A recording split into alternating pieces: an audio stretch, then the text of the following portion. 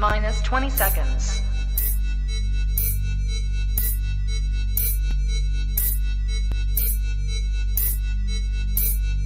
10, 9, 8, 7, 6, 5, 4, 3, 2, 1.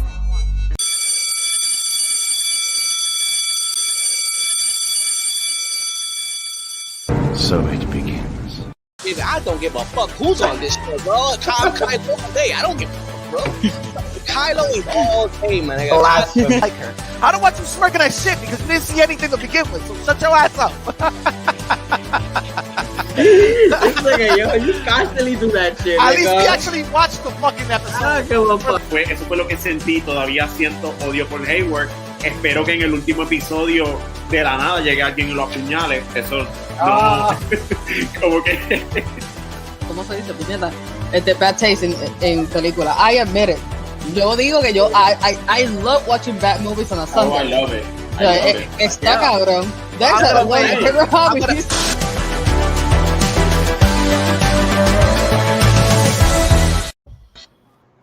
So what the fuck is good, everybody? Another Sunday with your group, the After School Club, the best motherfucking geek podcast in the multiverse. As always, I'm your host Lex. I'm here with Migs and a lava lamp, apparently. Yes. Hi, I'm a lava lamp. What's up, everybody? Sally's on her way. Sally's gonna be with us via her cell phone. She's driving right now, so as soon as she gets where she got to go, she'll connect. But yeah, how's everybody doing? All good, man. All good. Hanging in there. Chilling. All right. So has anybody seen anything recently of note?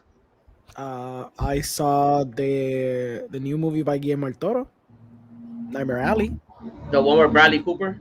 Yeah. It's a movie. It has shots. It has acting. It's a film noir. I was under the assumption that Guillermo del Toro was going to blow my mind and revolutionize the genre of the film noir, and he completely just made a normal film noir.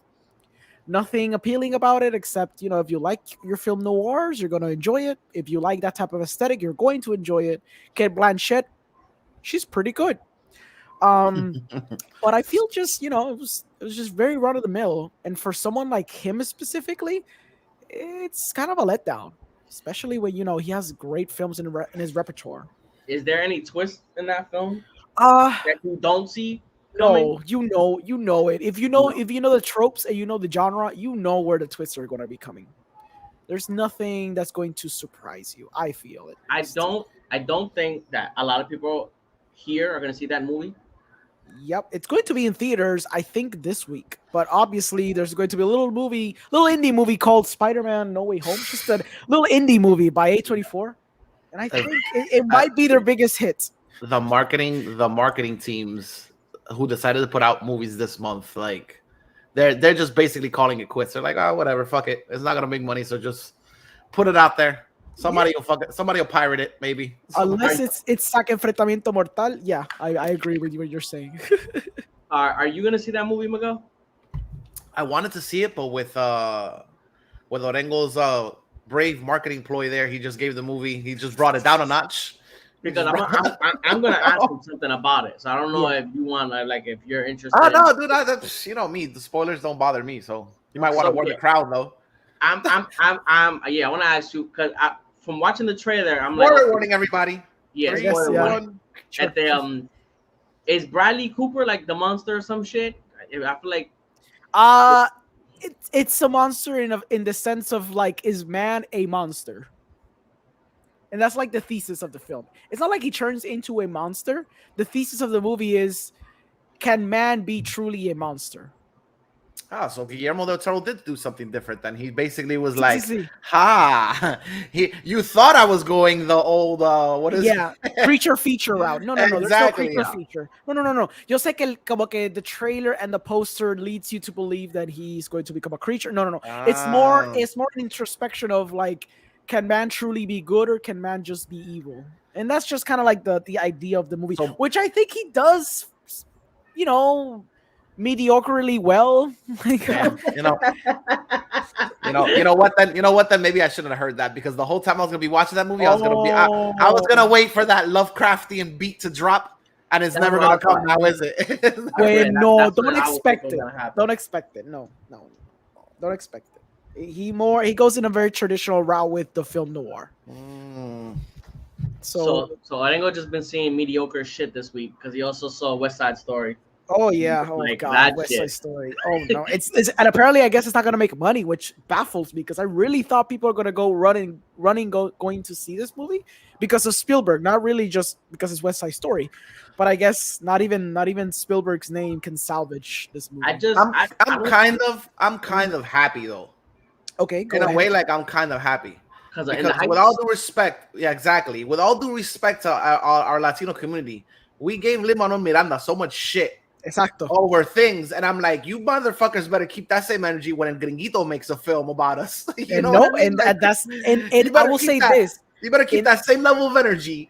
But mira, in the Twitter space where there's Latino film critics, all the Latino film critics, we hate this movie collectively. Ahora, some of the Puerto Rican critics have been much kinder to this film.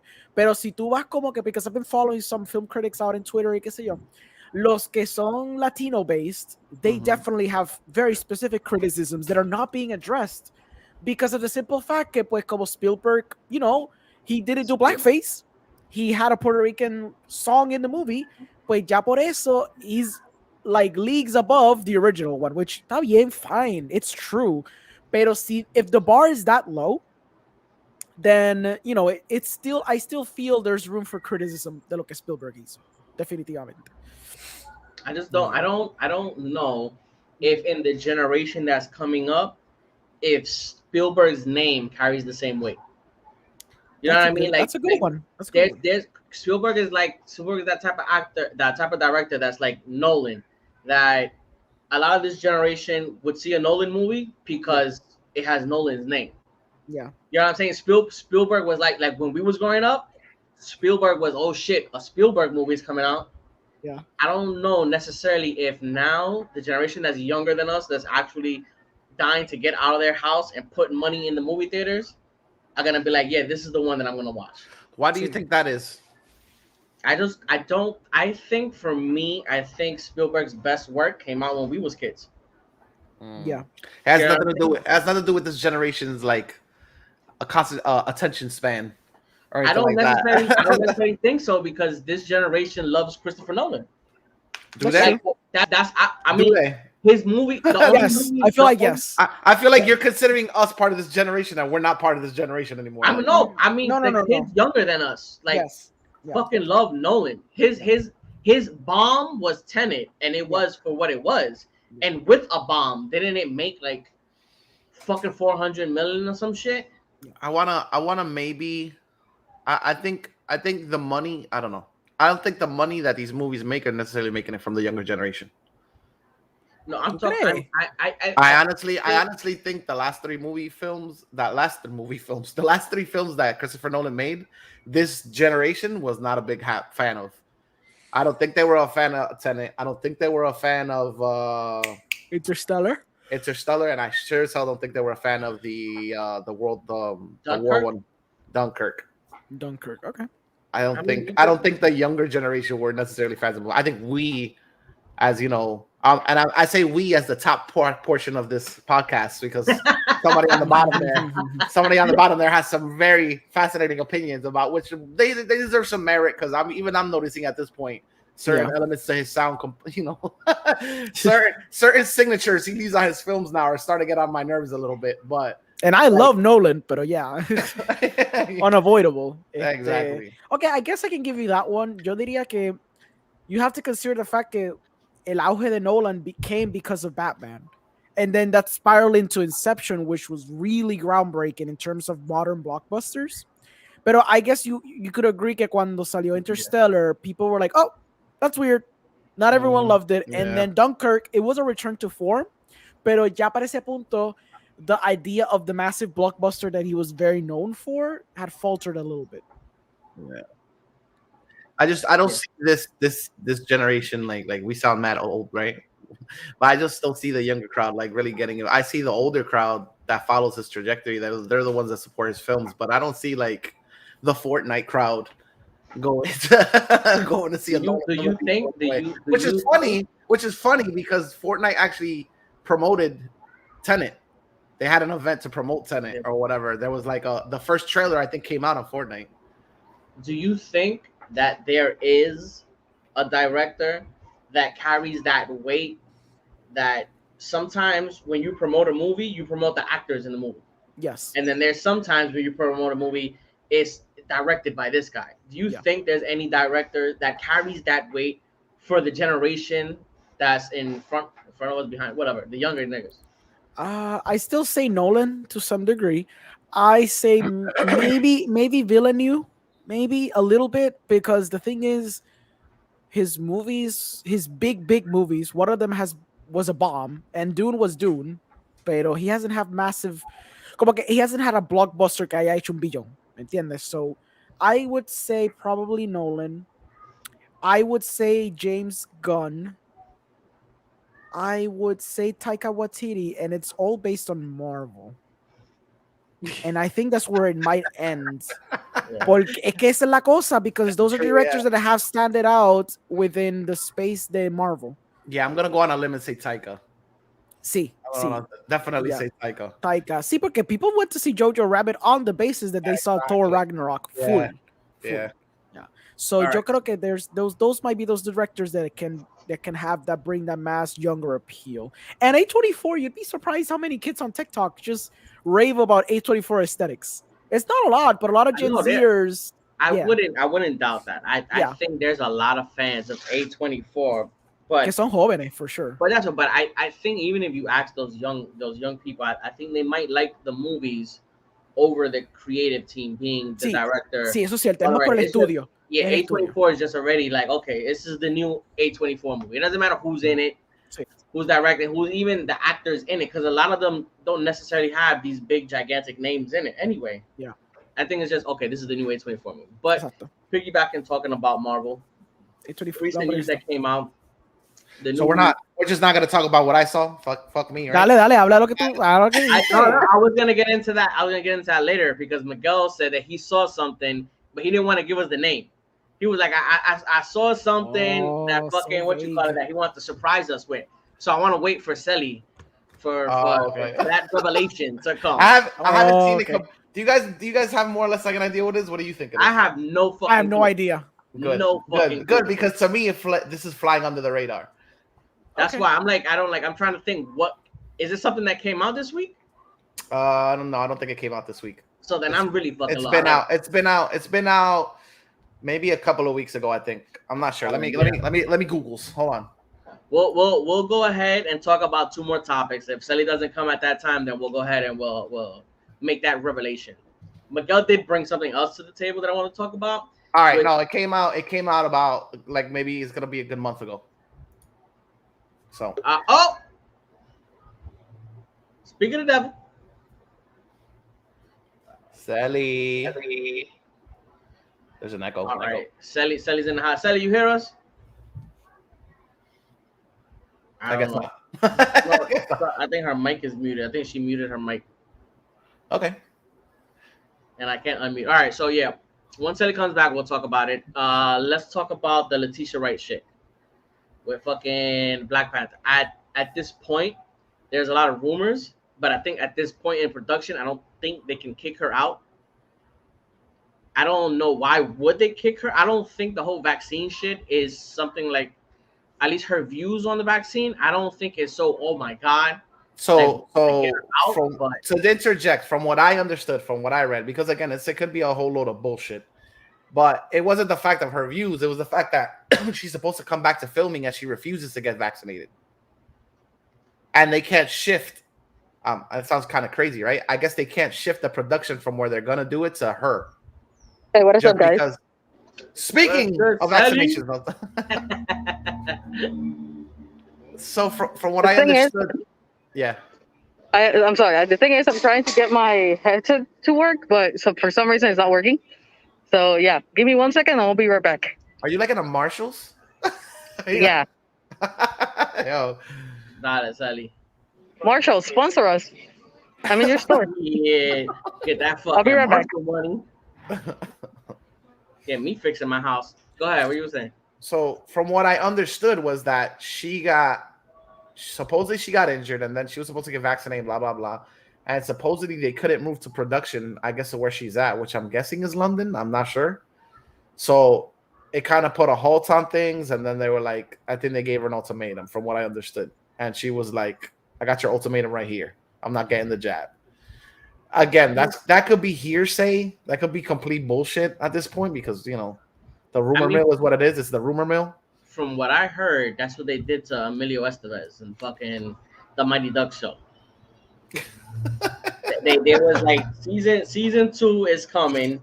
You need to get the fucking vax. He said that it was creative differences.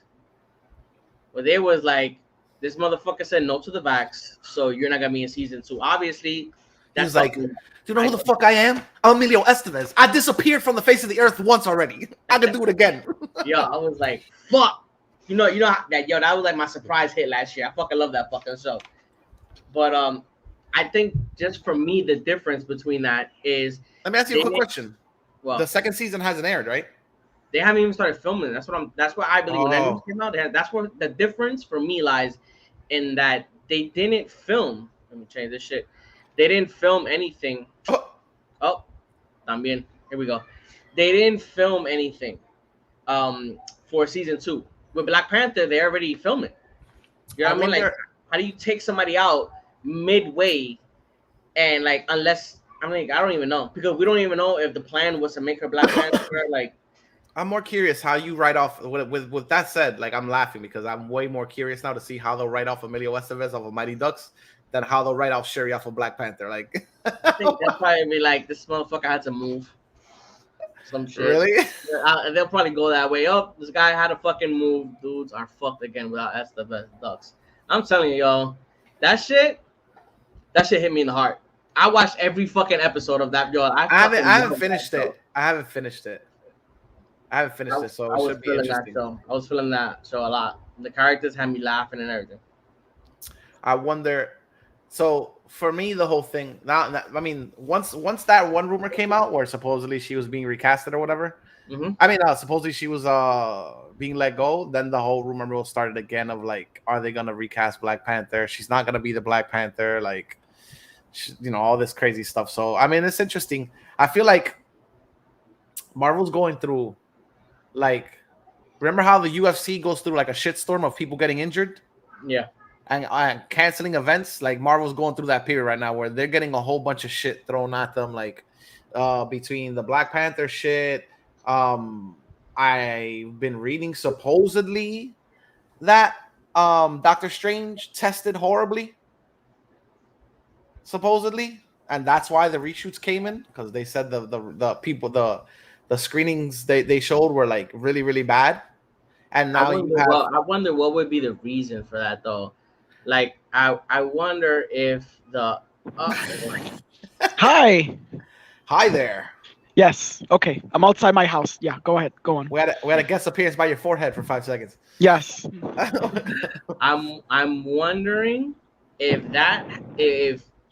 it's that the movie, if they thought the movie was shitty, or if they didn't agree with certain decisions in the movie, like making Wanda the fucking villain or some shit. I'm wondering, like, what's the cause behind that? If they went a little just to catch up to speed, we're talking about rumore. I know. And yeah, we're talking about Shuri supposedly being let go of Black Panther because she want to get back. Yes, and supposedly that yes, man.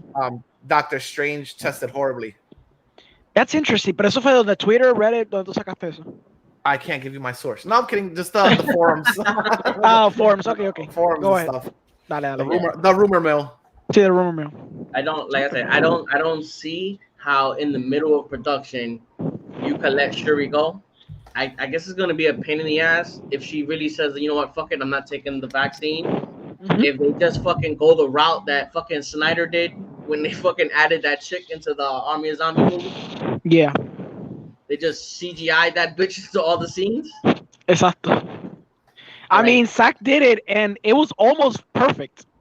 Yeah, To be honest. there was only one scene in that movie where I could tell that it wasn't her. Exacto. And there was only one scene, and it was like they were coming out of like a tunnel Yeah. or whatever, and she posted up with her leg on a rock, and it looked like the image was like a little tilted. It looked weird. It was like- Exacto. But for the most part, that shit looked impressive. Yeah. They spent a lot of money on canceling Chris D'Elia. Let me tell you about that. Oh yeah, definitely. Rightfully so, but that goes to show you Hollywood now will always find the way now to make it work. But yep. Like Nick said, I don't know if that rumor is true at this point. How that affects? Does that even affect the movie? Does it not affect the movie? Did they shoot all her shit yet? Like, it's weird. I don't know what to make of it. At this point in the game, does it just mean we start over from scratch? Like, I think it's too late for that. Really? They probably filmed a lot of the movie already. I agree con lo que Lorenzo está diciendo. Yeah, I agree with him. Yo creo que es más fácil hacer lo que tú estás diciendo de basically digitally remover que estar regrabando toda la película. Ahora, es interesante cómo esta fase ha sido un shit show tras shit show. Like we didn't used to have these shit shows pasando en phase 3, 2, 1. Y si pasaba algún shit show, el course correct era bien rápido. Aquí todo es un papelón, tú sabes. The Spider-Man thing, the leaks. Shang-Chi, pues era más el actor diciendo mierdas en Twitter. Black Widow, pues pasó el papelón de la paga mala. Eternals, pues obviamente ha sido el primer quote-unquote dud, entre comillas, de Marvel. So everything has been a shit show. Let me interject though with the Spider-Man thing. I don't think the Spider-Man thing was a shit show. I think that is the most marvelous marketing campaign Sony has ever done in their motherfucking lives. Pero entonces, that was Sony. That was Sony though, right? Like you can't attribute that to entonces Marvel. It's like, oh, Marvel won't let us do something. Oh, something leaked. I'm sorry. Whoopsie. Whoopsie. Yeah. We totally took care of that person. Yeah. We totally took care of that person taking pictures all over the set. Of course. Yeah. As you do. Let me see something really quick here. All right, so yeah. Go ahead. You guys want to continue with that with the Letitia Wright shit? Yeah, sure. Anything. Yeah. I'm here. I'm happy to be here, so I'm giddy. I don't think, like I said, I just think they're too far into production to get rid of her, to get rid of that character. I think it'd be so jarring to for them to all of a sudden get a new actress. Like it's just really weird to do something like that, especially after losing the actual actor of Black Panther and shit. Chadwick. Bro, it's Marvel. So check this out. Hire me, Hollywood, again. As the movie goes on, it's going on at the same time as Doctor Strange.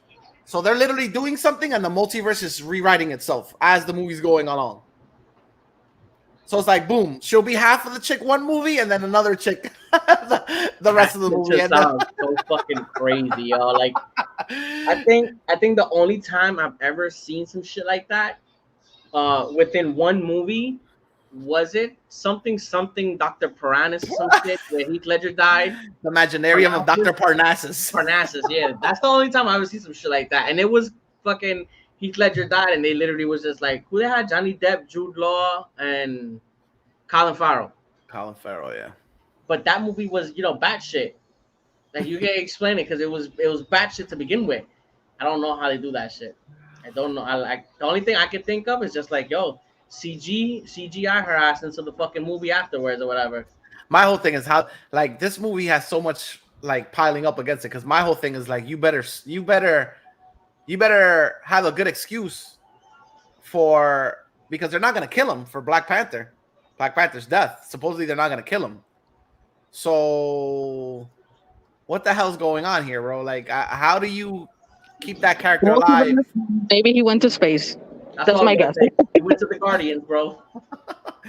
That's funny. Do you remember that episode of The Simpsons where there was Poochie the dog, and supposedly they write him out, and all they did was slide up a still image? He went to space, and they slide up a still image of him out of the frame.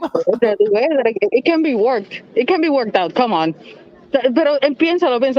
See, they're not gonna kill him. What are they gonna do to him? simplemente desaparecerlo y ya. It makes almost no sense, pero maybe they're just gonna say, oh yeah, this is this is the one of the many, multiverses out there. I don't know, man. That's the But only explanation. That's the only explanation I could see for that character not being recast or being recast. Like from you saying, yeah, this is T'Challa. He's just not the T'Challa from this timeline or whatever. Which to me would be like the perfect thing would be to bring back Killmonger and have like an alternate reality where he's a good person. ¿Tú crees que hubiera sido? ¿Tú crees que Exacto. el plan de la historia era que they were going to make Shuri la nueva Black Panther? Pero esta tipa, por ser tan anti-vaxxer, now they're flipping their shit because they're like, wow, well, we could have dealt con Chadwick, but now we can't deal with her because she was so integral to the fucking movie that we just don't know what to do now. That's what I'm thinking. I'm thinking she makes too much. Like her role is gonna be too significant in the sequel for them to be like, well then fuck you out. Like they're gonna have to find a way to meet in the middle and do something. Yeah. Because at the point that they're in now, to have to get rid of her, that just seems like too much of a hassle. Yeah. But are they getting rid of her? Because obviously, like, I'm thinking of Disney. Like, are they doing it also because they're afraid of her public stances on the issue? Yo creo que sí, full. I mean, You know look what at I'm saying? other Like, examples. What's her face from Star Wars? Gina Exactly. Carano. Let me tell you, Gina man, Carano. it's a crazy. Mute it. I can hear you. We can hear you, Orengo. Okay, fine. Gina Carano. Yes. It's a weird, like, it's one of those sensitive subjects where, like, I'm not totally down also with, like, a company. I mean, then again, you have to play their game if they're paying you, right? Like, it's so weird. Okay. It's so weird, dude. Bro, that's just how you should be able to have whatever stance that you want. But if I mean, as long as it's not like hurting anybody, you know what I'm saying? I'm not gonna be here and be like, yeah, let's support the guy that's like, let's burn babies. Dinner table. Like, you know what I'm saying? Like, it's like if Disney is paying you some Disney checks, you gotta play ball. That happens in everything. That happens in the NBA. That happens in the NFL. That happened in the fucking in whatever sports, whatever movie, whatever. If a company is paying you, bro, if you work in Burger King and you go eat in McDonald's in your Burger King uniform, you get fired. Yeah. They paying you. They fucking tell you, yo, do this, that. If you disagree, fine. They're not blacklisting you. You could fucking go work somewhere else, but you're gonna get the fucking boot. wow, crazy, dude. They giving you the money, bro. That's Disney. We cry for you, Letitia Wright. That's her name, right? Yeah. We cry for you as you wipe your ass with $1,000 bills, Letitia Wright. Yeah. You gotta get a nice fucking deal. That movie was that Marvel's? No, was that Marvel's first $1 billion movie? Black Panther? No. Was it? No. $1 billion movie? The Billion Black dollar? Panther? I think it might have been Marvel's first $1 billion movie. I'm not sure. Black Panther? Maybe not. Was it even $1 billion movie? No. It was Avengers. You know that. The first Avengers made $1 billion? Yeah, 1.5. Por eso me está raro de que Black Panther sea, pero Then no. supposedly it's Iron Man 3. Iron Man 3 made $1 billion? Yeah. Yeah. Oh, I didn't know that. 1.2. You forgot about this already? Yeah. Age of Ultron made 1.4. Yeah. Captain America Civil War made 1.1. Black Panther made 1.3. La diferencia de Black Panther es que it was the first African American superhero que no fuese like Blade or something that made $1 billion. That was the thing that was impressive. Captain Marvel made $1 billion. Exacto. Pero raspando. Por eso. Yeah, pues te digo, like, después de Avengers 1, a lot of these movies were just making $1 billion easy. Yeah. Shit. All right. Since we're still on Marvel and we're talking about shit shows, let's talk about Hawkeye. Have you seen anything of Hawkeye, Orengo? Or es esto todavía? I would say that you guys have the floor. I will be listening to your opinions and gauging if this is still worth seeing. Él está en total.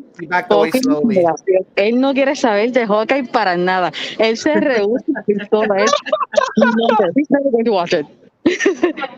All right. Yo creo que a menos que salga Wilson Fisk, él no lo va a ver. That Es que motherfucker don't care about Wilson Fisk. It's like, la he don't care. cosa es que at this point ya yo estoy esperando a que se acabe el show, que me digan que va a salir entonces exacto Winston Fix o freaking Daredevil. Y yo digo, ok, pues dale, voy a verla.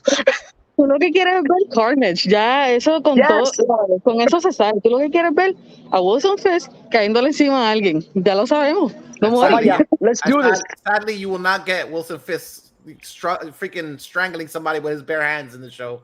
You will not get that. You can have like a silhouette of him strangling someone, right? Se puede. I don't Eso think está so. PG. It's not PG-13. I Yeah, don't think somebody so. got a sword stuck through their fucking chest. I think you get somebody strangled. I With don't with mean no it. blood. With no blood whatsoever. With No no blood. blood. Yeah, I mean, No blood, yeah, obligado. there has to be some sacrifices. Damn, yo, this fucking show, like, Man. I was so hyped for this show for so long, and I don't think the show is horrible because there's things about the show that I like, and I think the show has gotten better. I think those first 2 episodes, yo, I fell asleep on both fucking episodes separately. Bro, The first sponsored one by I was out, the second sponsored one by I was out. NyQuil, bro. Those first 2 episodes. Yo, it was hard to watch. The 3rd episode got better for me, and then the 4th episode got a lot better than the other 2. So I like how it's going. It's just, yo, like, por más que sea, I like all the characters, but I cannot find a way to really like Kate. That's just what for me. Like, there's just something about her that I can't like. I'm not digging her as much as I did in the comic book series, and as much as I would like, because the actress is cool. The actress is fucking Gwen, fucking pink hair, and fucking Arcane. Like, I like. There's a lot of things about her work that I like. It's just Pink I hair. don't know. Yeah, pink hair, bro. I don't know what is it about this character. Like, It's the way they wrote her, bro. It's the way they wrote her in the yeah, series. it's just something Yeah, about her that I she's can't clueless. find myself ruined. What do you Es que, say, Liquid? es que ella está fucking like super clueless, ella no sabe dónde está, ella también es una muchacha pues de privilegio, comparada con Clint, él se tiene que sentir tan mierda que él no puede estar con la familia, pero tiene que estar detrás de esta muchacha que se metió en medio de todo y que son cosas de él que tiene que resolver, que eventualmente they were gonna catch up to him. Pero, mano, una en Navidad, él le está quedando mal a la familia y todo es más o menos culpa de ella, porque ella fue la que se metió al basement. Yeah. Y no nos están dando razón por la cual ella tenía que estar ahí, porque ella no tenía que estar ahí. She just went home for Christmas, entre comillas. She doesn't really need to be there. Pero sin embargo, I am biased because of the actress. Y es que no sé, mano, I think my opinion doesn't really count because I am biased for the actress. And I mean, I like Haley Steinfeld.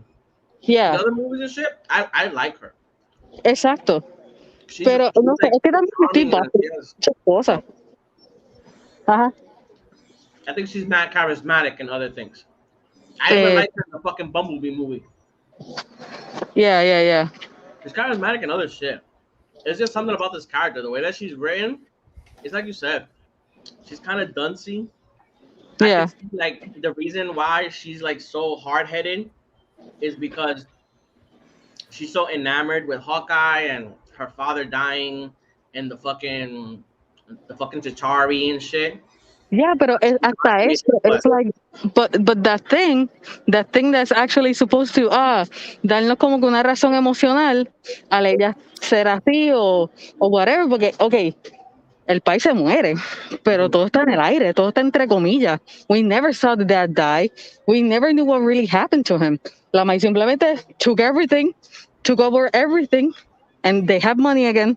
Mana, es como que it's so weird. Why would you do that?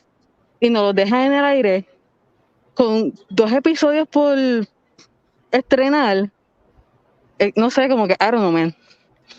Yeah, it's not the chemistry that they have together is not what I thought it was gonna be either. I was waiting for some Riggs Murtaugh shit. I was waiting for like her to be a little wild and for him to be like, yo, I'm just fucking sick of this bullshit. I'm tired. I'm getting old. I don't want to be doing this shit all the time. And like everything, like all the scenes that's with Jeremy Renner, I'm like digging the fuck out of them. I like how he carries the weight still of Natasha dying. I like how that, because it makes it feel more for me, a little more realistic. That like he still can't get over it. Sí. But yeah, like aside from that, I mean, I like the mother. I think we all think the mother's the fucking villain by now. Oh yeah. I don't think anybody's not guessing that. I like Echo. I like the other fucking guy that she's with in the fucking Swordsman. tracksuit gang. Not the swords. Oh, I like the swordsman. yeah. But that other fucking dude seems interesting too.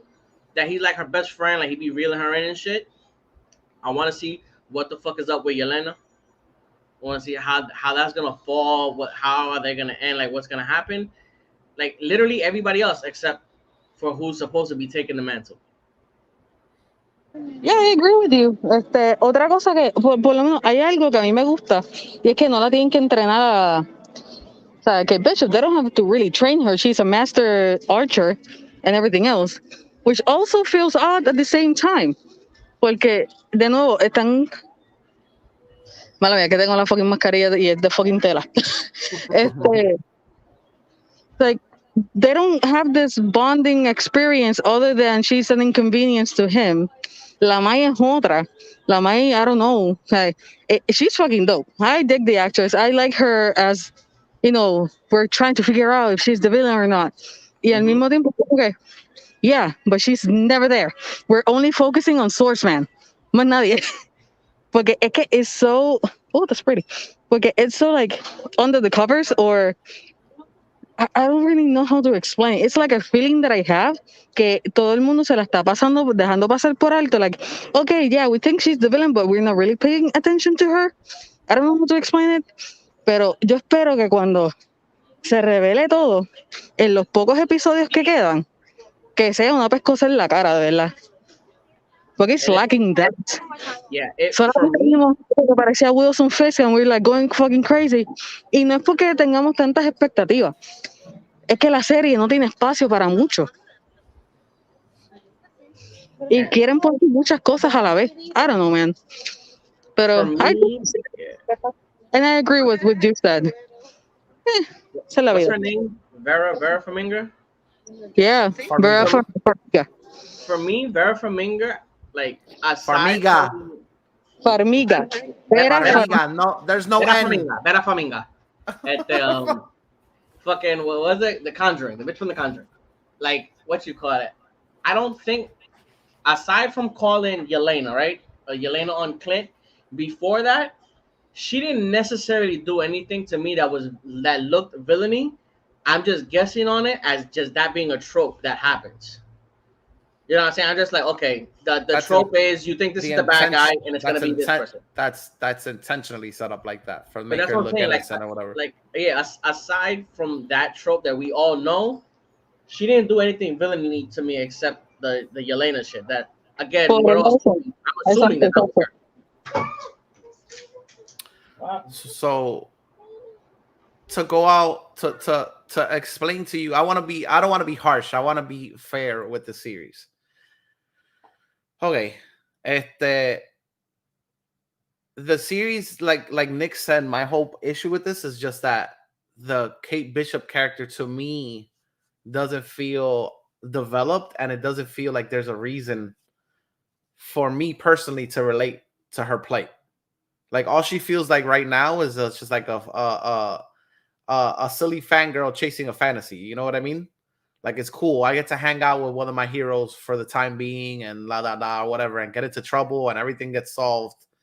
You know what I'm saying? By the end of the day, because I'm chilling with an Avenger. And it's just so weird that they made choices to show so many characters in the series without developing the main character. Even though the series is called Hawkeye, I assumed that it was called Hawkeye because there was going to be a passing of the mantle here. And if for you to pass the mantle, you will have to make me give a shit about your main character. You know what I mean? So, you threw in Echo. She seems like a way more interesting character than Kate Bishop. Her story seems way more interesting. You give us plot points on her life that make me more curious about Echo than Kate Bishop.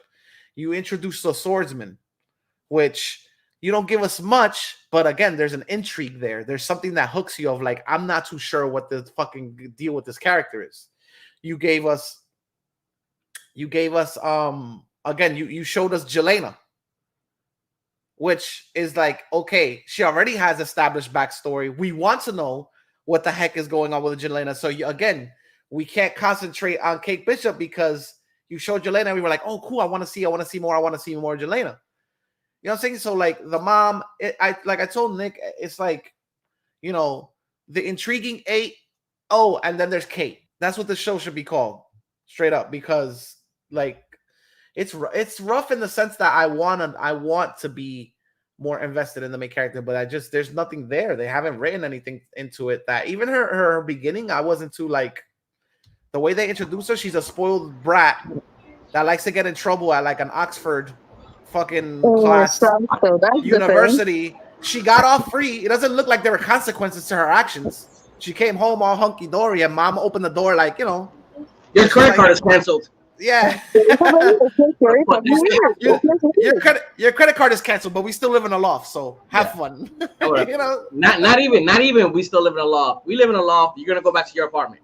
Yeah, exactly. Oh, fat ass apartment, big ass apartment, y'all. I would have at 20 something. I would have caught that ass whooping, son. What ass whooping, bro? It's just like I don't know. So my whole thing with the introduction of Echo and them showing her as a child as well. What I'm assuming is the trope here is that you paint Echo as the villain, right? Or she paints Echo as a villain because of her upbringing, and she's gonna realize that she had a great upbringing and her mom is a douche. Mm-hmm. You know what I'm saying? Like where she's fighting for a good side when in reality she's been raised by the bad side. Yeah. You know, I'm guessing that's the trope they're going for because there's nothing else in this character that really moves me. At one point, I felt like she was like, they pushed the whole like, she's so lighthearted and like you said, duncy. She kind of felt like Alicia Silverstone and Clueless. Like even when she's doing the good deed, even when she's doing the good deed, she doesn't understand the weight behind it. Yeah, you know what I'm saying? She's so wrapped up in her own fantasy of this is a day with another adventure that it's like, yo, you don't understand the shit you're doing. Sooner down the road is gonna bite somebody in the ass. Whether it be you or whether it be the people around you, or whether it even be those people that you're fucking, you know, trying to put behind bars or whatever. Mm-hmm. So it's very weird. Like Nick said, I wasn't hyped for the series. Then I was super hyped for the series. And then when the series came out, I was like, oh, God. And what I find really funny, what I find really hilarious, right? And again, there's choices here. Like there's opinions. And everything is valid because it's subjective. But I've seen people that have hated the other Marvel series and fucking love this garbage, yo. Love it. Yo, I'm reading reviews and I'm like, what? Am I not seeing something? With like, I don't IGN is just like, bro, like a pig in shit happy, bro. Like I don't understand. Like I don't know. I mean, with all the series before, they had their faults, right? And I felt like they all had like their deep moments. This does not have a deep moment to save its life. Besides, okay, I'll give you the whole Hawkeye situation with his hearing loss. He's suffering, you know, the consequences of everything that happened after Endgame. He's like mourning still. Black Widow, you know what I'm saying? He kind of questions the fact of like, I should have been the one to take the dive. Do I really have to be here or whatever? You know what I mean? And he's talking about like the consequences of his actions are directly going to affect his family, because Echo already had the list of this nigga got a daughter here, he got kids. We had like what he did, the path that he chose to take after a while, there's gonna be consequences. I was reading a theory that was interesting, but I was like, I don't want to go down that rabbit hole because if it's not, this is gonna be another reason to not like the show. That supposedly his wife is an ex-SHIELD agent. Yeah, yeah. Supposedly his wife is an ex-SHIELD agent. That's why they fucking do the whole German thing. The watch supposedly belongs to her or whatever. I read that. No. To be married to a fucking Avenger and somebody that is trained and asked to kill people, she has to know her shit because she has kids to protect. Ella no puede ser como siempre, la esposa clueless, la esposa que siempre está en distress, que se fucking assassin o lo van a matar a cada rato. Yeah, it's again. I don't want to make up stuff for the series because the series as so far is kind of like I wouldn't say it's a dud, but Lackluster. I do say that if this series doesn't have something, then it takes for me personally, it'll take the spot of weakest series after Captain America. After Wow, qué clase de hater, man. yeah, for After me Captain it's America. I mean, you know, the Winter Soldier, dude, Falcon and Winter Soldier. I liked that more than What If. For me, right now, What If is the least one that I've liked. As a full, like a full. What if had a hook though? What? What if had a hook to it? This doesn't have a hook to it. No, I'm not. I'm talking about if this doesn't make up anything, then Hawkeye, and it's gonna be real shitty. Hawkeye's gonna be the least series I like, followed by What If. Because I like What If the least. I think as of now. And I really thought just like how fucking Bucky and fucking Captain America over here, they had comedic back and Falcon the Winter Soldier. yeah, they had comedic back and forth. With here, I'm not getting that ha moment. I'm not getting those ha moments that I thought I was gonna get. Being like a buddy, I was going into the thing that's gonna be like a buddy cop type of thing. I'm not gonna take it serious. It's just gonna be them, funny moments in New York City, like the comic book. Like the comic book that this is based on has a lot of those moments. I fucking love that comic book. I was reading moments of the comic book, and I was like, obviously they weren't gonna do this shit on Disney. Yeah, I was like, there's a point in that comic where this guy stabs him in the ear with his own arrow. He's actually the kid in the series. He's the kid you're talking about, if I'm not mistaken. That guy stabs Hawkeye in the ear with his own arrow. The fucking tracksuit dude. Yeah, the tracksuit kid or whatever. So I was like, oh, this shit wasn't gonna happen. This shit totally wasn't gonna happen in Disney Plus series or whatever. But it is what it is. I'll tell you one thing. Like, it's a shame, like you said. I mean, I don't consider her like, oh my god, the best actor I've ever seen, but she's a really good actress, and it's a shame the way they're utilizing her here. I think it goes to show you that when you kind of got a weak script, it doesn't matter how good of an actor you have because, bro, I think she's Oscar nominated an actress. I told me personally, I'm not like a huge fan of hers or whatever. I like the stuff she's done, but I'm not like, oh my god, blown the fuck away.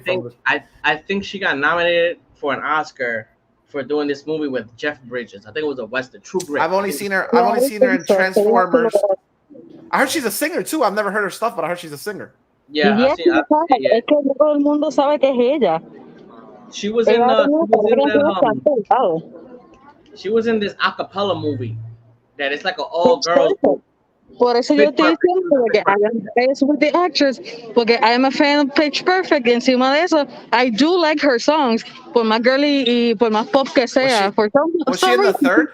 Just me. The second and the third one, I think. Y yo lo compro. Yeah, because I saw the first one and I never saw her in the first one.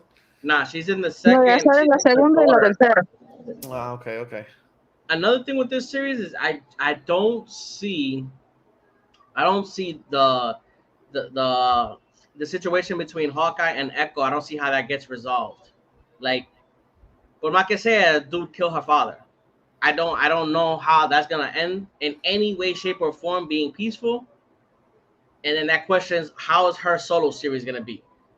Is she gonna have a redemption arc? Is she just gonna go into it being a villain? Like, I don't like how the watching this series. When I've heard what they're gonna do for her show, watching this series makes me nervous because I like her character. I'm interested, but if you're gonna fucking use her show to just introduce all the characters from Daredevil and have it be a cameo fest and not develop her and do the same shit you're doing here, I'm like, what the fuck, bro? I'm not looking forward to that. You know what I mean? Yeah. Like, I want you to actually develop a character. Where if not, why the hell are you giving her own fucking show? Like, it's the same thing with this. Like, why give Kate Bishop her own show and not, like, make everybody else so fucking interesting and not the main character? This is very weird. It's very fucking weird. It's very weird. It's weird. Yes. It's weird. I can say that. It's fucking weird. Like, Which, by the way, there's one more thing that I have a bone to pick, and it's at that point we're at levels of nitpicking that are a little bit extreme. But wasn't there just a fucking god over the earth the other days? Didn't everybody just see fucking what the fuck is his name? Marrakesh or whatever the hell his name is, Aramesh over LA? I don't know the fucking timeline for that. Like, shit. what the fuck?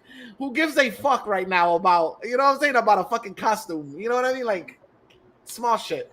But I'm just like, nobody acknowledges that at all. Like, well, they already what you call it? It's already how many years after Avengers? They were like gods and monsters coming down from the fucking space. That's just another Tuesday. They're like, whatever. I don't know. I'm curious to know, like, when the series got developed. Was there more? We can't keep using the fucking Corona excuse forever, ladies and gentlemen. We can Like, use look it. it up. We can use No, it for fuck pirates, that, but we dude. can't. Let's But we get outta can't here, use bro. it. But we can't use it for this show. I don't know how the Corona, like, bro. this But show, how many? Okay, but how many times does Disney get a pass for the But that's Rona, what bro? I'm Like, saying. That's what I'm saying. For this specific show, I don't know what Corona would have to do with it because it's the story. You know what I'm saying? It's what's written on the page. maybe their episodes cut out.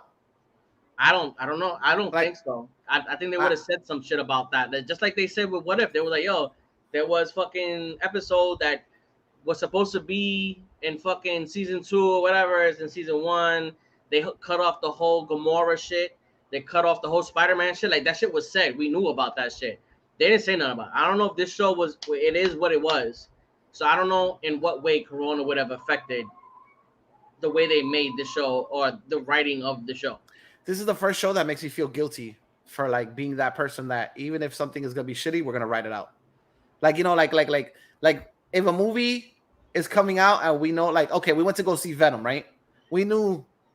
I personally knew I wasn't gonna go in there being fucking blown away, and I still came out pissed off. But I was like, fuck it, I like this stuff, so we have to support, you know. But this shit is making me feel like if this far in you don't give a shit, why are you finishing this shit? Fuck them. You know what I mean? Like, yeah, I don't know. It's very weird. Like, it's making me feel guilty for feeding the fucking machine. Pump. Por lo menos, I agree with you halfway there. Porque hay que ser realista. No nos están dando lo mejor. No, pero that's what I'm saying though. Like, I don't know. We're still feeding the little nasty machine that makes something mediocre. So it's like, you know? I mean, for me, y'all already know how I felt. I loved all the series except for What If. I had high hopes because I told you for a while, Hawkeye was one of my favorite Avengers. So I had high hopes for the show. If this show did not include Kate, I would have been like, yo, Hawkeye's at it, son. But what it's just, the wonderful question I like to ask everybody about a lot of shit. Orengo, are you still there? Orengo right now is like this. What do you expect? How would this show end? And you know, Disney has the HBO problem with ending their series. They can never fucking quite nail it. How would you feel? With the exception maybe Loki. How do you feel? What would it take this show? Like, for how would you expect it to end to make you feel satisfied? What would it take you? Me personally, Clint would have to maybe bite the bullet. Mano, mira, para mí, hablando bien claro, tienen que puliar el cameo, la aparición del siglo, que lo conecten todo, que sea algo, no sé, like, not pull any punches. And maybe see him make it to Christmas. That will make me feel happy, porque pues, we all know he's a family man, pero tienen que tirar algo super que out of left field, Spider-Man level shit, you know?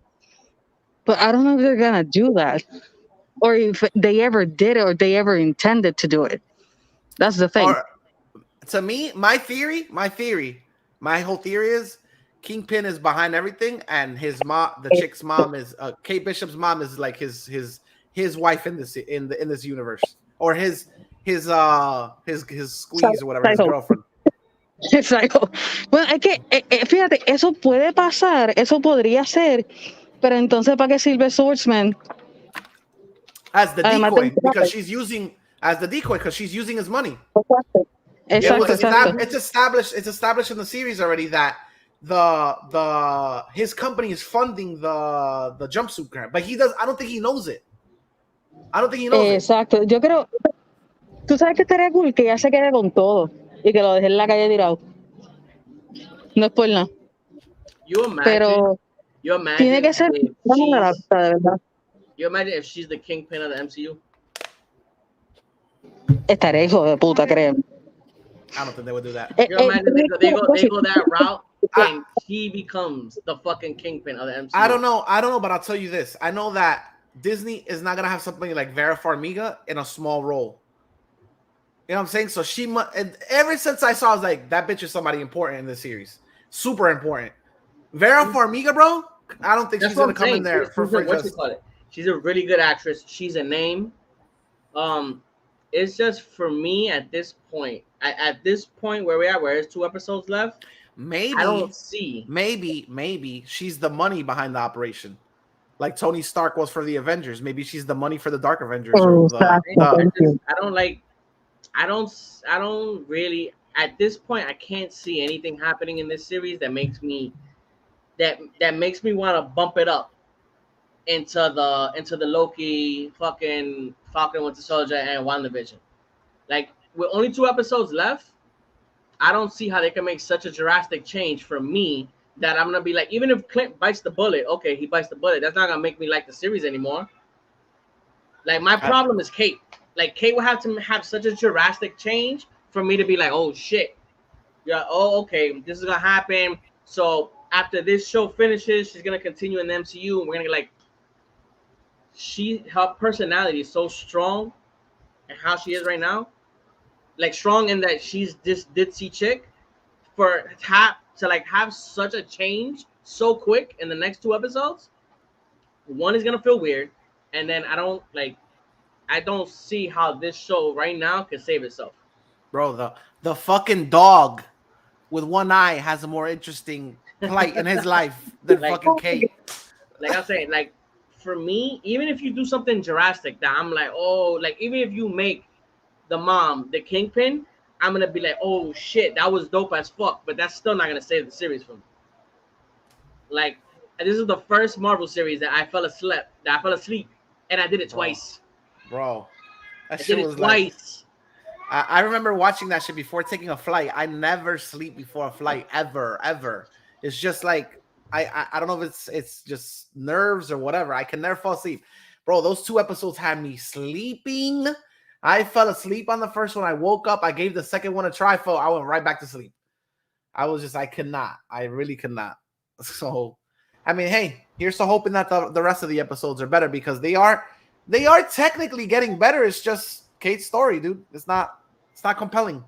So that's what I'm saying. They're getting better, but it's such a short series. It's only 6 episodes, so we only have 2 episodes for you to change it all around. I don't know how that's gonna be possible. No problem, y'all. All right. Let's go straight into another series that just got canceled. Fucking Cowboy Bebop. I don't even. Orengo, are you there? I didn't see Cowboy Bebop, so like for me, I don't know if they got canceled because of the numbers. I didn't see Cowboy Bebop, so reality, I don't really give a shit about this cancellation. It's big to you but, guys, but I really don't care. I would have gotten to it eventually, just like with Umbrella Academy. But it's just like, I don't know if it got canceled because of the numbers or if it was because some other shit. From what I understood was so there's like maybe a 700 item list. It's like a 700 item spreadsheet list that Netflix has, right? And when they come up in red on the spreadsheet, it means that we invested way more money into this shit than what we got back. Mm-hmm. And Cowboy Bebop turned like fucking fuchsia instead of red to them. But that's what I'm saying. If they were like this shit should have blew everybody out of their socks, and instead instead of watching Cowboy Bebop, everybody's watching Arcane. So, okay, sorry. I was getting coquito. So tú dijiste Cowboy Bebop. We're talking about Cowboy Bebop. My question to Miguel to everybody was: do we think that it was a numbers issue, or if it was something I wrote creative? my And why they got opinions in the canceled? chat. Creative issue. Creative or diminishing return, Orengo? It was the numbers fueron 77,000 en las primeras 3 semanas. That's pretty good para un show de Netflix original. So I don't think it was a numbers issue. I think it was something along the lines de lo que pasó con Jupiter's Ascending. Que el feedback no fue el mejor, pero era tan polarizing que they were like, we can't get away with another season, especialmente con lo caro que costó Cowboy Bebop. Exactly. So it's the money they put into it. That's what I'm saying. So Sí, it's a money. No, pero no creo que era. It's a money, pero la gente tan furiosa con el show tampoco ayudó. Porque si por lo menos hubieran dicho, es mediocre, como pasó con Witcher. Witcher era como que es mediocre, but we like Henry Cavill, so let's give a season 2. Even though it's very costly. Pero entonces con Jupiter's Ascending, no one liked it. Y con Cowboy Bebop, generally no one liked it. Y son demasiado costosas para justificar, even if it's mediocre, para justificar sacar la otra. Por eso es que tú ves que Witcher le hicieron. And you know que Witcher, people, they're like a little lukewarm about it. Some people love it, some people don't. Hay sus elementos que quedan. Por ejemplo, o sea, Dandelion, está Henry Cavill, que eso fue lo que sujetó tanto el show que pudo entonces justificar tener un season 2. Pero that's my guess. Pero los números estaban. People saw the shit out of the show. That show was weird to me. Not Cowboy Bebop, The Witcher. Was weird to me, and in the way that I feel like I'm a person that I saw Tenet, I didn't have a problem following what was happening in Tenet. When I saw Inception, I never had a problem. Desde un principio, I'm like, okay, this is how the story goes. This. Like, I didn't get lost. When I first saw The Witcher, there was times I was like, what the fuck is happening, yo? Like the time jumps and never like explaining, 16 something. Like there was no, I was like, what the fuck is going on? I'm watching the show and every episode I was getting a little more mad. Like wondering why is he like? I was getting confused. I was getting mad as fuck at that first season. Yeah. That was my number one problem with that series. And I'm not a huge I played the video game. I'm not a huge follower of the video game or the books, but I was like, I'm confused as fuck as to when stuff is taking place here. There's no semblance of time with this fucking show. Like, and then I was like, are they doing it as it went on? I was like, are they doing it? Is this just supposed to be like, what do you call it? Like random adventures with this character? You know what I'm saying? Nothing connects to something else. Like, what the fuck is this shit? Is this like MacGyver in the medieval times? Like, what the fuck is going on? I was like, at least give me a fucking before. Give me a fucking right now. Later. Like I was mad fucking confused with that shit. I got one good thing from that show, and it was the fucking song called "Toss a Coin to Your Witcher." I got one fucking great thing from that series, yo. That shit was a fucking earbug and a half. I was the whole fucking week singing that goddamn song. That shit was a hit. Everybody was talking about that shit when it came out. That was Netflix's fucking. It was Agatha all along. So in all reality, like Orengo got what he wanted, What are you talking about? Orengo got what he wanted. What? He said this series was a fucking, a bane to the existence of what the original source material is. It's a sin against humanity. Yes, exactly. So they heard Orengo's review out of everybody.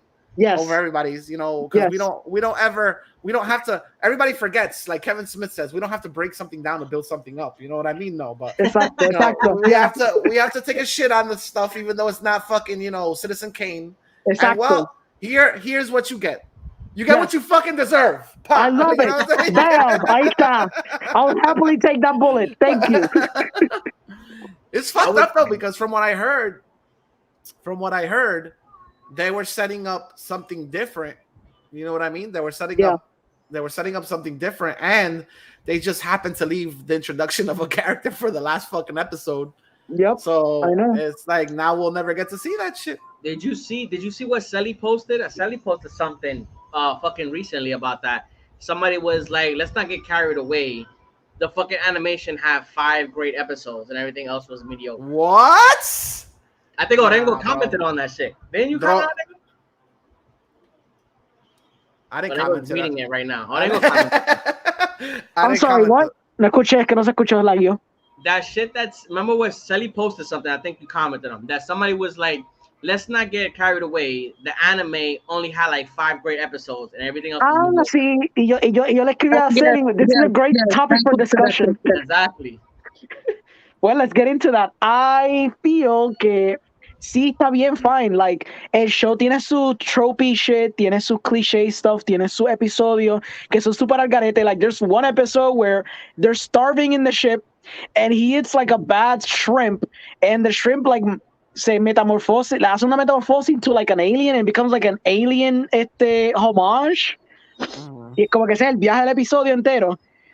So I get que Cowboy Bebop tiene esos episodios que son bien wacky and kooky, pero la síntesis de lo que es el episodio y la progresión de los personajes, fine. I guess que el love interest de Spike es tratada basically as an object for the affection of these two guys. Pero tú no puedes decirme lo mismo de Faye. Por más que se ve quote unquote sexualizada, esa es una personaje que está tridimensional y está well-rounded and very fucking fascinating. And Ed, as a non-binary character in the fucking 1998, was 90s, a fucking fascinating character as well. In the Sí, pero por 90s, lo menos de Ed no hay Ed- nada como que controversial, negativo. Por lo menos de mi parte tampoco. Yeah. Pero todo lo Cabrón, demás tiene sentido. Ed flew over people's head. People weren't ready for what Ed was when he fucking came out. What that character is, like, nobody even paid attention to it because nobody even fucking understood that character's plight.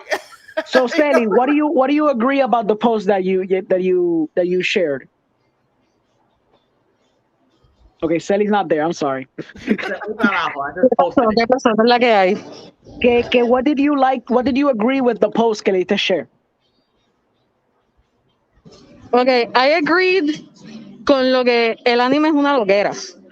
I agreed con un poco lo del hipersexualismo que le hicieron a esta tipa, por el simple y sencillo hecho de que yo sí he visto gente criticar una y otra vez las actrices y de cómo, no, yo quiero una tipa con que sea idéntica, así con las tetas y el culo todo así bien grande y todas esas mierdas, ¿sabes?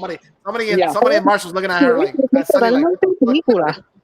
Que I have to agree de que hay gente que como que las expectativas de ellos están en la luna, mano. Ya.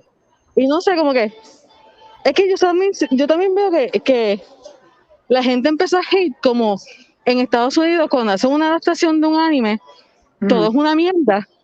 Pues directamente no importa quién sea que escoja a los actores, se parezcan, que los actores se desvivan por el personaje y todo pendejada. It's never gonna work because lo primero que hace la gente es odiarlo, y en eso yo estoy bien consciente porque me ha pasado mucho que todo el mundo they get in unison and they just hate on it for no reason desde el anuncio, y es como que mano, pero like I don't know. Yo creo que es en parte la cuestión de que lo que pasa es que no quiero que ustedes le den un copyright strike porque aquí tienen la música bien duro. Okay. We can't hear it. We can't hear it, so you're good. You're good.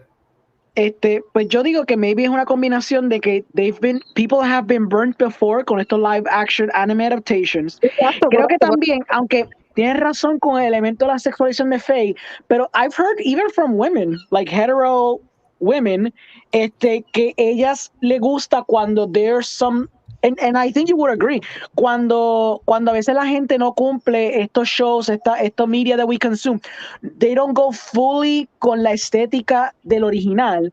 People get pissy. Y lo digo, por ejemplo, porque as you remember, no te preocupes, que if I don't agree, créeme que I'm gonna be hurt. Porque tú te acuerdas, like it happened with X-Men, for example. You remember the X-Men from the 2000s? They never had the suits, and people were like, "Cool," pero we hate the fact que no tenían los suits, and that was always a point of contention del X-Men franchise. That people were upset que tú no veías a Wolverine with his classical yellow jumpsuit, ¿me entiendes? Yeah, I remember that. So maybe hasta cierto punto that might be. Yo entiendo que tú dices porque hay gente que por el viaje está como que no, yo creo que la tipa sea bien sexosa. I was gonna say that. I was like, I don't think it was because of the costume. I think it was because she didn't have big ass titties. Like that. Let's just be real here. The character, people that are criticizing her, weren't criticizing her because of the suit.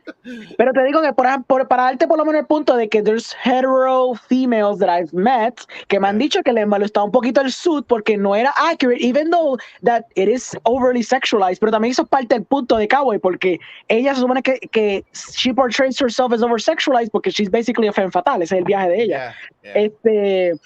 Pero I understand hacer los cambios for logistical issues y que sí o que so, I understand that.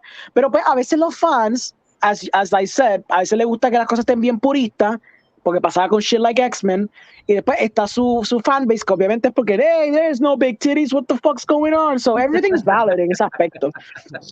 Pero yeah. I remember that shit. Remember when that shit happened with that Witchblade series? Oh yeah. Because the suit only took up her arm, which is bullshit.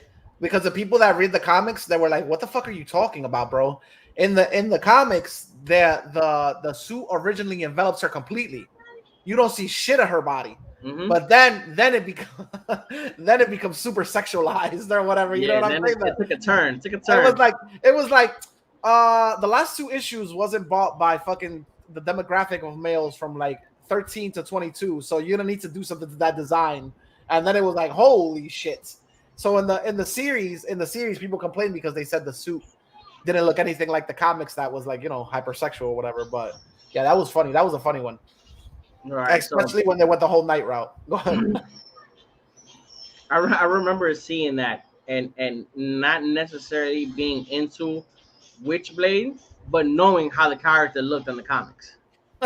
Like I always like when it was announced, I was like, what the fuck is TNT gonna do? I don't think TNT gonna have that outfit. I remember watching that series. I have read like maybe like the first 7 or 8 issues or whatever. And I remember being mad pumped because I felt like they got the Nottingham character like spot on. You remember Nottingham? Nottingham is the whipping boy for the CEO or whatever. I forget his name. He's the guy that basically go toe to toe with Sarah Pazzini. You don't remember Nottingham, bro? Oh my god, bro! He's like literally, he's the guy in the series which with her con todo y su poder que ella tiene the witch, but he can go hand to hand combat with her, with no powers. And in the comics, he steals the witchblade from her. And when Nottingham goes toe to toe with Jackie Staccato, he can actually take the darkness away from Jackie Staccato. Bro, that character is badass. My memory of that fucking series is so vague. Like I literally have stills in my head, like her in a fucking museum or some shit with the thing and the knife. Like I have stills of that shit. I don't remember scenes. The episode that most stands out to me is the one where she fights against, I'm assuming is Satan, and he's basically the lead singer of the Who. The fuck? Yeah, he's the lead singer. He's not the lead singer of the Who. He's an actor or whatever, but the actor is the lead singer of the Who in real life. I don't fucking remember that shit. The Kennedy episode. Well, like I don't like dead ass with you. If somebody asked me about that show, like every time I think about it, like literally it's just images. Like a second from this episode. Like I don't remember conversations, dialogue. I don't remember shit. I don't even remember the intro. There's an episode where like a ghost figure is trying to get her to find something because it's to solve a case. And he's talking to her, but he's always in a shadow. You just see like a guy in a suit or whatever. And she fails the mission or whatever. And she tells the guy, she's like, yo, like, I don't know. I tried my best or whatever. And the guy tells her like some sappy shit. Like, don't worry. Sometimes heroes don't always have a happy ending. Sometimes we just have to prove a point. And when he comes out of the shadow, they digitally impose John F. Kennedy's face onto this person. So it was basically Kennedy's spirit trying to get like evidence to clear who killed him. This fucking show, this was pre-2001, right? Yeah. I'm thinking, I don't think I was in Puerto Rico when this shit came out. I feel like I was in New York when this shit came out. And it was no, I think it might have been still running when we moved to Puerto Rico, because I was in Puerto Rico in 2001. I think I remember seeing an episode being played. I think it might have finished in 2001. Maybe. I could be wrong. Yep. This shit came out in June 2001. Okay. So we were already here then. Oh, no, you were in New York. I was already in Puerto Rico. Yeah, I was already in Puerto Rico. It finished in 2002. So, yeah, by the time it finished, I was in Puerto Rico already. Yeah. Crazy shit. Was it? I'm going to have to pirate that. I'm going to have to look for it in 7 Seas, because I know for a damn fact that ain't streaming anywhere. Nah, that's not streaming anywhere. All right, so, yeah, since we're all here now, Once you get into the series the mysterious series that you got into. So I'm gonna be honest with you, I was bored. I went for a bike ride or whatever. I got my workout on, and you're changing the overlays on talking. It's not distracting at all. Don't worry about it. Thank you for the one shot. So does anybody have a guess at all? You don't want to take a blank guess before I it's not a huge thing, but I think it's under everybody's Blank radar. guess for what? Sorry, for what? We're guessing. Miguel said that he saw a series that he got into this week that he think is flying under the radar. So Is it the Amazon one que está en Amazon Studios? No, it's not on Amazon. Okay, pues is it a never streaming mind. thing? Is that like Netflix? Nope. Then Is it on really don't have Disney, no on fucking clue, Hulu? bro. Cabrón, dame algo. It's on Hulu. Ah, pues My piche, guess I'm is not that gonna be able to figure It's it on out. Hulu? I don't know, but you said it came out a month ago, right? Yeah, about a month ago. Oh no, fuck it. I had Stop somebody Googling. that had No, something no, else. stop I thought it was Googling. gonna be that Al Pacino neo-Nazi shit. Sally, you want to take a guess? Dijiste que no es en HBO Max. No, it's on Hulu. Okay, tampoco está en Hulu, o sea, no tan. No, it's on Hulu. It's on Hulu. It's on Hulu. Ah, espérate, What? no me digas que está en MODOK. No. Okay, You're sorry. close. Oh, it's an animation? Yeah. Is it that Michael B. Jordan shit? No.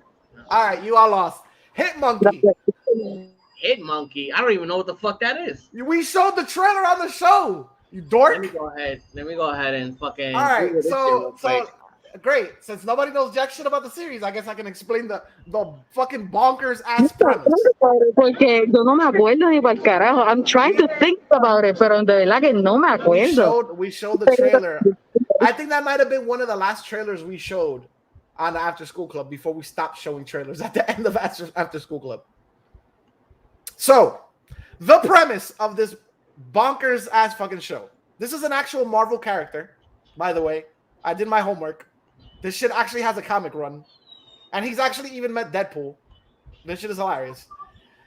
It's about a guy that's a hitman, right? I'm going to fuck up the first episode for everybody. Yes, exactly. That is the series. I don't know why. I'm looking at this monkey, and for some reason, it's giving me like fucking Michael Madsen fucking vibes.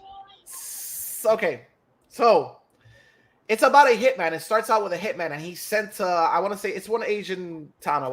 One Asian place. I'm not sure if it was China, Japan, blah, blah, blah. He's sent to, they establish him as like a hitman that's really good at his fucking job. Like, he's very, very good. He's basically the fucking Deadpool of hitmen. This is with Jason Sudeikis? Thank you, Nick. Could I have gotten there first? Jesus Christ, bro. Fuck me. I just read it. All right, go ahead. My God, bro. Go, You just fucking totally deflated the whole thing. All right, anyway. So the hitman's really good at his job. He's voiced by Jason Sudeikis. Thank you. And then he basically he gets a job. He does a job for some Asian military, and then the Asian military turns on him. And he gets popped in the gut, and he drags himself off into like the hills to die, and he gets adopted by monkeys. While they're there, one of the monkeys out of this tribe, the monkeys communicate with each other. Obviously, they don't speak English, but while they're communicating with each other, there's subtitles on the bottom, so you understand what the monkeys are telling each other. There is this one monkey that's like, bro, you brought that human here. He's obviously, I've seen him practice what he does because he's like destroying these fucking snowmen, practicing that he's gonna get back at these people. You brought a negative human back to our little fucking paradise. That motherfucker's gonna bring bad vibes with him. And the leader of the monkey colony is like, what would you have us do? We were just, bro, really deep writing for baboons talking to each other. So check this out. He's like, what would you have us do? Just let him die out here or whatever? The right thing was to save him. And he's like, unless you want to challenge my authority. And the other monkey's like, nah, I'm not gonna challenge your authority, whatever. So the military comes to hunt the guy, totally eradicates all the monkeys and the hitman, but the one that was like telling them, he wasn't there. So when he comes back, he sees everybody like dead, and he grabs the pistol and he starts taking everybody out. The hitman's last dying words were like, "We got unfinished business. I'm gonna die, but you should totally fix what these people did to your village." Bro, the fucking monkey gets motivated, and for some reason he's attached to Jason Sudeikis' spirit or whatever. So it's the fucking baboon that can't speak English trying to take down a criminal underworld with Jason Sudeikis in the background talking shit the whole time. It's Jason like Sudeikis is that green ghost. yes. Listen to me. It's a little out there. It's on the level of when shit goes down. It's on the level of Invincible with the gore. It's like really fucking out there. The funny thing is that while all this shit is going on, the baboon can't talk. I mean, it talks, but you don't understand what the fuck it's saying. It can't interact with humans. So it's like watching an action movie with Jason Sudeikis commentary the whole time. It's like it's literally like watching like a balls to the wall, like nonstop action movie with Jason Sudeikis just talking shit about everything that happens. Like, oh my god, you really shouldn't have cut her in half like that. Now, who the fuck are we gonna interrogate? Bro, it's fucking funny. It's funny, and I'm laughing. I'm laughing because I'm like, nobody's gonna watch this series. Nobody's gonna watch this shit. This shit is on Disney Plus, I think, in England. Oh well, that makes sense. The Star Plus. Yo, that they makes perfect sense. They be getting some shit over there, yo. I was watching it and I was already in like 3 episodes, and I was like, you have to stop this shit. Like, you're gonna watch it, but not today. You have other shit to do. I'm honestly, I'm hooked. I'm really hooked on this shit. A fucking baboon that can't speak English and a fucking spirit, which is just there for comedic relief and talking shit, is more interesting than the fucking Hawkeye show, bro. What can I tell you? And none of you guys saw it, right? Bro, I don't even remember this. I feel like I'm seeing the picture and I'm like, what the fuck is this? Bro, it has an aesthetic kind of like Invincible of how it's drawn. It reminds me of that. But I'm like, I don't remember anything overlay, about bro. this shit. Overlay. Check the overlay. Oh, somebody bounced. Yeah. So would you say it's your favorite show of 2021 and it will trump WandaVision for once? No, well, let's not go that far. Dale. Okay, Relax. dale. Jesus Christ. WandaVision had substance to it. This is just like, this shit is so out there. Yo no sé, tú dijiste filosófico ahorita. I don't know. What philosophical? I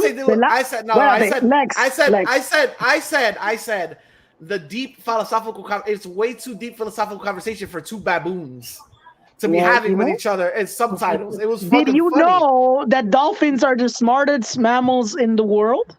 I did know that. And if it would have been a show about a hitman and dolphins, I would have fucking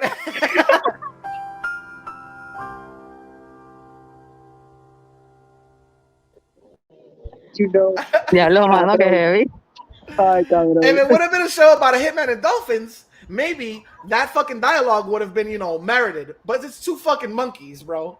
Sure. Está bien. You know you came from a monkey, right? Bro. You baboon ass. Listen. There was one part. There was one part where I couldn't stop laughing because he's trying to coach the monkey out of getting out of a trap. The spirit, he can't help him. So he's a spirit. He's telling him, listen, there's like a hook underneath the razor blade, all this shit, and then when he gets out, he's like, Jason Sudeikis goes, "Oh my god, Jane Goodall would have fucking shit her pants in this moment if she was here," something like that. The monkey understands everything he says, though. The monkey understands everything he can say, though. Yes, dude. There's comedy in there that is just like fucking hilarious, but it feels like I told you, it's literally like watching an action movie or watching like a mute action movie with the monkey, like he doesn't say anything. But it's put to a director's commentary of Jason Sudeikis just talking shit throughout the entire moment. It's pretty fucking good. It's funny. It's something original, like, Is that Hulu? Yeah, it's on Hulu. I'll check that shit out. I'll give it a view. It was, dude. It's pretty funny. It's pretty funny, and like I said, I was like, this shit is funny because nobody's gonna watch this shit, and Marvel sure as hell ain't gonna promote the shit out of this. I can guarantee you they're not going to promote this show. Why? This shit is visceral as fuck. Like, yeah. It's funny because, I mean, I guess I had it. Orengo, I think you saw the MODOK show, right? Orengo, no creo. ¿Cuál? Moonwatcher, dijiste. Modoc, MODOK. Modoc. Yo vi el piloto. No, mentira, yo vi 3 episodios. I really couldn't. I couldn't get into it. I need to watch it. Yeah, like I Quizás lo haven't. busqué ustedes, but I just couldn't get in. I don't know what it was. Como que la comedia was falling flat for me heavily. Wow. He's like, maybe you guys will like it because you know you're into that shit. No, porque there's a lot of referential humor de Marvel. Y es okay. es like very deep stuff. De que cosa de que se van a ir porque yo soy más DC. Like, si tú me das Harley Quinn, I get the deep cut references. Pero en MODOK es como más o menos Harley Quinn en ese aspecto. A veces tiene una referencias que son tan... You have to be really know your Marvel shit to get it. Y yo estaba como que... I feel like I'm supposed to get it, but I don't. This show, the fucking Hit Monkey show, if it didn't have the Marvel logo on top of the fucking intro, you would never guess because there's now a single reference to anything. Imagínate, eso está cabrón. Not a single reference to a goddamn thing in the Marvel universe. Yeah, dude. So that was what I watched. Let me ask you a question that's totally unrelated. So what the fuck we're talking about? I'm trying to remember because I'm thinking about this show and Hulu, and for some reason from Hulu I started thinking about FX. Was fucking remember Spike? Remember that channel? Spike channel, yeah. Did Spike turn into FX? No, Spike used to be TNN, the national network. Then they turned to Spike, which was like the man's network. That's and what I remember. Aren't they Paramount now? I think Paramount bought them out. I think they're the Paramount channel now. The Paramount channel. Like Paramount Plus, like that? No, I think Paramount has a channel. I think Paramount bought TNN and turned them into the Paramount channel. I think if you have a cable subscription, you can get the Paramount channel. I don't know now because Paramount Plus came out, but I could have swore they were the Paramount channel. Yeah, Paramount turned into its own thing porque they were rebranding because they had no money. That's what which would make sense. What happened to Spike?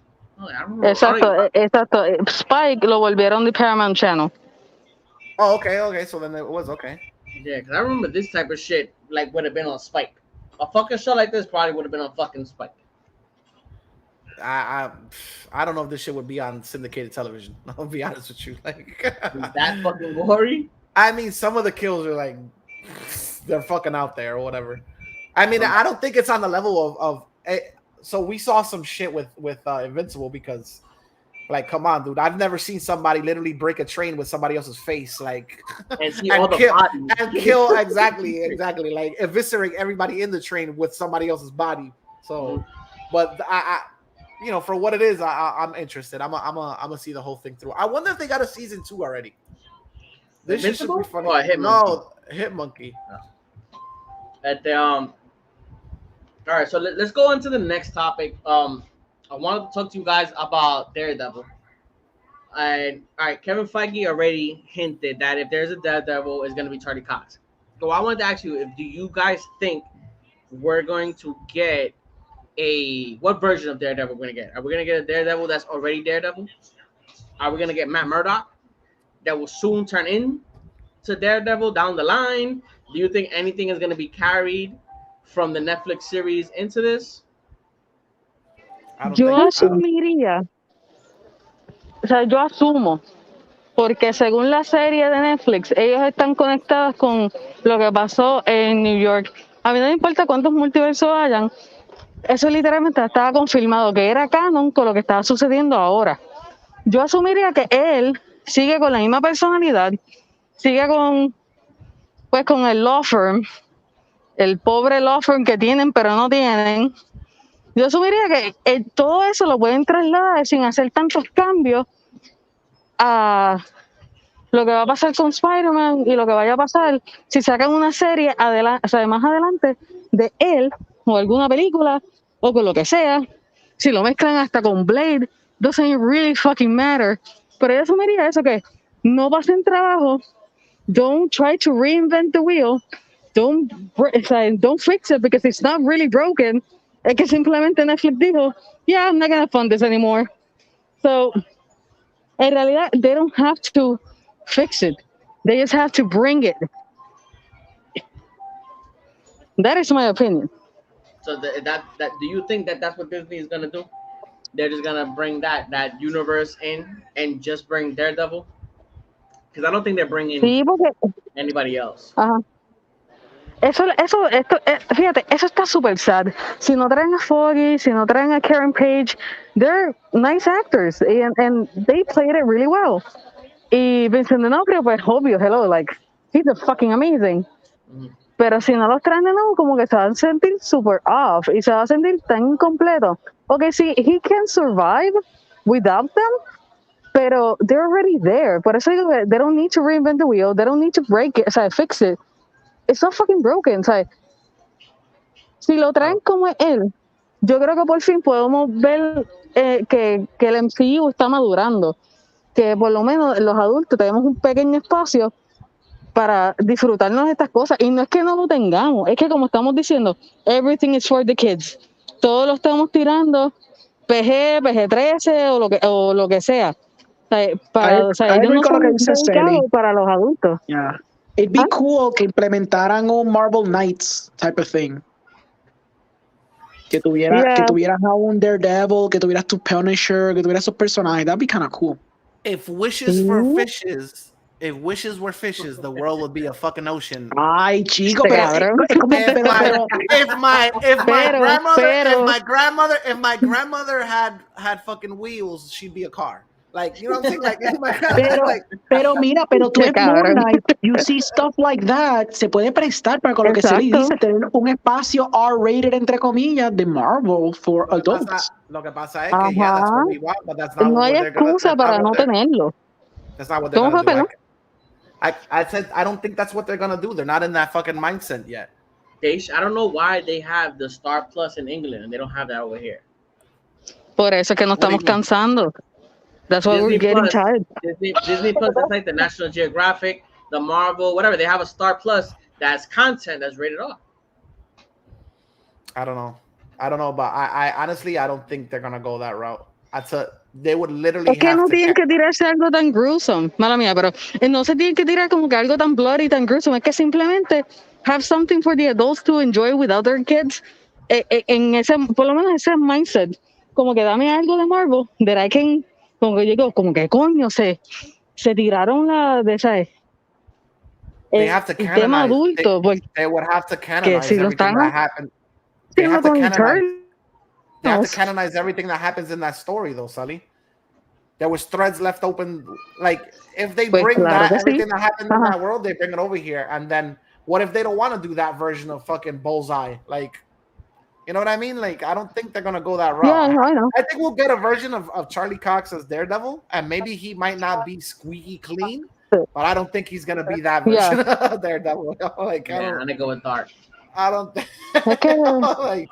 Es que de nuevo, si se van a tirar a Moon Knight y they downplay Moon Knight, it's gonna feel off, and we're gonna say, okay, we're starting to get the shitty things now. O sea, como que ya esto es un patrón.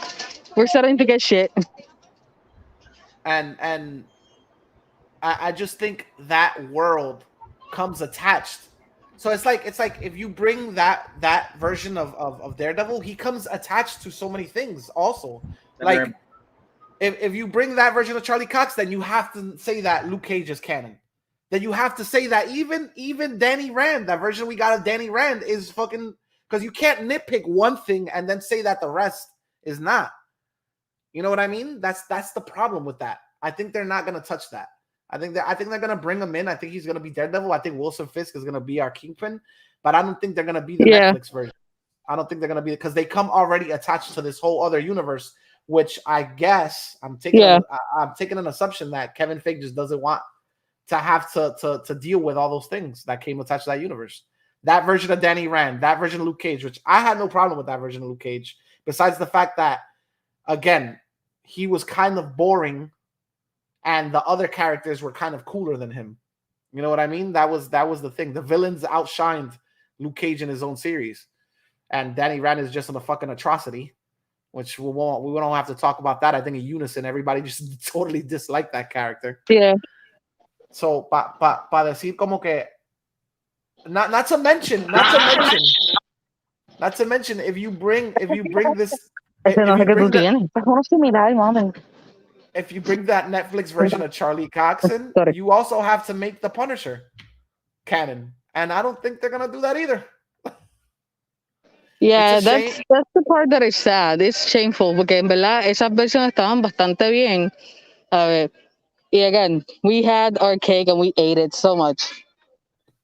It's sad. Este, Except for Danny Rand, he can go in. He can go to hell. I don't care. I think there's already Erase an that character. I think there's already an interview with ¿cómo se llama el actor de Punisher? I forget his name. Se me escapa el nombre ahora mismo. Jesus John Christ. I Bernthal. never remember his name. That's John Bernthal. So, thank you. So there's already an interview with him, and I think that basically he's already letting people know, like they're talking to him about it. The audio podcast from hell, exactly. Yes. I want to make a funny sexual joke about burning in hell, but I'm all dried out right now. Anyway,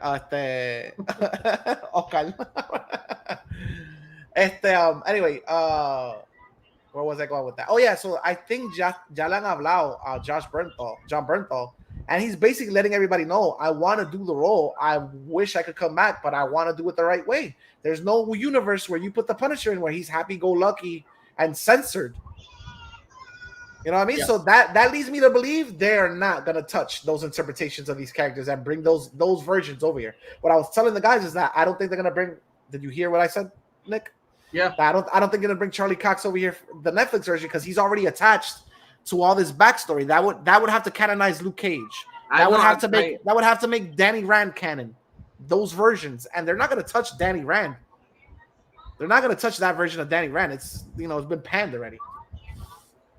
So you ain't got a WAP? I don't have a WAP. I don't know. He could be in China. He could be in China. He could be like anywhere in the world. He doesn't have to appear. He doesn't have to exist for us. ¿Entiendes? So he's an afterthought. I think if Disney wanted to, they could do it and just forget about everybody on Netflix. I just don't think they will do it. I don't think the version that we're gonna get is the Netflix version for numerous reasons. I don't think. Bro, there's already rumors out there about the suit not even being the same. We might get the yellow and red.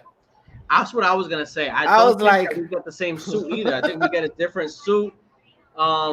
It's just like Daredevil was my favorite show on Netflix. It's the first comic book I ever wrote. Like I have a strong connection with Daredevil. I like the character a lot. I just don't see that as being a Disney Plus type of show. I don't know, since they own parts of Hulu. I mean, they could move it to Hulu. I hope they redo it.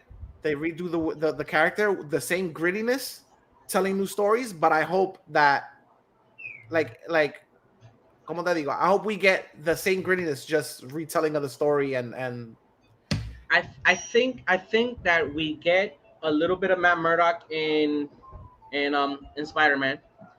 I think we get a little bit of Matt Murdock in She-Hulk, and hopefully a little bit in Echo, and I hope we get just enough that we get an explanation of an origin without doing on a series and do the whole retelling and start it from the get. Just like with Spider-Man, we didn't get to see Uncle Ben with it. We didn't need all that because we already know it. So I hope they pepper him into a couple things enough that we know, okay, that we get a feeling for this is how the character, this is the difference. This is how the character is going to be portrayed now in the MCU, and somewhere down the line, I would love to get a fucking another Daredevil series. I think that's where we're headed. It's just those series had a lot of good things to them, man. They got the bar set a little high for them. You know what I'm saying? It's funny because I remember, yo no sé si ustedes se acuerdan, mucho de las quejas de esa serie eran que 12 episodios se sentían muy largo, and a lot of the episodes felt like they dragged on certain things. And now we get 6 episodes and we bitch and complain that we don't get enough development with a lot of these characters. Porque todo está bien rush. That's the problem con 6 episodios. Like, 6 episodios te da para contar anything. Hell, te da 4 episodios para contar anything. The problem is que todo es un setup eterno. They miss where the fuck the second act is supposed to go, and then the last 2 episodes or the last episode es simplemente clímax y conclusión, all built into one. That's kind of the issue that we're seeing. Por lo menos WandaVision tuvo todo su development y tuvo sentido hasta que se olvidaron del final y entonces el final fue rushado. Pero por lo menos tuvo su space. Yo creo que ese es el problema. But I'm pretty sure you could probably tell a good story in ese episodio. Because I think Loki was the closest approximation of doing that successfully. Yes. Y fueron 6 episodios, si no me equivoco. Yeah. Sí, fueron 6. Yeah. Yeah. Es que, no sé, ambos están totalmente diferentes. Yes. I think she's breaking up. Yeah, she broke up. Pero la cosa es que es funny, la ironía es válida. Desarrollado tan el script suffers, pero Loki no. Yes. We're missing the most important parts of her opinion. We're missing them because they're Completamente. I know. All right, yes, that will be $17.99. Yes. Pero, so, do you think the show would be on Disney or would they put it on Hulu? That's an interesting debate too. Depends the tone. Depends the tone. I don't If think. it's the right? gritty, if it's the gritty one we want, that shit ain't going on Disney Plus. Exactly. I don't think you can have a show that is as violent as that character is, because I mean, you have Mandalorian. Mandalorian is not necessarily gritty violence. It's Yeah. pew pew. You know what I'm saying? There's fucking space guns and shit. And they Bro, they almost did drown a baby on that show. You don't see blood. but you don't see blood anywhere. Almost, but you don't see. In Daredevil, that's his whole thing. He's like he's Marvel's Batman. He fucking leaves you in a fucking bloody pool and shit. He beats the shit out of you. I thought Moonlight was Batman's Marvel. Marvel's Batman. I don't know. I understand where Nick's coming from because aesthetically, Moon Knight kind of does the whole creature in the night thing, but Daredevil does the thing of always treading that fine line of becoming the one thing he hates the most. Or I mean, it's no ayuda el hecho de que they were both written by Frank Miller, so fine, fair enough. That's what I'm saying. The character innately is violent, very violent. So to do a Disney Plus version of that character, it's like Punisher. Like, how do you do a Disney Plus version of Punisher? You can't. Rubber bullets. Rubber bullets. That's already not Punisher. You already right there. That's not fucking Punisher. Like squirt guns. Go. I think Disney owns Marvel. I mean, Disney owns fucking Hulu. I think you would just have to send it to Hulu where you have market it that way that this is gonna be where the adult. But I think their mentality is like, we want everything. We want all the new subscribers to be on Disney Plus. If we fold Hulu, we fold Hulu. Who gives a shit? You know what I'm saying? So to them, But it's they're just still like gonna get money. They own it. There's como que le van a tener chavo. There's still a way to. It's not like they can't do it. Just like I said, in England, they have that. Just give it another section and then give it like a fucking. That's funny too. That's funny too. I laugh because isn't England like super strict about, like, aren't they super duper stricter than America is about content? No. Really? No. I thought in England. Bro, you remember the show that I used to tell you to watch? Misfits? Naked people and everything. Yeah. Misfits had full frontal male nudity. Dick on the big screen. Female. Female. I thought no, they show everything. I thought England was like really, and especially with like pornography, they were like really fucking like censorship. Really tall. That's Kuwait. That's fucking Kuwait, China, and Eso shit, bro. China, cabrón. Eso China. Yeah, that's over there. Pero en verdad, como dice Alex, Misfits, oh my God, that is one of the best series that I've ever watched. They have drugs, they have naked people, they have people with powers, and you have to watch it. That shit is crazy. That show is fucking crazy, and like that's what I'm saying.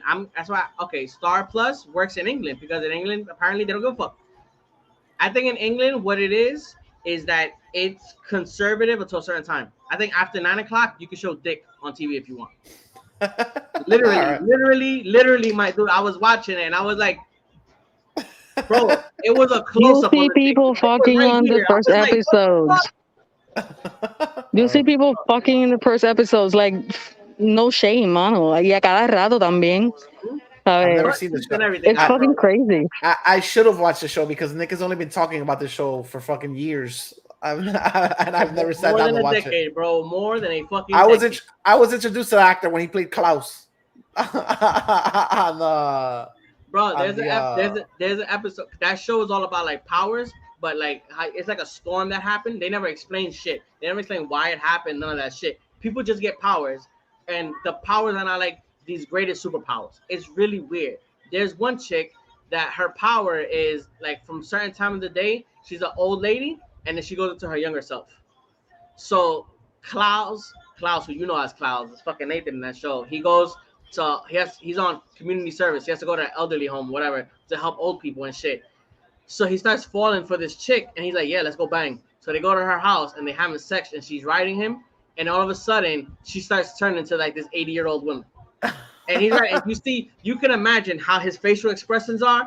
Yeah. He's like, "What the fuck?" He's freaking the fuck out, throws that old bitch off of him, and gets the fuck out. But they show this old bitch butt ass naked. That's funny. Bro, in That's England, funny. they don't give a fuck. That's why I gotta watch it. you could put a section in Disney Plus and just put like a parental code. Like you have to put whatever. Obviously, kids are gonna get into it, but kids can get into fucking anything nowadays. So that takes the fucking culpability off of Disney Plus. They be like, your fucking child got into the code. That's not my problem. Give it a parental code or whatever, and just put content on that shit. It's weird. It's weird what they're gonna do with their content, but we'll see. We'll see what happens or whatever. For a company that fucking like gave money to Miramax, you know what I'm saying? Like, what the hell? Shit, bro. Yeah, well, what the fuck is their whole deal with like being so careful with the children all of a sudden? Because it's that they just don't want Disney, the word and the branding of Disney, to be able to use in the same sentence as all that other shit. You know what the funny thing is too? They own now Deadpool, and they have been open and honest about saying that you're gonna get a Deadpool movie and it's not gonna be censored. So then, what the fuck is the deal with censoring or making a nice version of these? Well, we're talking out our asses because they officially haven't said a goddamn thing about Daredevil or anything. But then, what would be the Literalmente logic? Deadpool depende de que no lo censoricen para ellos ganar dinero. If they That's what ever I'm saying. censor Deadpool, es como la pelea cuando querían lanzar la película PG-13 y estaban jodiendo con las Okay. peticiones de que, no, que necesitábamos una película menos violenta, menos ofensiva, por decirlo así, like less profanity. Y es como que, no. And then they made the joke de que lanzaron la PG-13 para Navidad. You know, Yeah. it's all of that all over again. Simplemente porque es Disney, pero I don't think so. Porque again, they depend on the profanity to make money. Aunque, I'll tell you this. I'll tell you this. Well, have you ever seen that? Orengo, I'm pretty sure you've seen this movie. There's a movie with Will Ferrell where he breaks the fourth wall. Stranger Than Fiction. Stranger Fiction. I would totally watch a Deadpool movie where he's trying to find the person that keeps censoring everything he's saying.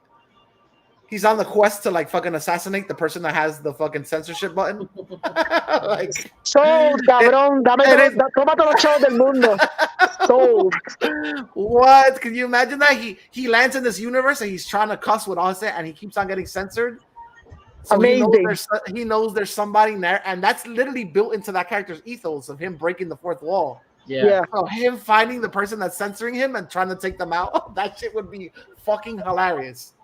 And by the end of the movie, that's the way you introduce a version of him where, yeah, forget it. He's just going to be uncensored from here on out. Yeah. That shit would be fucking hilarious. Love it. Hire me, Hollywood. I got ideas. Anyway. All right, so let's go into the fucking video game awards. I didn't see it. I was just reading the commentary of y'all going back and forth. I was to the video game awards. I didn't see it. I didn't even know that it was on until I look at my phone. 100 messages. I was like, the fuck? It was y'all going. After that, I started seeing the trailers. That Eclipse shit from Star Wars. Like, yo, shit was so nasty. I was watching it, and half the time I was like, "What the fuck are they even showing?" And then I was like, "Well, what is this shit? What are you, bro?" Like, and then when I saw the Quantic Dreams at the end, I was like, "Oh, it's one of those games. Okay, I guess we could do that or whatever." Do you know who Quantic Dream is? They're the people that made Heavy Rain and Detroit Becoming Human, that Android game. Yeah, I remember. Or whatever. Yeah. So I mean, it's interesting because the era, from what I understood, it's like the episode 1, 2, and 3 era, or maybe it's a little before episode 1. So my guess would be you introduce a new character and then just put them around elements or whatever of everything that's going on. But I don't know, because with that trailer, that shit was so fucking so coy about letting us know anything besides the setting or whatever. Sally? ¿Qué? Perdón. Te escuché, pero I had a call and it fucked up my speaker. So dime ahora otra vez, perdón. The Game Awards, Nick was talking about that. He doesn't know anything about, he really didn't watch it, but that he saw us going back and forth and that he was really interested in the Star Wars trailer that he saw. I mean, Quantum Leap es famosito por tirar ay, qué brutal, por tirar muchos los juegos de ellos tienen múltiples opciones y dependiendo de las opciones que tú tengas siempre vas a tener un final diferente. Yeah. Heavy Rain tiene como 20 finales distintos y todos son emotional wrecking, o sea, según lo que he escuchado y según lo he visto, porque I had the game, pero nunca lo pude jugar bien. Yeah. Entonces, no sé, con esto de Star Wars, ¿sabes cuántas cosas se pueden sacar? And they can all be canon. Yeah. Like, I'm super hyped porque ellos siempre han sido visualmente pleasing, las gráficas se ven brutales en casi todos los juegos que tiran. Ellos se dedican a la historia un montón. They're known for that. They're known for storytelling. So, que eso de los finales, y es como que, man, what are they gonna do? Como que esto salió out of left field. Nobody was really like saying or like rumors, Quantum Leap va a sacar algo de Star Wars. It never crossed anybody's head de que esto podía ser posible. And now, con la serie que salió, Visions, es como que, damn, are they gonna do something like that? Like algo como Visions, porque ya que es una antología, and each version of your gameplay can be an anthology, porque puedes coger 3 opciones iguales y después coger 3 opciones diferentes and you get another ending.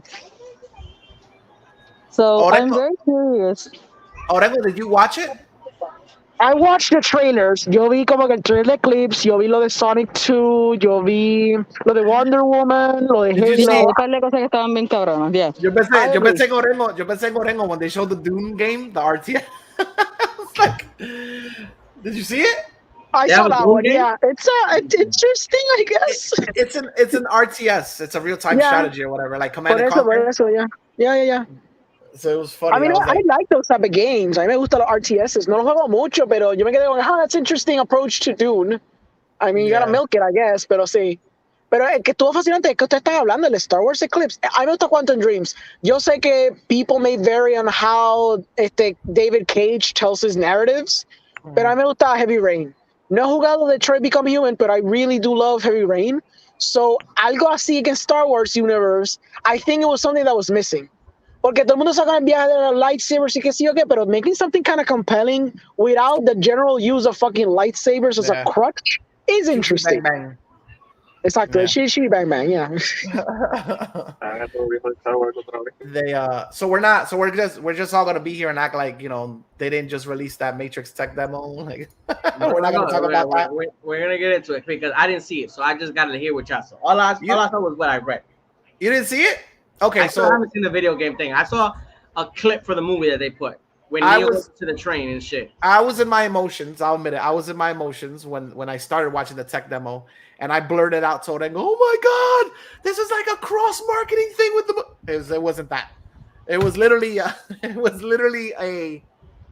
a display of what the engine can do using things or gamifying aspects of the Matrix movies or whatever. So it's not a game then. You know what? It's not a game. It's not it has playable parts to it. So there's like a chase scene. There's like a chase scene or whatever, and you play as a character and you can shoot the agents. They're in the cars. Do you remember that scene on the highway where the agents are chasing Morpheus and Trinity on the bike? Well, it's literally it's the same highway, I think, and then it's Trinity and Neo in a car. Neo flies away, and then there's this other character which doesn't have a name, or whatever. They're being chased by the agents in the cars, and then you can control, like, she's shooting at the people coming, and the graphics look fucking amazing. The lighting is like ridiculous. And then there's another part where you can drive, but there's no action there. It's just you driving around the city. And then they show you like you're on foot. There's so many elements that seem like a rough draft for what a game could be with the Unreal Engine that you're like, is this just a marketing tool, or are you guys working on something on the sneak? And you're just like, this is kind of like a feeler for, is there still interest in something like this? They let you play with a lot of stuff. Like they'll pause certain aspects while she's walking, and you could like change the direction of where the light comes from. It is a display. It is a display of the engine per se. Like they're just there to show you like the lighting elements and what AI handles, like when background cars are driving on the streets. You know what I'm saying? What their pattern is like. You get to see under the hood of what this engine can do. But it's so much shit that's already in place with the theme of a game that you're like, that's so weird. Like, you know what I mean? Like, but it's so much. Is this really just a tech demo, or are you guys giving us a little peek at something that you guys are working on and you just haven't announced it yet? It was pretty cool, and to pick the fucking Matrix or whatever as like, you know, with everything coming out pretty soon is just very weird to just be like, nah, it was just a tech demo. You know what's interesting? Something that I didn't like that went over my head when I saw one of the trailers for fucking Matrix that I didn't realize it until I read it somewhere was that fucking Niobe, fucking Jada Pinkett Smith was there like as this old ass lady. I don't think not everybody knows that's Niobe. I read somewhere because the trailer doesn't say that's Niobe. True, the trailer doesn't say it's Niobe. I read somewhere. I don't even think I read. I think it was I think it was on fucking Campea, some shit. Campea? Campea. Somebody on Campea was John like, Campea. That was like Campea. They was like fucking that they didn't realize Jada Pinkett was in the trailer, and I was like,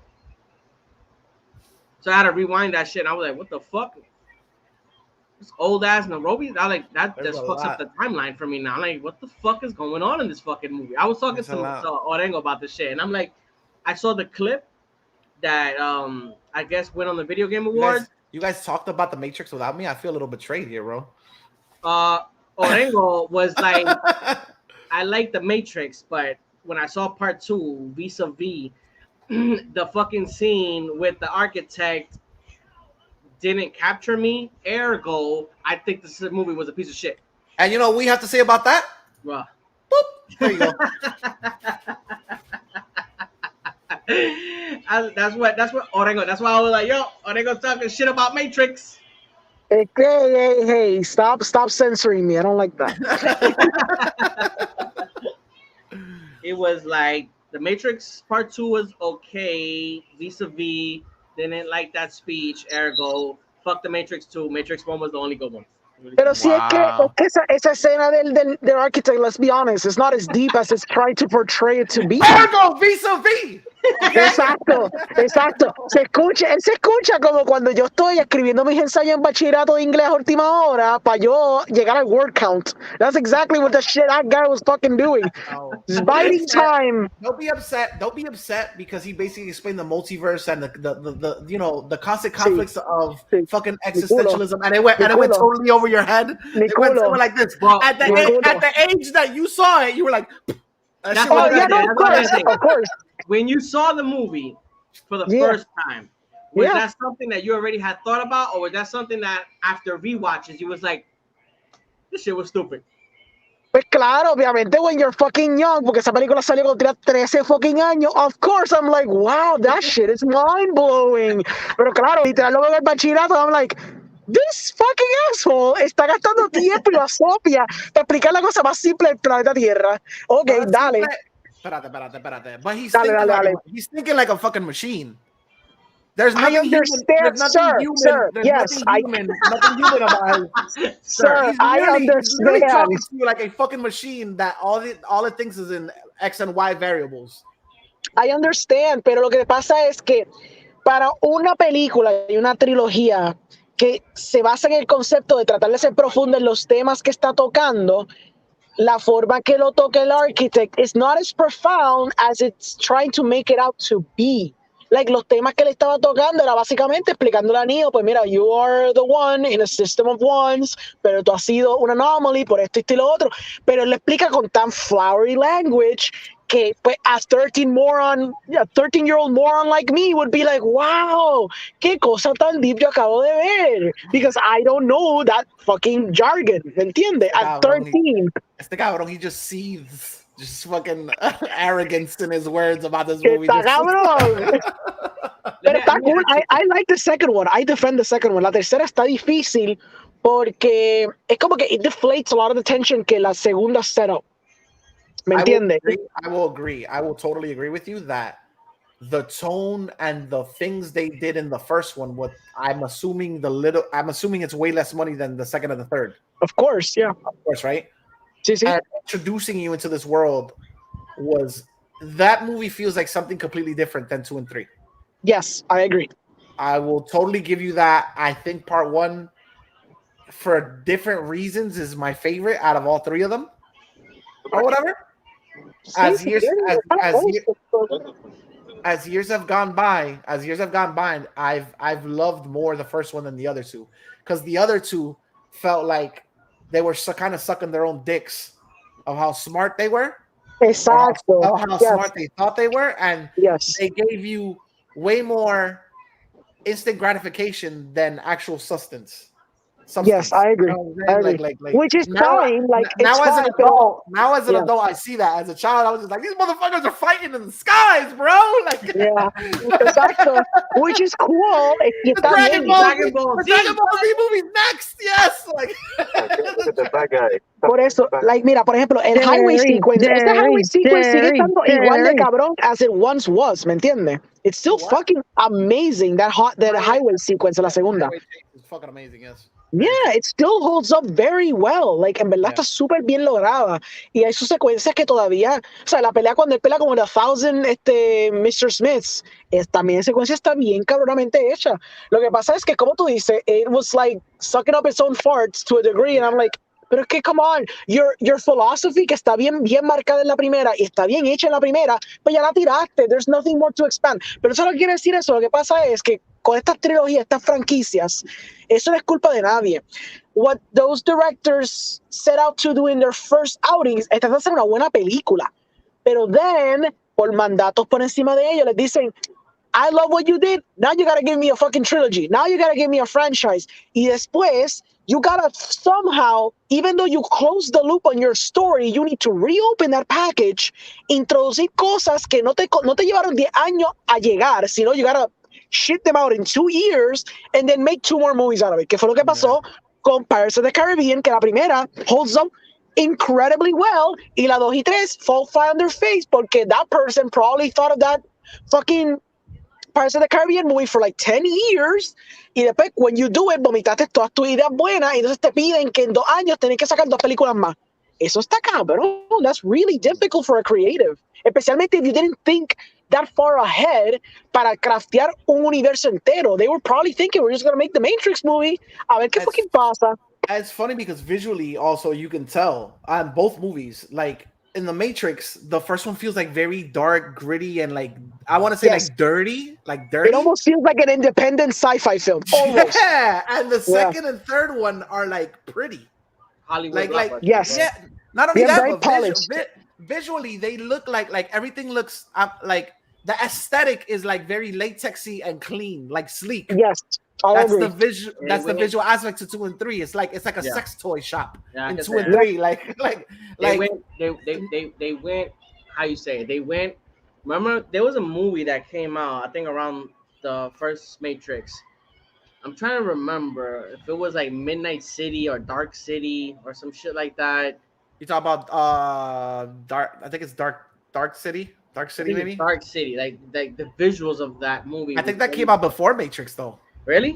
I think it might have come out before. It felt like that. It felt like It felt like a movie that wasn't really expected to be a Dark City blockbuster. Dark City.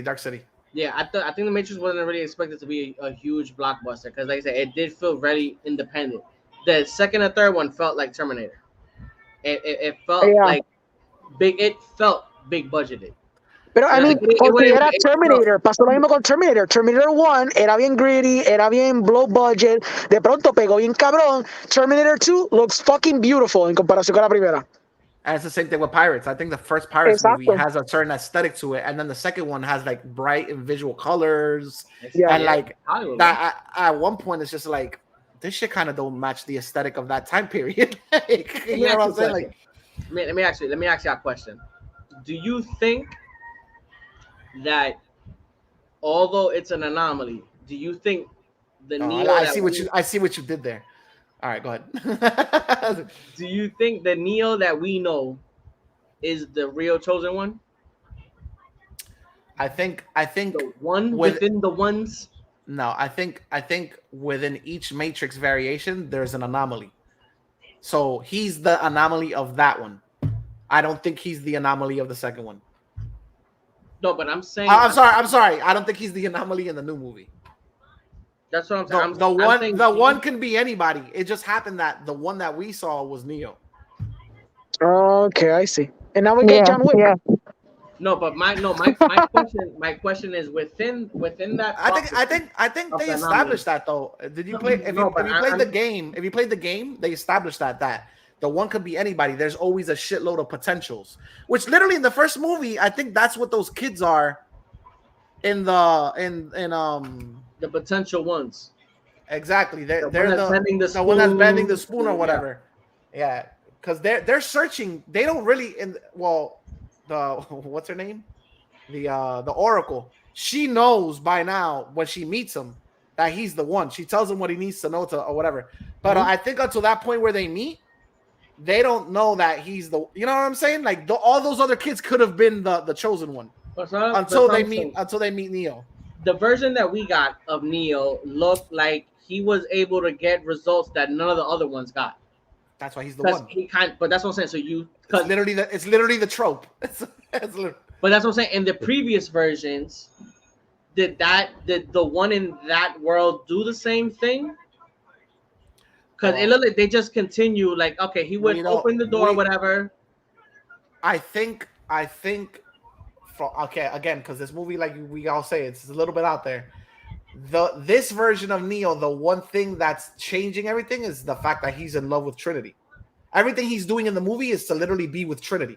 Yeah, that's the differentiator of his path. Like you said, everything resets. That's what I think. That's what literally all the versions on the TV were. They showed you every single interpretation of him until he reached this point where he meets the thing or whatever. And they said we're prepared for any decision you make because we've done this shit before. Yeah. But you have this one little variation in you this time, which is the connection you have with Trinity. That's why he gives them a choice. Either you do what you're gonna do to save her this time, and it could collapse everything within itself, or you go through this door, and we've already prepared for that decision. Are you willing to fucking literally? These are the stakes. Are you literally willing to collapse this whole entire world within itself? You know, not sparing everybody who's connected, because that was the thing. It's like, are you gonna be with Trinity and literally put at risk all the innocent people that are connected to the Matrix and they could possibly perish simply because you want to be with the person you love? And he was like, "Fuck yes, I'm gonna do what I gotta do because I love her or whatever. I'm willing to. I'll deal with the consequences by making the choice to be with her." Yeah. So he is the one, but there's a variation this time. My theory, and I've only read rumors, I don't know if the rumors are true, is that the next movie, Trinity's the one. I mean, that's what they're implying. That's what I was gonna say. They're implying like Trinity is the one now. But you know what I also think? You know how when he got into Smith's body, that's the way I interpreted the movie. Smith is the virus, but literally because when he jumped into Smith's body, part of his code wrote off into Smith's. So he technically gave Smith his power. He gave Smith some of his power. Yeah. That's the way I perceived it in the movie. When he saved Trinity, he literally did the same thing. He put his hand into her RSI or whatever. So who's to say that, you know, like there's no weird ass fucking transfer of power this time as well. You know what I mean? And that's literally their excuse for saying, no, she's not dead. She was impaled. But remember, your power exceeds beyond what happens in the Matrix or whatever. I'm saying it's like I was talking to Orengo about this shit earlier, and I'm like, Orengo's over there poking his eyes and ears with hot pokers over there. I'm here. I was talking to Orengo earlier before the show, and we was discussing this, and it was like, it's just, to me, that whole clip where he goes to talk to Morpheus for the first time, I guess now, and they're showing literally clips of the first movie, like that shit is blowing my mind. Like I'm so curious because I don't know what the fuck is going on. I think it's a new version of. So it's a new version of the Matrix. From what I understand, it's a new version of the Matrix. Sí, porque tienen teléfonos celulares y todo, so it's like clearly today's world type of shit. Yeah, and from what we saw from the trailer, since Nick already fucking vomited that shit out, fuck everybody else who didn't know it. If you show Niobe as old, that means a fucking boatload of time has passed. Yeah, since we last saw her. Yeah. So this version of the Matrix probably isn't even the version that we saw getting rebooted at the end of the Revolutions. Sí, que puede haber visto in between rebooted. Yeah. Exactly. Even more reboots or whatever. Maybe they've even found, because remember, this shit always has some sort of fucking social commentary on it. Maybe the machine's new form of control is literally everybody fucking in their cell phone all the time. There's no need to put up a facade in front of everybody because everybody's so fucking distracted. Metaverse. No, but seriously, so Zuckerberg is the architect. No, I joke around with this deal. Like, you know how there's so many conspiracy theories about there, and fucking religious fanatics will be like the mark of the beast, and this and that, and people pick things to worship in place of their god. Motherfucker, your cell phone is literally your god nowadays. You go out the streets without a cell phone, your ass is butt naked, basically. Wait, nothing, son. With nothing. Your ass don't have access to your funds. Am I right? You don't have access to your money. It works as a checkpoint device. It works as a form of communication. Some people use their cell phones to open doors to their houses. Yeah. Turn my lights on.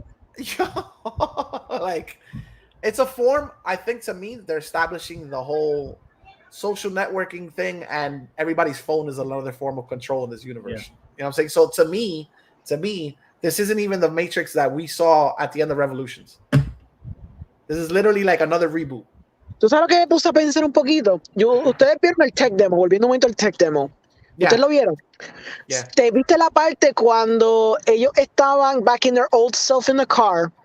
Y entonces Neo la está mirando y dice como que, what's going on? Y como que, well, you know, marketing asked for a sexy scene. Y como que, what the fuck? Y entonces como que, yeah, you know, we gotta like appease the marketing people. Y yo me quedé como que, are they hinting that this is way too meta for its own good en la película también? Porque if they're doing that shit in the tech demo, y ya los trailers se dan un indicio que there's some metatextual narrative going on, pero it's gonna go like full retard al punto como estilo Deadpool, where you're gonna reference the producers and Warner Brothers itself. I took it. Parece que está haciendo esa mierda. I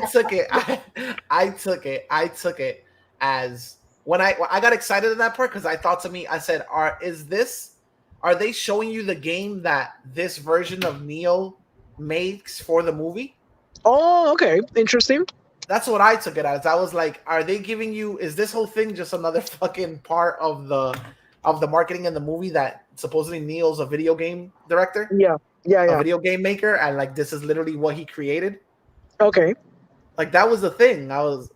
At this point, I'll be honest with you. At this point, I feel with movies, motherfuckers are hired to just literally read forums and be like, we can use that. What he just said on that podcast, put that shit in the movie. Like that's way better than what we wrote. Like, yeah. Put that shit in there. Yeah. I'm so excited to watch this movie, and I'm so sad at the same time. Like, I really am, dude. This movie's not gonna make the money I want it to make. So just be warned. What? Shit. Sorry. Wait, I want to hear what do you say? Okay, just lower your expectations, because I've heard things about the movie. The ending? Have you heard about the ending? I haven't heard about the ending. I've heard that generally the movie is not good and Warner Brothers is fucking terrified. So they're just pushing it para que haga chavo este primer fin de semana because they know it's going to drop like a stone. Okay. I heard Yeah. about the ending. I heard about Okay. the ending. I heard about the ending and I was like, it's a smart move if you want to do more movies, but I don't know how that much of a happy ending fits the motif of oppression, social fucking control. Okay. Say no You know more. Say no you know more. what I mean? Like, Say no more. I want to go into the shit too. I was like, that's a happy ending for a movie that was always so Say no dark. more, bro. Say no Wait, more. I don't time wanna hear out. this shit. Always so dark, even in the final movie. Like, there were sacrifices made. It was heavy. You know what I mean? Like, I was like, that's a rather positive fucking ending. Like, Sí. you know, Okay. that's weird. So, I want this movie to make all the fucking money it can, but it's just like, Jesus Christ, bro. Fuck. I mean, there's this little indie movie que va a ganarle, creo. I think, no sé, las proyecciones de A24 están altas por esta película. How Pero- much money do you think it makes first week? I don't Matrix? know, dude. I Matrix? say like 40 or 50. Really? Yo creo que sí, yo creo que mira, if Dune fue un indicativo de algo es que la gente está un poquito más chill con ver estas películas de Warner Brothers en el cine. Y Matrix tiene un following más que Dune. So puñeta, si Dune hizo que 40 millones, I am pretty sure que Matrix can do 40 or 50. Lo único que quizás vaya en contra es que obviamente it's cannibalizing the same audience is going to go see Spider-Man as well. So también hay que considerar eso, lo cual tienes razón, hay que considerar eso también, pero coño sí. Why couldn't they just wait like a month?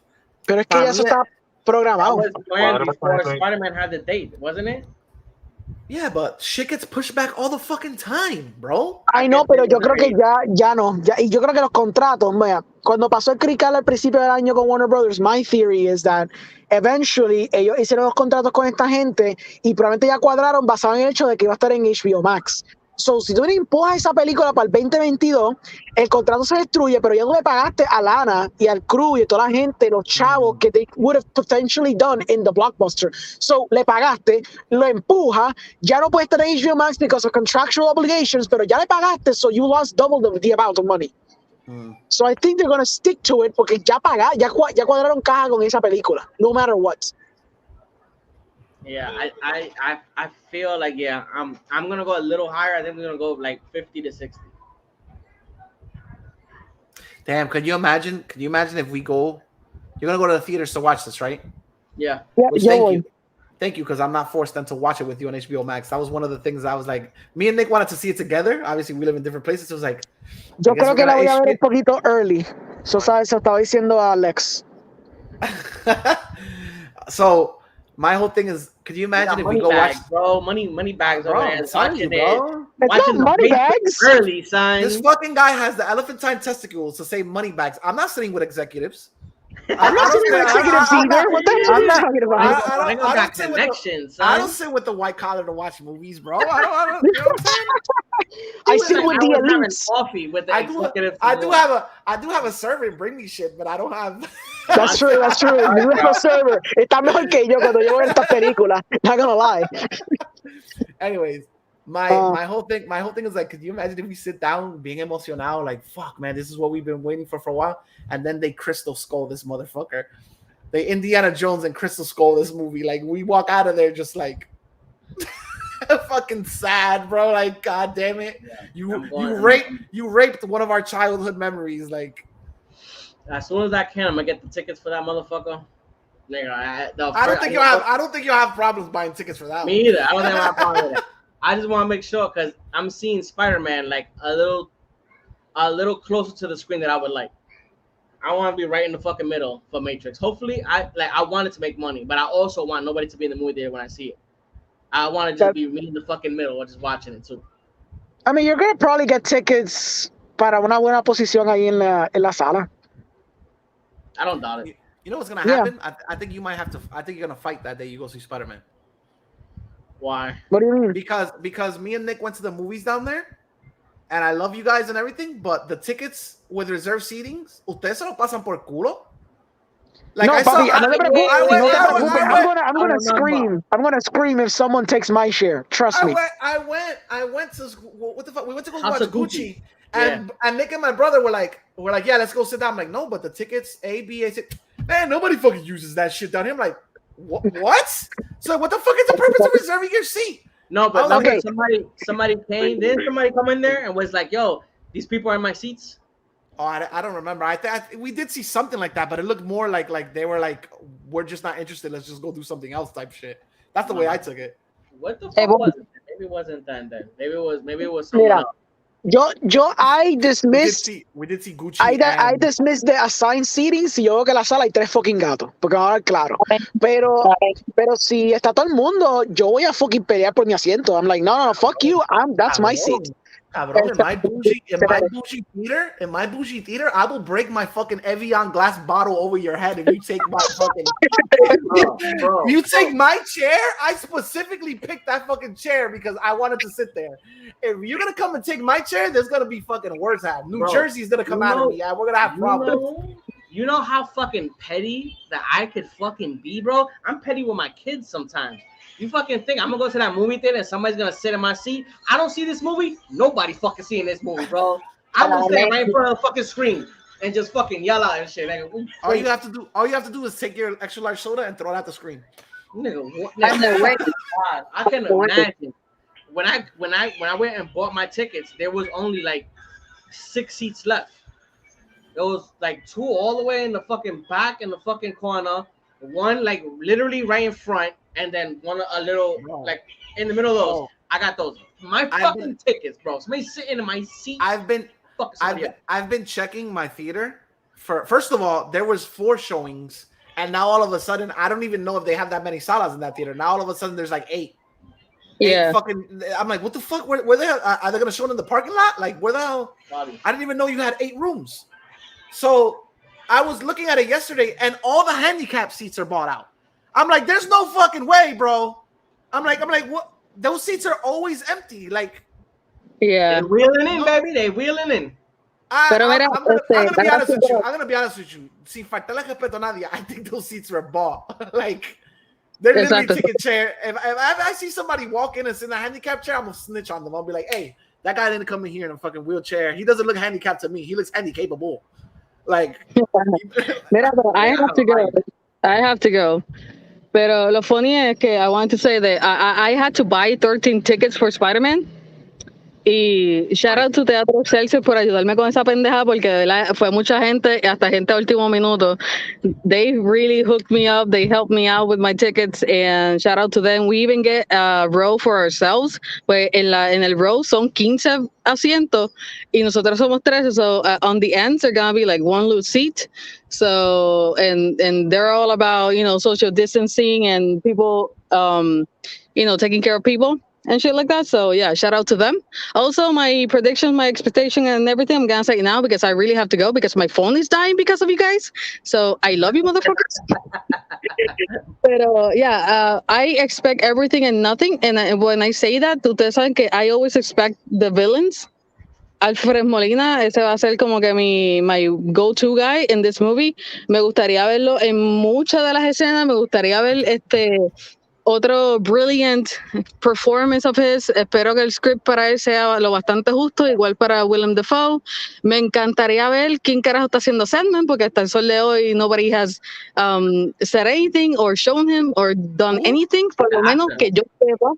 Pero es que la jodienda es que everybody thinks the guy from Spider-Man 3 and I really hope so, pero como no han dicho nada, no han especulado nada y tampoco se ha filtrado nada de él, es que por lo menos yo no estoy buscando spoiler todos los días, pero por lo menos hasta ahora yo no sé si es él de verdad. So I am leaving that in the air, aunque sí voy a decirle que yo quiero y espero que sea él. It's gonna be disappointing if it's not. No sé, yo no creo que Venom no vaya a salir en ningún momento, maybe en un end credit scene or something, porque esa es otra cosa. We haven't speculated about the end credit scenes, so maybe vaya a ser obviamente algo involucrando a Wanda, maybe Venom, maybe somebody else, or maybe we're gonna get 2, maybe we're gonna get one que ni siquiera en New York. Stay away. Stay away from the internet. The ending's out there. I know. Por eso estoy como que la especulación sana.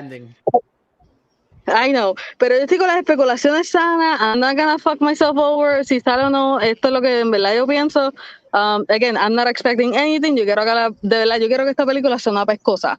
Obviously, pues Alfred Molina, maybe lo de Daredevil es real.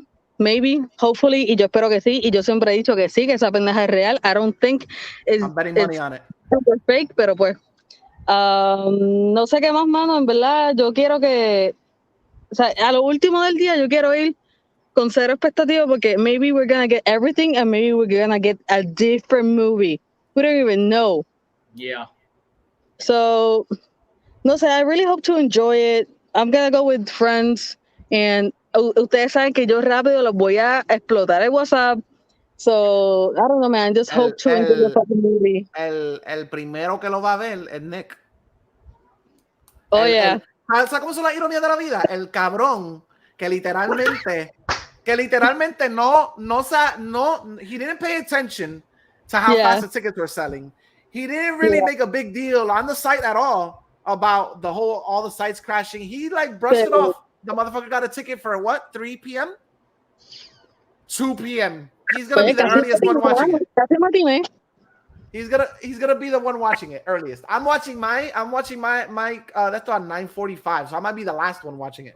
Sí, yo la voy a ver a las 8:50 porque a las 8:30 porque muchas de las personas que van conmigo trabajan. So yeah, that's that. I had to get it late because I was afraid if I bought the early ticket, I would get stuck at work and then miss my opportunity to watch the movie. Exacto. Give me a minute, I'll be back. All right. Orengo, when did you get your ticket for? Sorry, what?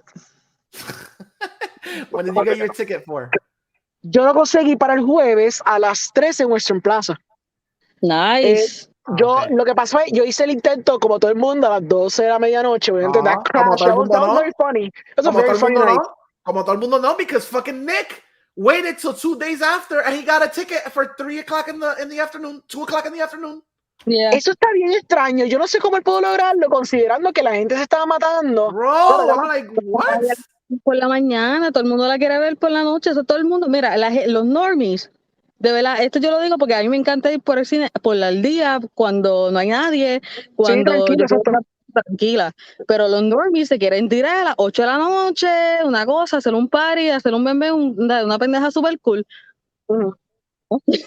La gente no verla por el día, qué sé yo, escápate del trabajo. Si tanto la quieres ver, hermano, si tanta oportunidad, qué sé yo, cógete medio día de trabajo and get out. Yes, take a mental health day and go watch the fucking movie. I literally couldn't do that because my boss was literally gonna be like, "You're gonna go see Spider-Man, aren't you?" Pero nada, okay. See you later, Sally. See you later, guys. Y espero nada que tengan un buen día. I love you guys. Y I hope that your expectations are similar to mine. Go without expectations and go, I don't know.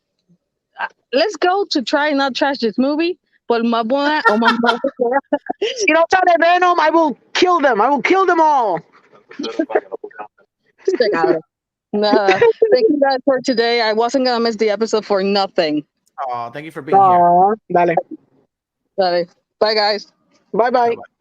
Pues ya lo que terminé haciendo fue que la compré a las 8 de la mañana, me levanté ese mismo día y entonces me da con chequear, porque Western Plaza wasn't showing up in the app ni en la website, pero me conecté, vi que estaba, yo checo las tandas y digo, pues déjame chequear las 3. Cuando checo las 3 p.m., ahí estaban un par de espacios disponibles y dije, pues clic, y la compré. This peckerhead literally told me the other days, he was like, what time are you going to watch the movie? I was like, I have to watch it at like 9:45 at night. I did that because of safety reasons, because I can get called in at my job at 5.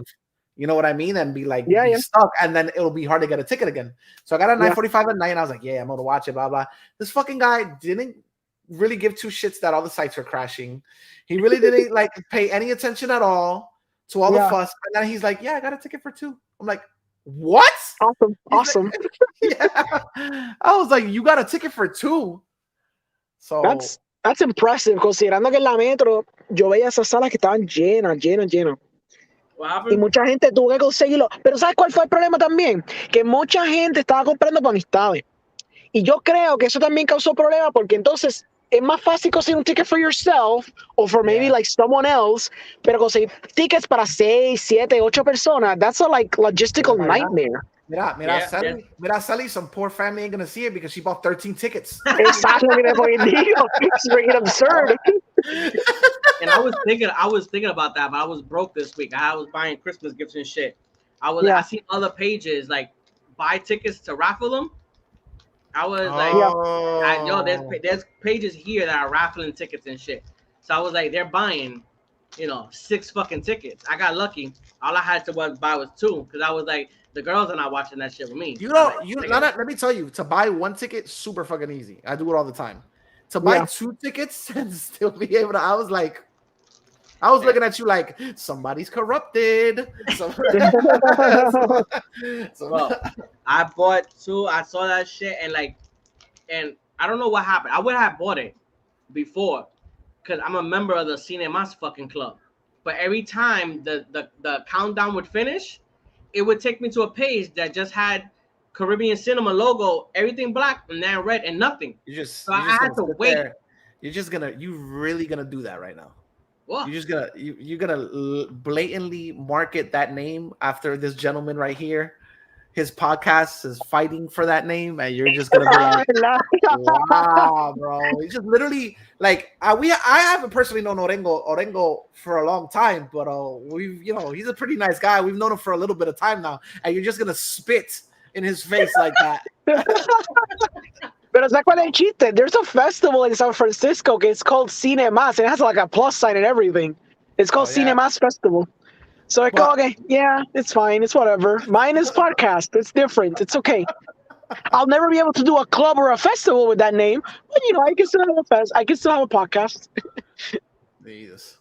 Yeah. But I had to wait to the next day for the general public to be able to get the tickets. And that was the day I fucking took Yensi to Ponce. I'm in fucking Ponce. Doing a whole bunch Ponce was the day that they went on sale. I couldn't get it. After that, I'm like, fuck, yo. I'm imagining everybody just got a membership just to buy the fucking tickets. So I was like, let me go. Let me check. Barceloneta has like 5 tandas of this fucking movie. 2 in Spanish, 2 in English, and 1 in the CXC. I was like, let me check for 4 o'clock. Un carajo, nigga. Nothing. I was like, fuck. Yancy goes to work at like 4 o'clock in the morning. She's not going to want to see it late. She's going to give me shit. I was already telling her, baby, if the 9 o'clock is the only showing that they got, lamentablemente, I'm seeing that shit by myself. You can go see it another day. We'll see it another day. I just so happened to scroll down and it said 2 o'clock CXC. And I was like, let me just check. Maybe it's too early. 6 seats left. I was like, oh, fucking lovely. What? Snatching that shit up real quick. Yancy, I'm lucky. Yancy works in the outlets. So she gets out at 1 o'clock. I'm like, bitch, I'm going to be in the fucking movie theater at 1 o'clock. You move with it. If they give you an extra shift, está jodida, mami. I'll be honest with you. For this movie, if I had a date to go with, I would have done the drastic thing. You want to go with me? Guess what? There's no 2 chairs together. You're sitting all the way over there, and I'm sitting all the way over here. That's the thing we got to go through to watch this movie. Sometimes you got to take one for the team. Wow. I was like, yo, the girls, y'all going to see your grandparents? What do you mean? What do you mean? What do you mean if you meet somebody more interesting than me at the theater while you're watching it? Well, I guess just fate just does shit sometimes. You got to do what you got to do. Yo, what? I already told Yancy. Don't be asking me 300 fucking questions, yo. I don't know shit. I'm experiencing it with you. Don't ask me shit. I just want to see a fucking movie. If at any point in the movie she asks you who's the guy flying around with a green costume, you take her by the hand, you bring her to the lobby, near where the arcade machines are, you park her on the bench and be like, I'll be back in 2 hours. Toma, 20 pesos. Ponte a jugar. Que te sobre dinero, vete a Subway. Bro, but yeah. Before we get into Spider-Man, okay, let's talk real quick about opinions on Shang-Chi 2. Opinions on Shang-Chi 2 hasn't even come out yet. About the news that this guy's gonna do it, and that he has a secret Disney Plus show coming out. I wonder what the secret show is. What could that possibly be? Do you all want to take guesses? I'm wondering. I think we all know. But I'm wondering what route they're going to take the 10 rings. You know what I mean? I don't think they could do. I don't think they're gonna play it off as like this villainary group that she's handling like her father was handling it. They dealing drugs and shit. I'm curious to think because I don't think there's gonna be anything else but the 10 rings. I see it just like they're doing with Coogler. You got Black Panther, and then he's gonna produce the fucking show that like that world is his. The Shang-Chi universe, that whole world is gonna be, I forgot his name, Daniel something, I think is the director's name. It has to be 10 rings, right? I don't see it. The way that Shang-Chi ended, I don't see it being anything that's not related to the 10. I don't think it's gonna be related necessarily to Shang-Chi himself. I think it has to be 10 rings. I agree, 10 rings all the way, porque eso está promovido de antemano. There has to be a secret show, si hay uno. I just don't understand why you would be like, oh, and I'm working on a secret show. Like, you can't think your friends are that fucking stupid. Yes, you know what I'm saying? Like, that's exactly it. They think they're exactly that stupid. Cabrón, tú no viste como salen Yelena and Hawkeye, and they treat it como a gigantic revelation as if 5 months ago no habían dicho que venía ella. Por favor. By the way, cabrón. no lo he visto todavía, Orengo, but she jumps out of a scene in the movie, and it was comedic. It was comedic, bro. Es como la película cuando explota y se echa para atrás. She jumps out with her hands like this, and she looks at the camera. Qué rico. Oh, You know that's what made me fucking laugh? great. At the camera. I was like, That's great. I think she whispers. Did she whisper at the camera? She goes, "Come at me, bro." She And goes, like, this is the shit that I don't understand about that scene, which made me laugh watching it, right? Right before that. I know where you're going, and I know why. I think I know why. Right before that, didn't Kate Bishop fall on that same fucking side, and she hit like 2 levels of Christmas lights? No, she was saved by the zip line. She was saved by a zip line put down. I know, but that's what I'm saying. But when she fall down, this guy grabbed it. He cut the rope, and she fell through 2 levels of Christmas lights. Yeah. This bitch went backwards. Where the fuck did she not fall into the fucking Christmas light? She's on a zip line. She's on a zip line that's dragging her down. But what I'm saying is dragging her down or keeping her from her up. But what I mean though, she has to go through this. It's not that she's gonna fall. I'm not saying that she's gonna fall to her death. I'm saying she has to go backwards, go through these Christmas lights. Was it the same side of the roof? It wasn't the same side of the roof. It was looking across the street. I don't think so. So I think so. So she falls through these lights. Then she has to get to the ground and run away. And in ningún momento, this nigga was like, let me look over the fucking roof. They were just like, fuck it, we're gonna stop it here. This is where it ends. I'm too tired. My back aches. I'm not chasing this bitch that tried to kill me. There's a fucking assassin running down the streets. I can easily. That bitch is going down Lennox. Look at her. She's going down the fucking. Now I'm not looking at her. I'm not if you would have saw that, would that have made sense to you too? You would have probably been criticizing that too. Oh, during the whole fight, he just decided to not acknowledge everybody, just look at her, walk down the street. You would have been saying the same exact thing. But it ended with Echo already fucking gone. She's the only one left. It's like those chase scenes, like you see in cop movies and cop shows where they're running, and then the person jumps over a gate, and the cop goes, "Fuck it, he got away. I'm not gonna chase him no more. Let him fucking run. He's already 2 blocks down. Forget about it, bro. It's a Marvel series. You're nitpicking now. I'm nitpicking. I'm just you're saying, nitpicking. bro. Yes, you're nitpicking. This shit. What was I gonna say? We can talk about. Oh yeah, the 10 rings or whatever. I mean, I don't know what that character. I guess I don't know. I don't know what that character will get into unless she's like, "Yo, let's have another tournament and bring all these superheroes into fight, and the winner gets." I don't know. Well, we're gonna get see Mortal Kombat. I guess. Hey. I'm guessing. I don't know. We never got to see it. We're gonna get the combat now. And she kind of lives in a castle, so she could have it at the castle type deal. With the, you know what I'm saying? The graffiti and all that shit all around. I mean, Disney ain't gonna go the route of, you know what? She got a fucking world affecting virus. She's making in her compound that it'll affect everybody's, economy and shit like that. They're not gonna touch that shit. She got the Kung Fu flu. Yeah, son. The 10 rings are now DNA strands. That's what we talk about. 10 stages of fucking your shit up. It's so weird, y'all. Like, I was watching it. I'm gonna be honest with you. I was watching it, and I saw Rengo on a podcast the other days on the Movie Guy. He was saying that he didn't know if his version that he was watching was actually 4K IMAX enhanced or whatever. I was watching it on my TV, and I bullshit you not. I said, could this be one of the first Marvel movies I watched where I think visually it looked better on my TV than it did at the theater?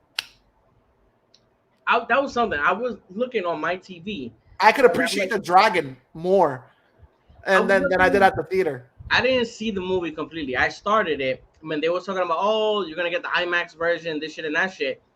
So I'm looking in the corner, and you know how, like, when you see it says HDR and some shit? Yeah, but HDR is one thing, 4K is another. It doesn't necessarily. That's what I'm saying. My shit said Dolby some shit. And I was like, is it my TV? I'm looking for the settings. And how the fuck am I not being able to see the fucking 4K version? I'll be honest with you. So when you go to you know where there's like special features of the movie extras? Yeah. You could pick the cropped version or the 4K version, the 4K enhanced version. No wonder, yo. I'm like, why does shit keep putting Dolby some shit? I was like, why am I not able to see the fucking 4K version, yo? I don't know. I saw mine in 4K or whatever, but the only thing I noticed was that on my TV, I don't know, like I think the dragon looked better on my TV than it did at the theater. I still am not a fan of that ending to that fucking. I'm still not a fan of like the route they chose to go with that battle at the end. I mean, it was cool, it was mystical, but I was just like, I remember now why I wasn't I liked this movie, but I wasn't the biggest fan of everybody, the way everybody else was about this movie. Let me ask Orengo something. Orengo, you was with Cine PR recently, no? Yeah, hice con el interview con Joseph Lando. How did that shit go? You did that interview? He was in that interview. Before you get to the... Oh, no! What a missed opportunity. I know. I posted it. I posted it, pero... I thought you were just like first of all, wait a second. Everybody's gonna get a sneak peek behind the scenes here. You in no way, shape, or form communicated to me that you were gonna be doing that interview. Fue bastante última hora. That was kind of the problem. Fue última hora. Yeah, because that wasn't a cine más. Like, there was no promotion. No, it wasn't. No, fue que Angelo me dijo me dijo el día antes, mira, voy a tener a José Orlando. Y yo dije, qué cool, pues dale, yo voy a estar ahí para escribir preguntas, para que tengas preguntas.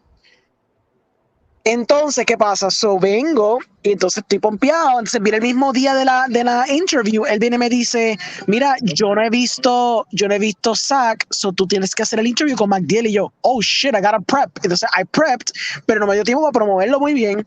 So, cuando se lo envió a ustedes, yo le estaba diciendo, guys, ask questions. Y pues olvidó decirle como que, I'm here, ask questions. Wow, dude, perdóname. No, not only that, I didn't know the way you sent it, I didn't think it was going to be, for some reason, I didn't think it was going to be live or something like that. Or when you said, it was just, I don't know why the hell I was like, oh, look, there's an interview. I'll catch it later or whatever. Like, had I known it would have been live, I would have like drilled that chat with questions. The main topic today is Spider-Man. Before we get into that, I want to know how the fucking interview go. It was great. Ya habíamos hecho research de los interviews previos que él ha tenido, que han sido pues bastante substantial. Él tenía dos cosas. He runs his mouth way too much. Porque el tipo le gusta escucharse él hablar. Y su interview end up being like an hour. Mira, paprika. Es que they end up being like an hour long por el mero hecho. I know someone who won't be invited to the premiere Shock Tea.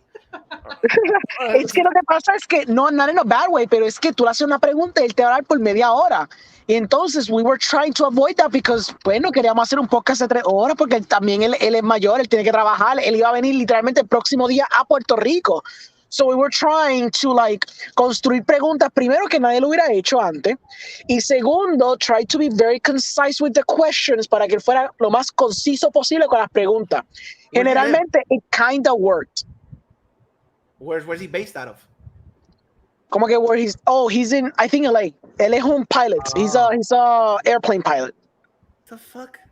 Yeah, that's his normal job. He's an airplane pilot. Y entonces, me having that job with the ego I have, I would have been like, I would have told it, hey, slip this into everybody's TV real quick. It's a movie called Zack Enfrentamiento. I know, right? That shit would be hilarious. Force them to watch that shit on a flight from LA to fucking wherever. Does where the fuck the funding for this movie came? Okay, Is he so doing it el out- martes, and I'm gonna plug this in para MacDiel. El martes, I believe que él va a hacer otro podcast con los dos productores de Saga Enfrentamiento Mortal y The Biggest Dream. Como nosotros, we almost asked them the budget, but the problem is que lo que Joseph dijo, ay, que la película costó 900,000, 1,000,000, realmente no me acuerdo porque el productor yo le dije que no me dijera budget. Y me quedé como que, my guy, you don't even know the budget of your own fucking movie. Pero está bien, porque entonces el martes vamos a tener confirmación, because Mag will ask that producer entonces cuánto fue el budget, because we have questions regarding the budget. Yeah. We assume it's 1,000,000, but Joseph isn't clear on how much money he spent on this movie. Does the movie Our assumption right now is 1,000,000. Uh-huh. does the movie look like $1 million went into it? Mira, basado en otras películas puertorriqueñas que yo he visto, yes, because of the lighting and because of the locations that they shot in. Tú grabar en el viejo San Juan o tú grabar en una carretera bloqueando fucking carros, that shit adds up porque los permisos que ustedes conseguir, especialmente en la metro, suben el costo. Lo sé porque yo tengo un amigo que hizo una película que se llama Las vacas con gafas. Es una película de este don que está perdiendo la visión y él vive en el viejo San Juan y está tratando de redimir su relación con su hija. La película le costó 1.7 millones por el hecho de que cogió equipo bien caro de PJ y el segundo factor fue que él grabó en el viejo San Juan. Y los permisos para tú grabar en los exteriores del viejo San Juan son exuberantemente caros because you can't just be blocking the streets del viejo San Juan, ¿me entiendes? Yeah. That shit's expensive. So ese fue el problema y por eso es que yo digo, yes, based on the knowledge that I know, I can believe que eso costó $1 million. Not because of CGI, because like I mentioned, you know that CGI doesn't equate mientras más tiro chavo, mejor CGI sale. Because it was all done by one guy. Es por el mero hecho de los locations. That's funny you say that because I'm trying to think about that. Like, holy shit, Puerto Rico makes... They incentivized it at one time, right? They wanted more movies to be made in the island because if you shut down Viejo San Juan, you get a fucking boatload of change thrown your way. Which, I mean, again, a boatload of change to somebody like an indie filmmaker, that's fucking super expensive. But a studio like the people that made the fucking Rum Diaries, you know what? Don't close down the block. Close down the fucking city. Exacto que te digo, por eso te digo que para los Hollywood productions eso es pennies, cabrón, pennies.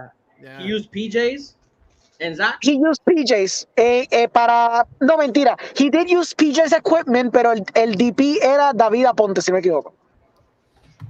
Wow. Yeah. So what else did y'all get out of him from the movie? Wow. Okay, so he's a Star Wars fan. We were asking him what was his favorite shit that he saw in 2021, pero he's a very busy man. So lo que él vio en 2021 that he remembered that he liked fue Casa de Papel, porque lo veo con la esposa. Pero él dice que he loves animated films, and he watched Clone Wars. Y él estaba giddy as fuck on Clone Wars because he loved the story. Yeah, the CGI one. He loved the characters. He loved the ships. He was like, I love the fucking ships. I wish I could fucking fly all those ships. De la pendeja. And he got confused because he was like, ay, cuando salió este personaje, I think it was either a clone or he was alluding to one of the characters. Que él dijo, ay, alguien mencionó Shakti. And I flipped my shit. And I'm like, who the fuck is he talking about? And I thought it was a random clone. But then he was like, no, porque el personaje tiene como que este pelo largo, de estos dos como que. And I'm like, oh, so Ahsoka. And you thought he said Shakti. No, but isn't there someone close to that name in the Star Wars universe? Puede ser, I think, pero es que no me recuerdo. I thought he was talking about Ahsoka, pero maybe in a show there might be a character that has a similar name to Shakti. But yeah, he got pumped because of that. Esa fue la pregunta más interesante porque nadie le hace una pregunta como esa a él. Most of the people generally ask him about his backstory, which obviously, porque tú no sabes mucho de él. Dude, the character looks identical to Ahsoka. Oh, but there you go. But that's okay. Yeah. So he wasn't wrong then. Okay, pues cool. Pues soy personaje así. Pues, ¿qué más le preguntamos? Le preguntamos un poquito de la secuela de Shakti, because he wants to make it. La razón por qué no ha sacado el poder de Shakti, la razón es because he kind of wants to do a Matrix Resurrections. He actually wants to blend the first movie into the narrative of the second one. Okay. So the reason por qué no quiere sacar el poder de Shakti 1 is because he's going to use all the footage of the first one and integrate it into the sequel. Y hacer como weird meld que cuando salga entonces el poder de Shakti 2, ahí es cuando él va entonces a tirar la película en físico y en streaming. He also wants to move he wants to move Shaq Enfrentamiento Total. He wants to move it in Latinoamérica. Hence why el dialect of all the actors es neutral, de acuerdo a él. The way that they act and the way that they speak is intentional because he doesn't want to have specific jargon que es asociado con Puerto Rico o con México o con whatever. So they speak like quote unquote proper Spanish para que sea traducible on any Latin American audience. Theoretically, that's the idea behind the marketing. And I'm like, that's interesting. I understand where he's coming from, but I have generally seen Mexican movies que tú la puedes ver en cualquier contexto and you understand the nuance del jargon que estén diciendo la película and you can enjoy it equally as well. Pero pues esa es su metodología de mercadeo. So what did I also identify it as something more from here? Pues no, porque él dice, esto es, de acuerdo a él, el único aspecto puertorriqueño que él quiso traer a la película es el taxista. El taxista representa a la puertorriqueñidad de acuerdo a Joseph. Mm-hmm. And how do you feel about that? Now that you saw the movie, yo en mi cabeza, yo dije, what would you say? Yeah, exactly. Go ahead. Pues yo digo que lo que él hizo fue el guitarreño. El guitarreño es el Murphy character. Es que es el guitarreño, loco, se ve idéntico. Y the way that he speaks and his comedic timing es como si estuviera viendo el guitarreño. Y yo, pues, pues él hizo el guitarreño. So he's like a political zealot driving a cab. No, no. Pero es como que el personaje jocoso, bien over the top, pues, con Helga Portoja, pues that's kind of eso es lo que es Murphy, el taxista. That's kind of what the character is. Yeah. Okay. That's what's para él lo que intrinsically es puertorriqueño es eso. Claro, we know porque we see Santurce, we see el viejo San Juan, so we know que es Puerto Rico. But the way that he says that he crafted it es para que se sintiera neutro, que se sintiera como que sí, un sitio en Latinoamérica, pero que no fuera específicamente puertorriqueño. Okay. So it's like Zach is like in mega city. It's not Puerto Rico per se. Ese es el viaje. De acuerdo a él, claro. I can't fully buy it because I don't see it that way, pero cuando le explica, I'm like, I can see where your head was at. I understand it. I get it. Okay, yeah. Okay. I mean, maybe it's because you would recognize the places. Maybe Exacto. That's literally what it is, yeah. Yeah, you know what? La película empieza con un drone shot, bueno, un helicopter shot de New York City, and then he match cuts it a San Juan.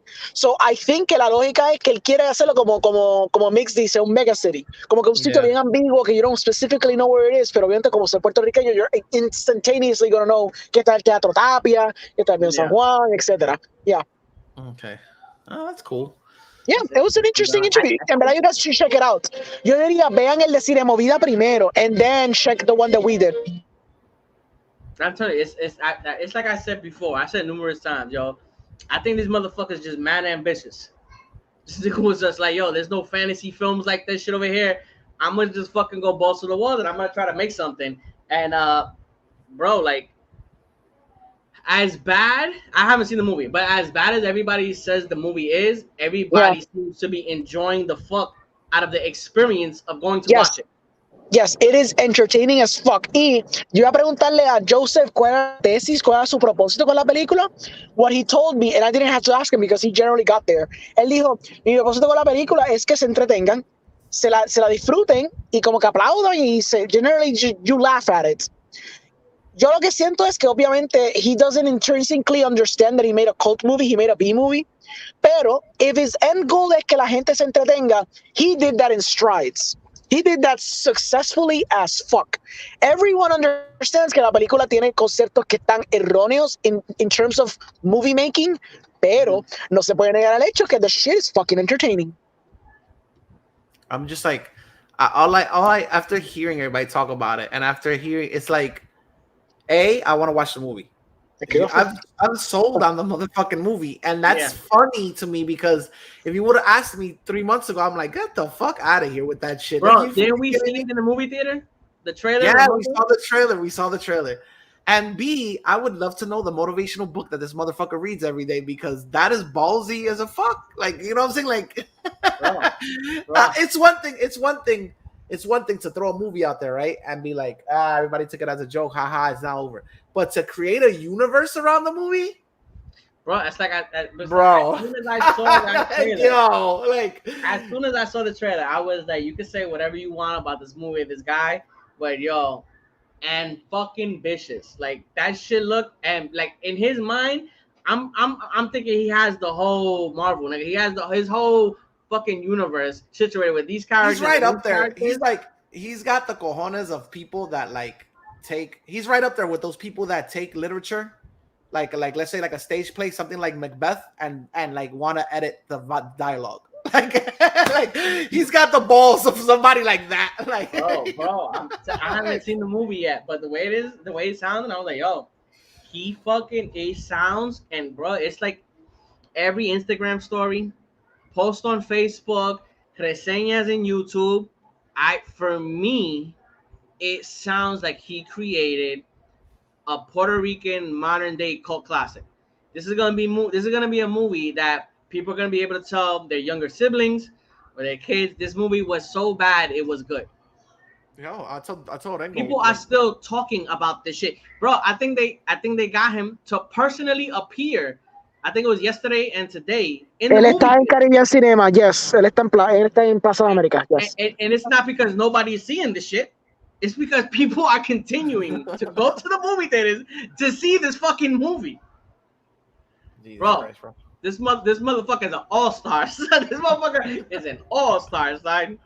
Yeah, I would have never guessed in 1,000 years that we would be saying that today. But I mean, yo, a win is a win, son. In the great words of Dominic Toretto, a win is a win. A win is a win, bro. For Amayo, he's like, I don't give a fuck. People like, he could be like, yo, oh man, people are bombing my movie, this and that, but they're not stopping the conversation. Like this movie came out 2 weeks ago. Orengo?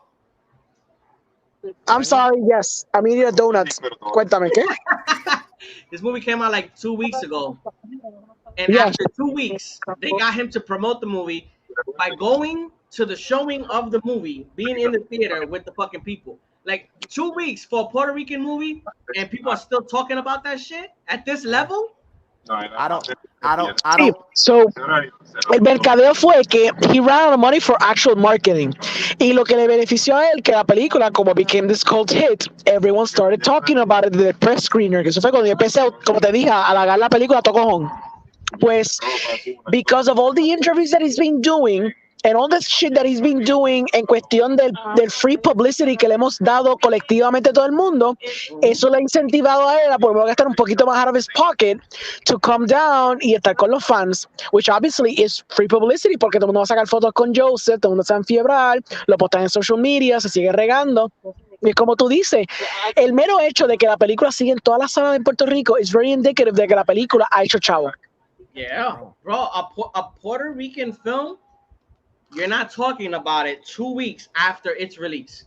I don't remember that Dominiqueño doing that shit. Bro. I don't remember. What was the movie with Rocky the Kid and the other one? I don't remember that movie. The fact that we don't even remember the title of that movie. ¿Qué despelote no era? ¿Qué despelote? Eso mismo. Un testamento. ¿Qué joyitas or some shit? All right. Anyway, that's my point. The point is that the fact that nobody still even remembers that movie that well, you know, it's a testament to this movie. I haven't seen it yet, but the fact that I still want to see this movie, I don't want to see it, bro. I got two questions, Orengo. Orengo, does he see? I know you're gonna be like, that's none of my business, probably, but is he gonna see a majority of money made from this movie? Se supone que el split es, which is a little unfair, 70% cine, 30% creator. Así como lo hacen en Caribbean Cinema for Puerto Rican movies. So is he a part of that 30%? He's going to get a 30% cut of the movie. 70% va para las salas de cine. Ese es el deal que hace con las películas puertorriqueñas de aquí. And semana tras semana, they gauge the box office. Y entonces ellos empiezan a cortar salas dependiendo. The reason why it's a 70-30 split es porque tú puedes poner tu película, por los cambios nuevos que hicieron, tú puedes poner tu película gratis en el cine. And they'll manage las salas. Ahora, they'll gauge semana tras semana y basado en los números, ellos empiezan a cortar salas. Because obviously other shit appears, and if it's not making money, they're not going to let it die en fucking San Germán, ¿me entiendes? They're just going to move other shit. Ese es el truco. Now, the other question is there any way that movie's going to come to at least one theater in the United States? So, el plan de él es moverlo en Latinoamérica. He has not mentioned anything de Florida, pero I would say, write en Facebook, escríbela en Facebook sin miedo y tírate la de, mira, aquí hay puertorriqueños en Florida, ustedes piensan moverla acá, y si te dice que no, o estate pendiente del DVD entonces. Okay. I think he's gonna dip his toes in Latin America. Then I think he's gonna go the whole Latin market. That being Chicago, Miami, New York, and Texas. And LA. There you go. Yeah. Those are the markets that he's gonna hit. I'm pretty sure in Kissimmee they know about this movie. Bro, now I'm just saying. I'm pretty sure now Kissimmee the word's out. Now there was this Puerto Rican movie that came out with Laura Alemán, right? The Anfitrión Perfecto, some shit like that. That movie is already on a streaming service. I'm guessing if this guy plays his cards right, there's a streaming service called, I think it's called Pantalla. Pantalla, yes. Todas las películas de Transform, él la está poniendo ahí porque yo hablé con él y él me dijo ahora que toda película que él saca se va a streamear en estreno en Pantalla. Ya hice un deal con ellos. Pantalla is the streaming service that it has a bunch of like Latin made content, whether it be series, whether it be movies, all that shit. So there's and they cut it by like Latin America, Spain, and then they have the Caribbean. If you go to the Caribbean, you see a whole bunch of movies that were produced and made in Puerto Rico films. Yep. I'm guessing if he plays his cards right, he'll probably be streaming there. I agree. That's what the end goal. What's the Facebook page? Can you plug it? It's Zach and El Enfrentamiento Mortal. Zach Enfrentamiento Mortal on Twitter, Instagram, and Facebook. Okay, I found it. All right. I'm gonna have to talk to this guy, son. See if I get him on Cine Nerds and talk Tírate about de pecho. Tírate de pecho. Aprovecha ahora. Aprovecha que he's hot right now. I'm gonna go right there. I'm gonna go right at chest first. I'm gonna be like, yo, we're gonna speak about a whole bunch of other shit that don't have nothing to do with your movie. Vamos allá. All right, so yeah, let's get into the nitty gritty. Let's get into Spider-Man. Before we give our final predictions on what happens, I want to know from the last time we talked to today. Did any of you change your predictions? And what's your predictions on how much money this movie is gonna make first weekend? I don't even remember that. I changed my prediction. All of y'all was like 350. Mine was 2. I think this movie makes 350. 350 what? Million? That's what we said last time? Yeah. Oh, really? Okay. Because you said it beats Endgame. Endgame was 350. I'm guessing this movie, I still don't think it's gonna make 3. I think it's gonna go more than what I said was 2. I think it makes between 240 and 250. You're talking about in the opening weekend? Opening weekend. I stay where I'm at, 350. 350. I'm doing 240 to 250. Where you at, Orengo? Yo decía 350 as well el primer fin de semana. Yo creo que yo me tiré full retard en eso. You're gonna stay at 350. I admitted it. Yo dije 150, más de 150 el primer día y 350 que era más que Endgame el fin de semana primero. I went there, and I know I'm probably going to be wrong in this one. I know you're going to be wrong. I think it's going to probably make more. ¿Tú crees que va a ser más, diablo? And I thought I was being crazy, porque Oscar se me rió en la cara, me dijo, ¡ja, Orengo, deja que yo te voy a marcar esto! He literally clipped that shit just so he can shame me cuando pase el primer fin de semana. Imagínate. I'm thinking 240 to 250. I don't think it's going to get to 3. If it gets to 3, wait a sec. Well, I would be fucking surprised, bro. Sí, yo sé que me tiré bien alto. Yo me tiré bien alto. If it gets to 3, there's no more pandemic, bro. Coronavirus don't exist if it gets to 3. Nobody give a fuck about that no more. But it's that. Look at the fucking number. What would it take? What other, like... Bro, what has gotten close to 3? Like, I mean, What would There's it never take been a though movie- to get to 3? Like, this is literally, isn't it? In my head, it's doing the same numbers. It has the same fanfare as Endgame. Okay, I don't know. When Endgame came out, there was no restrictions in movie theaters. I don't know if like the movie theaters here that you have to have a certain amount of space between everybody. That shit don't exist here no more. In That Puerto Rico, that shit is long gone. but I'm saying, in Puerto Rico, they still sell the ticket. That's why they sold out like they sold out here. What are you talking about? In Puerto Rico, they sell the tickets. Selly got a fucking whole row. Yeah, but Sally 13 people. But she literally said that she had a connection with that guy, and that's not Caribbean cinemas. That's a mom and pop's movie theater. So you could talk to the person like, "Yo, let me buy all these fucking seats, and you let me sit right in the middle." And he was like, "All right, fuck it." But we're talking about Caribbean cinemas, which is the biggest fucking chain over here. They still gotta have like 2 seats in between people. So that takes really out a lot. That's what I'm saying. I don't know if that's in New York. I don't know if that's in LA. I don't know how it is over there in each state. Each state is different. I just like, yo, Endgame was the movie event of our generation. That was 10 years of movies. This has a shitload of hype behind it, bro. Like, It does. It has but that's what I'm saying. It has a lot of hype, but I'm thinking it's not gonna make that money because of the day and age that we're at now. That's what I'm saying. If it was Puerto Rico, if everybody like Puerto Rico, it's not gonna make it. It's not gonna make it because they don't sell out the whole theater. Not every seat is gonna be taken. But like you said, in Florida is different. I don't know how it is in every other state. Hold on. Fuck. I'm trying to remember. Let's see something real quick. So it shattered pre-sale records, right? Yeah. Yes, le pasó a Endgame, por eso es que yo estoy con mi teoría de que el primer día tiene que ser 150 y pico. So if it does 150 something, word of mouth, gente viéndolo 2 y 3 veces, it could make 350. I know que es super al garete mi predicción, pero no That sé. would be fucking crazy.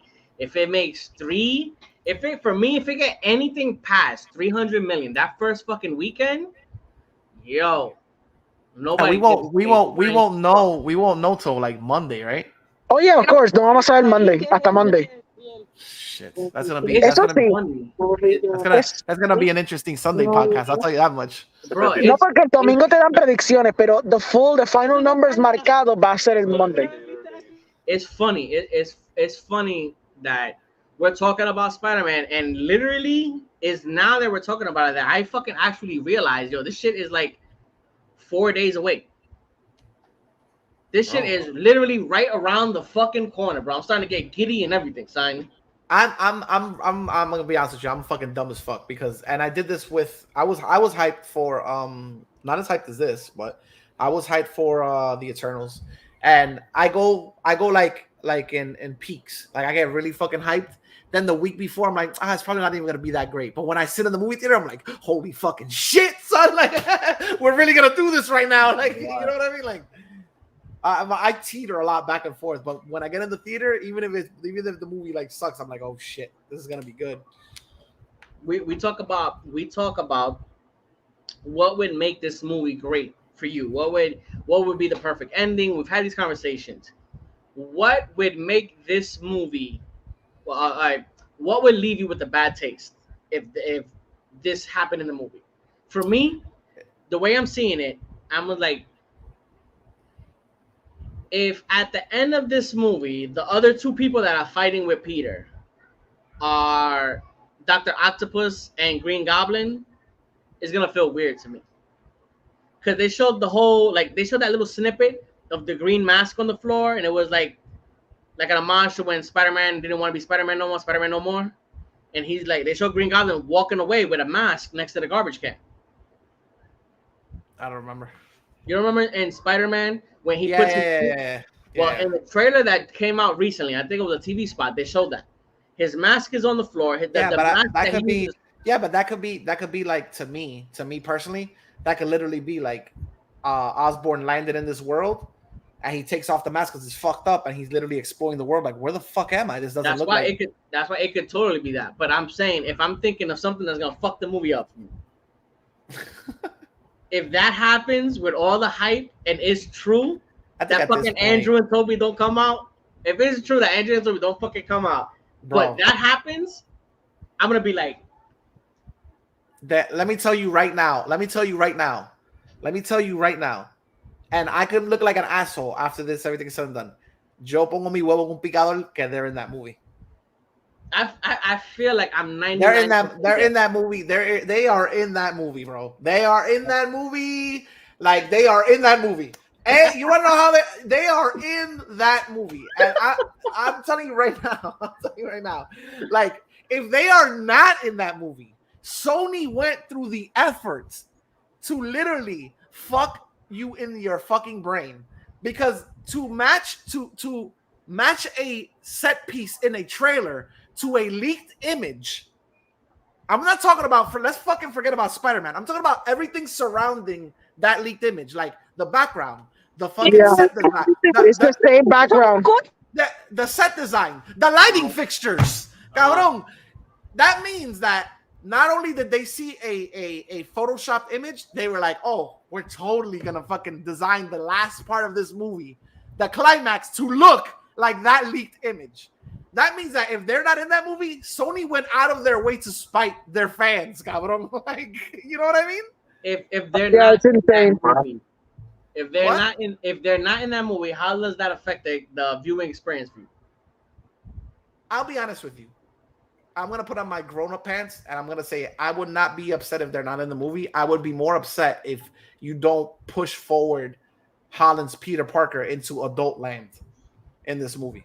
Mm-hmm. I would walk out of there pissed off. Let me tell you this: if I get Andrew Garfield and Tobey Maguire and you don't develop Holland's Peter Parker into more adult themes, I'll walk out of that theater pissed off.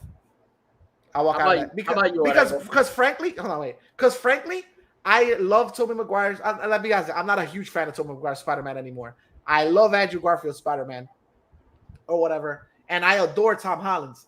But I'm over already. I'm over those versions of Spider-Man. They came and went. This is our Spider-Man. Like, you have to develop this version more. We're never going to go back to those characters anymore. You know what I mean?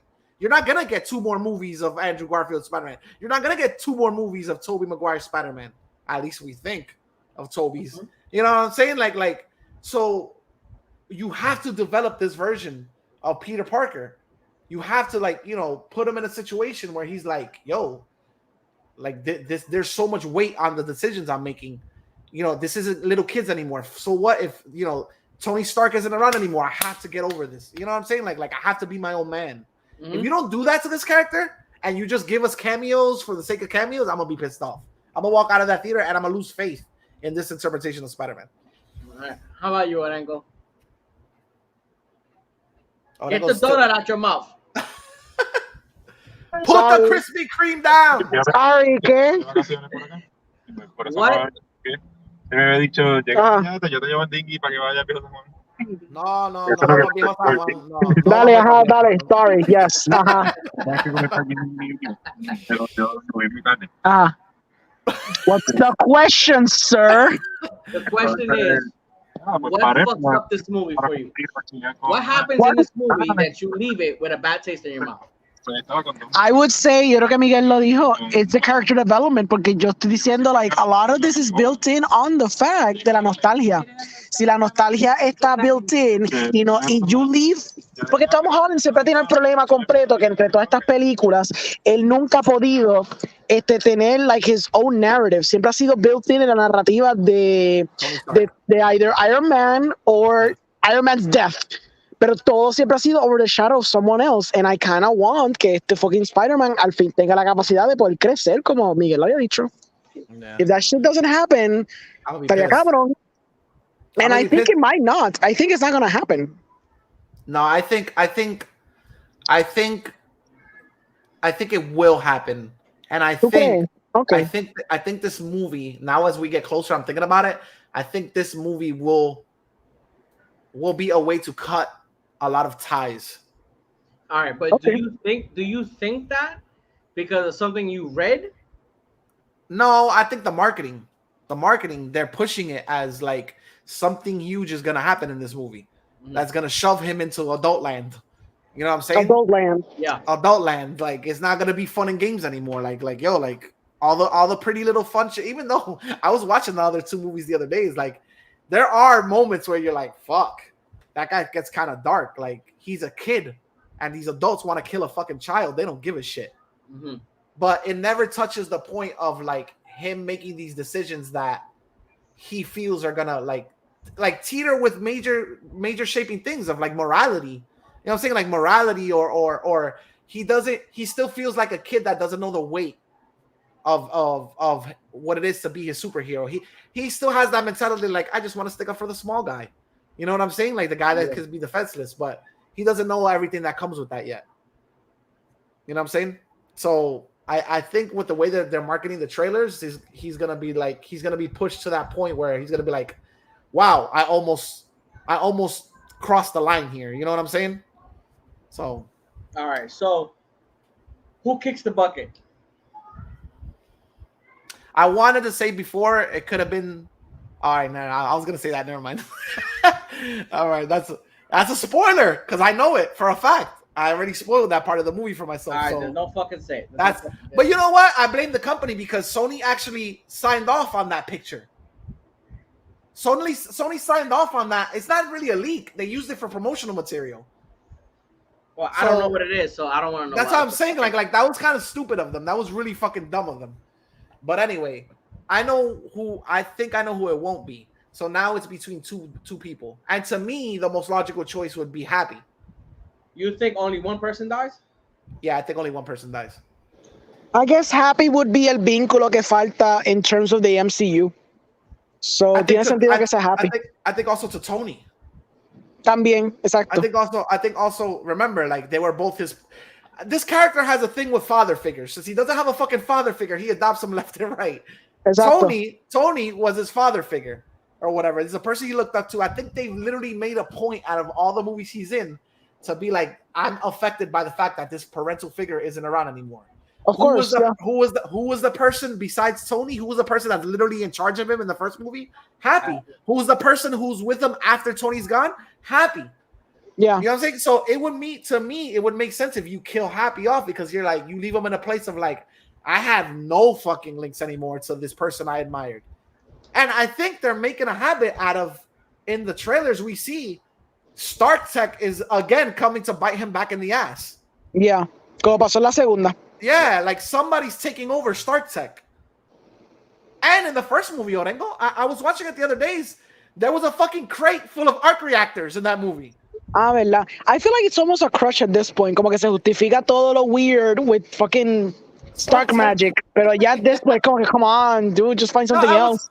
Me dio gracia because I was like, how does, at this point, if you haven't seen the fucking trailers or the still images, Electro has a goddamn arc reactor in his chest. And at one point, I was like, whoa, how did he get an arc reactor? And then I saw the first movie the other days, and I was like, there's literally a fucking crate of them all over the place. They literally spill. Es como dulcecito. Cabrón, they spill onto the beach when the plane crashes. Like a kid could have been literally chilling on the beach. I was like, oh, I hit something. Oh, it's an arc reactor. I can take it home with me now. Like infinite energy. Yay. Yeah. Like, what the fuck? Está cabrón. So it's just funny to me that like it keeps on going back to that trope. So is this gonna be like one of those things where like these are the last remnants of Stark Tech and they're being used for bad, and now we got no choice but to fucking destroy all this shit, and that's it. There's no more link back to Tony with Peter. Vamos a ver, let's hope it be por lo menos interesting que no, they don't use it as a crutch anymore. They've used it for so long. So it's I have my money. To me personally, I have my money, and it would be very heartfelt if they kill off Happy. Like that would have the enough weight, and I think it would anger Peter to the point of like you know, really getting his shit in gear and like, yo, you took somebody. Other than that, Aunt May, but I'm like that doesn't have. I don't know.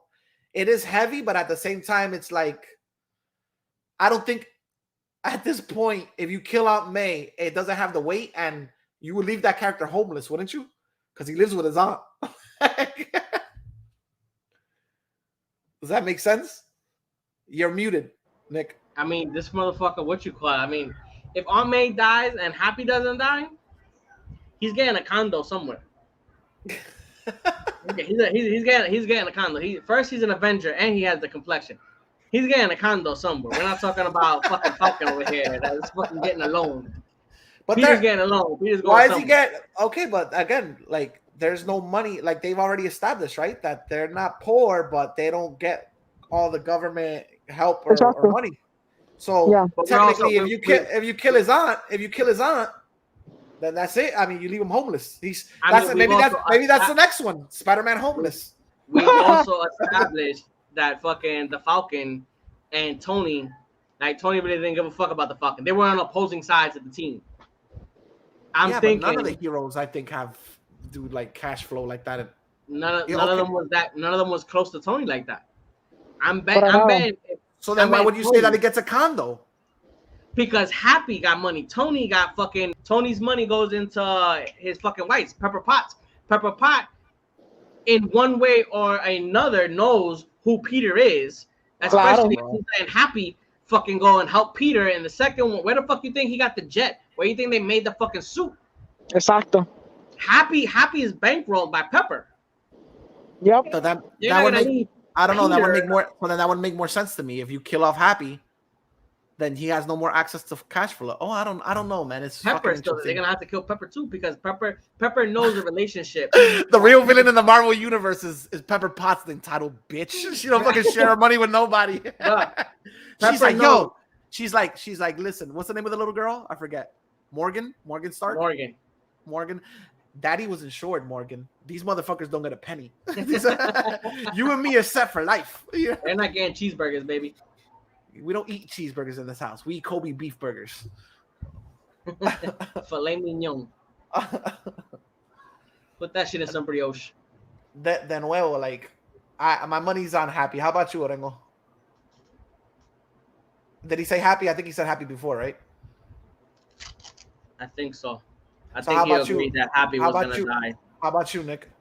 I think Happy's going to die. I don't want Happy to die. Why? I feel like they've already done that already. They did it in Iron Man 3. I was like, all right, we got close to fucking Happy. They made it look like Happy was going to die. It's like that same character, the same thing over. Like, we already done that. No, he survived. We didn't do it. He survived. He survived, but we got to that point where we thought that he was dead already. He meant something to Tony at that point. And he survived. And he needs the same thing now to Peter. I don't know. And he won't. I think there's a lot of scenes. There's like a lot of clips where you see Spider-Man. He's all bruised up. You see Peter all bruised up, and it looks like his eyes are teary and shit. So something major is gonna go down. I'll tell you one thing. I'll tell you my prediction. It ain't gonna be Zendaya. I don't think it's gonna be MJ. It ain't gonna be Zendaya. I don't think that she dies. I don't think they're gonna kill her off. No. It's not gonna be MJ. If a friend dies, it's gonna be Ned. It's not gonna be MJ. I think so too. They're gonna kill the little indigenous boy. Yeah. I don't think Ned is gonna die. That's what my pick is Ned. I think Ned is gonna bite the bucket. Kick the bucket. I think at the lightest, at the most darkest, you disfigure that kid. But you don't. Jesus, man, what the hell's wrong with you? At least you're being sensible and killing him off. You want to shatter his life? Shattering people's lives makes for compelling villains, don't you think? Especially when they're your best friend. No, dude, you're the worst. You know what? I heard they're doing what the fuck is that? Get over it. Put him to fucking work at a toll booth where he's only saluting people from the right side. Whatever. I heard they're doing a petition. They're doing a petition for in the next installments of Spider-Man to get fucking Timmy Chuleta to be Harry Osborn. What? Timmy Chuleta, loco. Timmy Chuleta. I know, but that's too meta, bro. That's like, we're both in movies with Zendaya fighting over her affection. Oh, how cool is that? That's too fucking corny. Leave fucking Chuleta over there. He's a good actor. You don't have to bring him into this shit. That's right. I heard they actually started a petition for that shit. You want to make it real meta? Bring in the other fucking, bring in, what's his face? Bring in the other Franco. He still looks like a kid their age. He fucking does too. Look at Dave He Franco. does, I'd be yeah. like, oh, I get what you're doing here. The less rapey Franco. Yo, that guy's married to this actress. Forget about it. What? You know. What was the randomness? What? She's Go on. She's an actress that you've seen in a couple things. She was in that there was this show on Netflix called Glow. Okay. Yeah, the wrestling one. I haven't seen it, but I know what you're talking about. She was the main chick. She always plays kind of like a bitch. It's okay. I think that's like her character. She always plays the character. She was in you didn't see that movie, was it? Alison Brie. Alison Brie, that's her name. Alison Brie. She was in that series? She was in Glow. Actress of Glow. Yeah, Glow. That's a series, right? Y Community también, obviamente. She was in Wow. that movie that I was talking about recently. That is it Horse Girl. Pretty young girls? Oh. Yeah, that was the other one. Yo me acuerdo de Horse Girl que está en Netflix, pero no me acuerdo de esa. Yeah, pretty something. I forgot the name goes. That shit got like nominated for an Oscar, I think, or screenplay. I think it won. I'm not sure. But yeah, I don't know. What was it? The one with I forgot the name of the actress. I think she's married to Marcus Mumford. That her friend committed suicide because she got raped. She was the voice of Planetina and Rick and Morty. Yes, she was that too. Oh shit! Okay. Oh yeah. Okay. I got lost for a minute. You haven't seen that episode, have you? I don't think that was in season 5. I haven't seen it. Yeah. No, there. I gotta fucking catch that shit, yo. That series changed my life forever. That specific season or the whole series? That series is something else. And it was like I don't get the crowd that watches this show until I got the crowd that watches this show. Honestly, like I was like, they're so smug about this show. Oh, it doesn't get it. It's over your head. That show is fucking fantastic. Even though it has seasons that are like, you know, it sucks its own dick. But bro, I was working in a call center for like 2 years, and everybody was talking about this fucking show, and I'd be like, yeah, well, I didn't see it until we started talking about it on this fucking podcast, and I was like, well, fuck it, I guess we're gonna fucking watch this shit now. The greatest moments I have sometimes, like if I'm bored browsing Facebook, is when a random clip from that show that I totally forgot about pops up in my feed. And I just laugh my ass off so hard. The one that I sent the other days in the chat where it was the episode from they were all like wooden people. And the dad was funny. Oh my bro, I was literally like a fucking como un pendejo by myself in my house for an hour laughing my ass off at that. And the song choice and just everything is so perfect in that show. Oh my god. But fellas. Yeah, do some closing arguments on fucking Spider-Man. Get the fuck out of here. What do you think it's I don't want to delve into that. Never mind. The fuck? How you gonna start it off and be like, you know what, fuck it? Because I don't know for sure, but I read some stuff and it's just. So what was the question? How do you think after everything is said and done, how do you think this movie handles moving forward, the future for Spider-Man? You mean like if he stays in the MCU? In general, any thoughts you have about where this character, what are they gonna do with this character in the future? I think this character stays in the MCU. I think he's the only character that's gonna bridge those universes. I don't see necessarily Venom or Morbius appearing in MCU movies. How would you feel if you got a neutral ending that doesn't tell you where this character is going? Only in terms of the universe.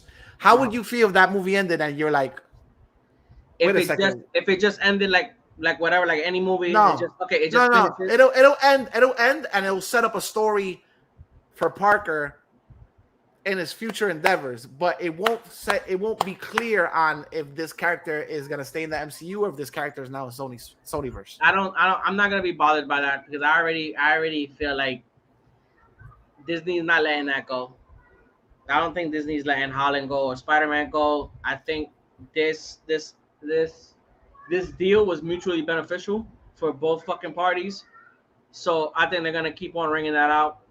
Like I said, Your answer changed because a couple of weeks ago it was that's what I'm Sony's saying. not gonna. I think that's what I'm gonna say. I was about to say that now. I feel like if there's a change, it's gonna be because if this movie makes 300 that first weekend, I think it's gonna fall on Sony. I feel like if Sony goes and be like, "Yo, we beat your biggest fucking movie. We beat Endgame. We could do this shit ourselves." I think if there's a rupture in that universe, it's gonna be Sony thinking like, we don't need y'all no more. We're like, we got our own universe. But saying that, I think Sony, I think Peter stays between the MCU and their fucking Sony universe. I don't think he's gonna leave and go to one. There's some nice. I think he's going to be jumping portals, de película en película. He's gonna have a little Marvel movie, then he's gonna jump in a portal, and he's gonna be in the Sonyverse, gonna jump another portal, he's gonna be in Avengers 7, and then he's gonna put another portal, he's gonna be homeless, jump in another portal, and then, así va a ser básicamente. Before we go, how much do you think we've actually seen within the trailers? Like how much of the movie? I think they have massive surprises that nobody knows about. I think they have at least. I'm gonna give them like at least a good two. That everybody's like, what the fuck? And it's not Daredevil. It's not fucking Toby Andrew. It's not. I think it's two things that they're like, holy fuck, like nobody saw that coming. Do you think two CGI characters? I agree. Tiene que ser CGI porque it has to be something implemented at the last minute. That's what I'm saying. I don't think we're gonna get some Roger Rabbit shit. No, I think story wise, it's probably gonna be like, holy fucking shit! Like I didn't expect that to be in there. Fácil, Miles Morales con una bandera puertorriqueña atrás. Cut to black. Escuchando Farruko. Pepas, nigga. Exacto. I will say this. Escucha la brinqueña con la banderita y se acabó. Cut to black. I will say this. Somebody told me the other days that Bad Bunny in his concerts is using Miles Morales in one of his openings. No clue. Miles. So I heard that in the concert, he put. Don't laugh, Orengo. Okay. He puts prolific Puerto Ricans on the screen, and like I think they show Albizu Campo, and like right after that, it's like Miles Morales. Yes. You know the tragedy que para Albizu Campo no one was fucking applauding, pero para Miles Morales, olvídate que se cae el concierto. That's why I'm thinking. I was like, I don't know, right? But I would assume that you would have to get permission to do that. I know. Again, Orengo, don't get pissed off. Albizu Campo has passed, so I think using his image is open for anybody to put it on something they admire, as long as it's a fucking homage. I think you wouldn't be able to use. I don't need permission to show a picture while you're in a concert. I don't think it's a picture, bro. I think it's footage. It's like a 5-second footage de Into the Spider-Verse. Mano, pero eso es para contexto de, like, that's royalty free. They're not making money out of that specifically. So I think it's fair use, ¿me entiendes? It's like a fair use. It's like consider it a mini documentary type of vibe. You're not gonna monetize that. You're not gonna sell that online. So it doesn't matter. It's just a little video. That's where the problem came in. Remember a while back, they was talking about like a cover of like, I think it was a Farruko album that used like a bison type of drawing that was taken from somebody else, and all they put the heads was on it. Yeah. I think that's where it's different because they were gonna make money off of that. If there you go. Just showing the image in the background, he's not making money off of the image. I assumed that like you guys could be totally correcting me. I assumed that to use any property from Marvel or Sony, you would need permission. They're real stringent. They're real pissy about that. No, it's like el contexto de un intro de un tú sabes, un concierto. Like I said, Miles Morales is not the reason why people went there. And it's not indicative que el segundo día gente compró más taquillas porque quieren ver Miles Morales 5 segundos en una pantalla, ¿me entiendes? So it's kind of irrelevant en ese aspecto. It's just like when we used to do the trailers. It would get blocked.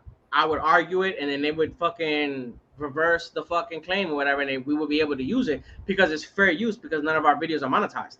As long as you're not making money off of it, you could show literally like, you know, whatever you want. It's different when you're making songs, when you have samples of shit. It's different because you're gonna make money off of that. Okay, that's different. I'm wondering. I'm wondering. I assumed he did it. I assumed he could use it because maybe he's in talks to be on their soundtrack. I wouldn't doubt Spidey's soundtrack. That's what I'm saying. I was like, I assumed he used it because Into the Spider-Verse has maybe music from him in it. I would not doubt that fucking Bad Bunny will pop up on that fucking album, yo. Yeah. They already had Anuel. That's what I'm saying. That's what I'm saying. That by the time that shit happens, the way Bad Bunny is, like right now, where he stands in fucking popularity, I don't doubt that he's not in the fucking main song, like the fuck, like Post Malone, bro. Sunflower remix. How you say that? How the fuck? What is that? Girasole, ¿saben? Like, I don't doubt it. But that fucking movie, yeah, like it's like you said. I feel like it's gonna be like Endgame. It's longer than Endgame, isn't it? It's all 2.5 hours. Reports online state that the movie ends very ambiguous with the future, not with the future of the character, sino que where the character lies within the MCU, especially since a decision is made with how other people see this character within that universe. That's all I'm gonna say. Oh, so you saying he's gonna kill somebody? That's what the fuck you just said right now. No, dumbass. You making it sound like he's gonna make. He's gonna decision. No. Don't put words in my mouth. Remember, there's a certain spell here that's in play. So if some spells can't be taken back, let's just put it that way. And if the spell comes to fruition, not only does he erase certain people's memories of it, but everybody's memories of how this character is remembered. What would Spider-Man mean to the MCU if nobody knew him? So wouldn't that leave it ambiguous? So you're saying what I said, my perfect ending is gonna happen, and he's gonna just be like, "Fuck Spider." No. First of all, you muted yourself like an asshole. That's number one. You must have disconnected. I threw this shit up. Like, what the fuck? I'm saying that if the rumors are true, by the time the movie's over, nobody will know his Spider-Man, not even the Avengers. Whoa. That's a lot to chew on. So I'm saying if that's true, it's interesting because it'll be like he never existed in their universe. None of the stuff that happened with the fight and Endgame, Mary Jane knowing all the stuff that nobody will have, and not even Aunt May will have a recollection of he was Spider-Man. Tell me that isn't a... That's a lot to chew on. Yeah, that's a ballsy move. That's a ballsy move. Yeah. And that would also set you up if he jumped from a universe. You're kind of retconning his past. You're indirectly retconning his past. Nobody knows what happened except him. Yeah, and you can soft reboot the shit. You could soft reboot the shit out of it, and you can have him interact with everybody at Sony, and it'd be its own thing. Yeah, that could be it. Honestamente, I'd buy that. Yeah. Yeah, that's it. Miguel is done. He's done. He's done for today. He dropped the fucking mic. Holy shit. I'm just saying, hey, if it does come to fruition, you didn't hear it first at XV Richport, but you did hear from Miguel on XV Richport first. Exacto. Yeah, that's it. What else can you add to this? Yeah. Oh, and he's going to college after this. That's obvious. Knowing that this movie is 4 days away. Everybody's seeing it on Thursday, right? Yes. Okay, knowing that this movie is 4 days away, do you feel the same giddiness that you felt when we were a week away from Endgame? That's unfair. Yeah, so it's different. It's different. That's unfair, motherfucker. You're talking about maybe 3 or 4 years versus 10. Like, that doesn't change your amount of giddiness. There's people that like Spider-Man that don't feel the same way about everybody else in the MCU. This is why maybe it's hype, but it's not as hype. I had no fucking idea what was gonna happen in Endgame. I had no fucking clue what was gonna happen in Endgame. There's been so many possible leaks about this movie that you going in with a semblance of an idea. I was going in blind as a motherfucker. Yeah. I was like, you literally eviscerated. We knew they were coming back. Let's put it that way. We knew that everything was gonna be undone, right? We knew that everything was gonna be undone one way or another. But we had no idea what these characters were gonna go through to achieve their goal. Yeah. Did we even know there was gonna be time travel in the movie? No. They were like little bits of rumors and shit that people like, oh, they're gonna have, but it wasn't anywhere near like what we have now, because I think there was set pieces where they would show them in New York, but we didn't know those were flashbacks. Yeah. Orengo, did you know there was gonna be time travel in this movie when you went into that theater, when you sat down? He's thinking hard, ladies and gentlemen. He's like this with the Krispy Kreme. Krispy Kreme down. He can't touch his phone with the Nutella on his fingers and shit. Honestly, I don't recall. I do recall some fucking dickhead, literally hours before I went into the theater, some fucking asshole posted a picture of Hulk with the gauntlet on. Some fucking dickwad on Facebook posted that, and I saw it. I saw it for like a fraction of a second, and I scrolled up. And I was like, something like that happened to me. I was like, I wanted to comment and like curse this person out, and I was like, I can't, because if I scroll down, I'm gonna see it. Bro, something like that happened to me, and I went the Caucasian route, and I fucking ended up just unfriending and banning that motherfucker. I just blocked that shit. I was like, I don't even want to talk to this person, yo. It was 2 days before, and he had multiple pictures.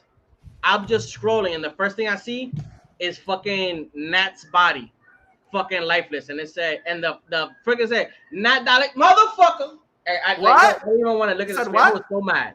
It said Nat dies, but it said a whole bunch of shit. It probably said Tony, like it probably said every fucking thing. But all I saw was Nat die in that picture, and I fucking got the fuck out. I scrolled up mad fast. I was like, buddy, unfriended and blocked. Don't fucking talk to me for the rest of your life. The one thing I don't know at all, like I do not know what the fuck they're gonna do, is for the post credits. Like besides the fact, obviously, what I just said before, that was all conjecture and internet rumor. We don't know about that either for sure until we watch the movie, and it's like if they do that or they don't. But I have no clue what the fuck soever when it comes to post credit. Yeah, there's supposedly the Venom shit out there. That's the rumor, but that one thing, there's no way that movie ends with that one minor thing. Yeah, because what they're saying, at least what I heard somewhere, was at least one of those post credits is like 2 minutes at least. Really? Damn, 2 minutes? That seems short. There was like, I mean, that's not that short. The fucking scene with fucking, what was it? With fucking, the Shang-Chi shit wasn't post credits, right? Where the Hulk and Captain Marvel popped out? Was that post credits? Well, that was the Hulk and Captain Marvel. That was post credits. That was, but that ranks in right around there. Well, like it's mid credits. Post credits was the 10 Rings. But then those scenes right there weren't necessarily short, but they were like around 2 minutes. Yeah, but we also had a scene like the Eternals one. That fit in. Was that 2 minutes? What the Blade shit? That didn't feel like 2 minutes. That felt a little longer. I don't know. We gotta fucking see.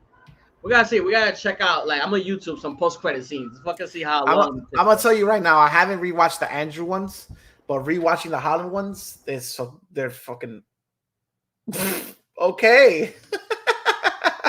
Alrighty then, ladies and gentlemen. Well, that's interesting. Yes, I know. Is he back? Oh, there we go. I went to go press YouTube and open it in a new fucking tab like an asshole. Orengo, now that you're back, real quick. Go ahead. Okay, two questions.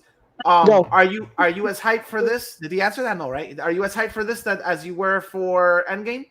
Yo diría que Endgame más. Okay, exacto. Entonces, going into Endgame, did you know anything at all about okay, I knew about the time heist. Te voy a decir por qué. Porque a year and a half before, cuando yo estaban grabando las dos películas back to back, yo en Reddit, I did see leak pictures. So I was like, oh, so they're going to go back in time, but how is that going to factor in? Y nunca le di mucho casco. But I did know que ellos were going to go back in time. Okay. All right, so it's more or less the same thing then. No, I think we went into that one. We're going into a little bit of. I'm looking at Infinity War. The post credit was like a minute 38. Venom says around 2 minutes.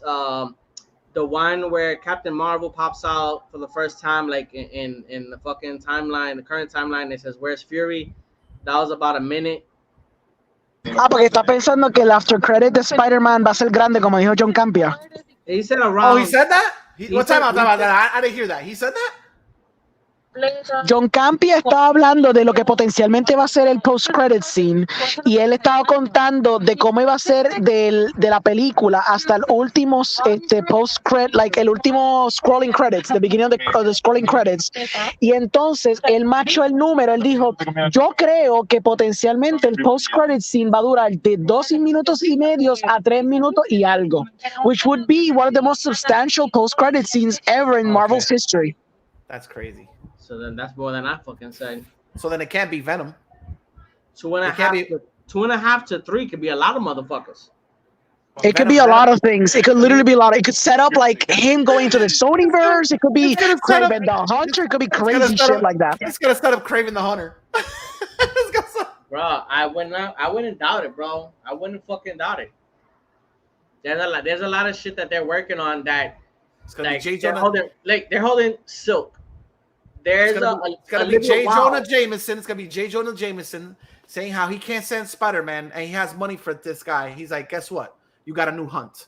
And Taylor, whatever the fuck his name is, picks up the paper. He's like, okay, time to go on a hunt. Bro. Yeah. Marvel has a movie with Olivia Wilde that she's supposed to be directing. That's supposed to be about, I think, what is it, Jessica Drew? It's a Spider-Man one. There's supposed to be a series with Silk. We got fucking Kraven. We got fucking people, the director of fucking Morbius or something, saying that Venom is gonna be in that movie. We got fucking Venom. Like, you know what I was? Jesus Christ, we won't end this podcast ever. We keep on talking about Spider-Man.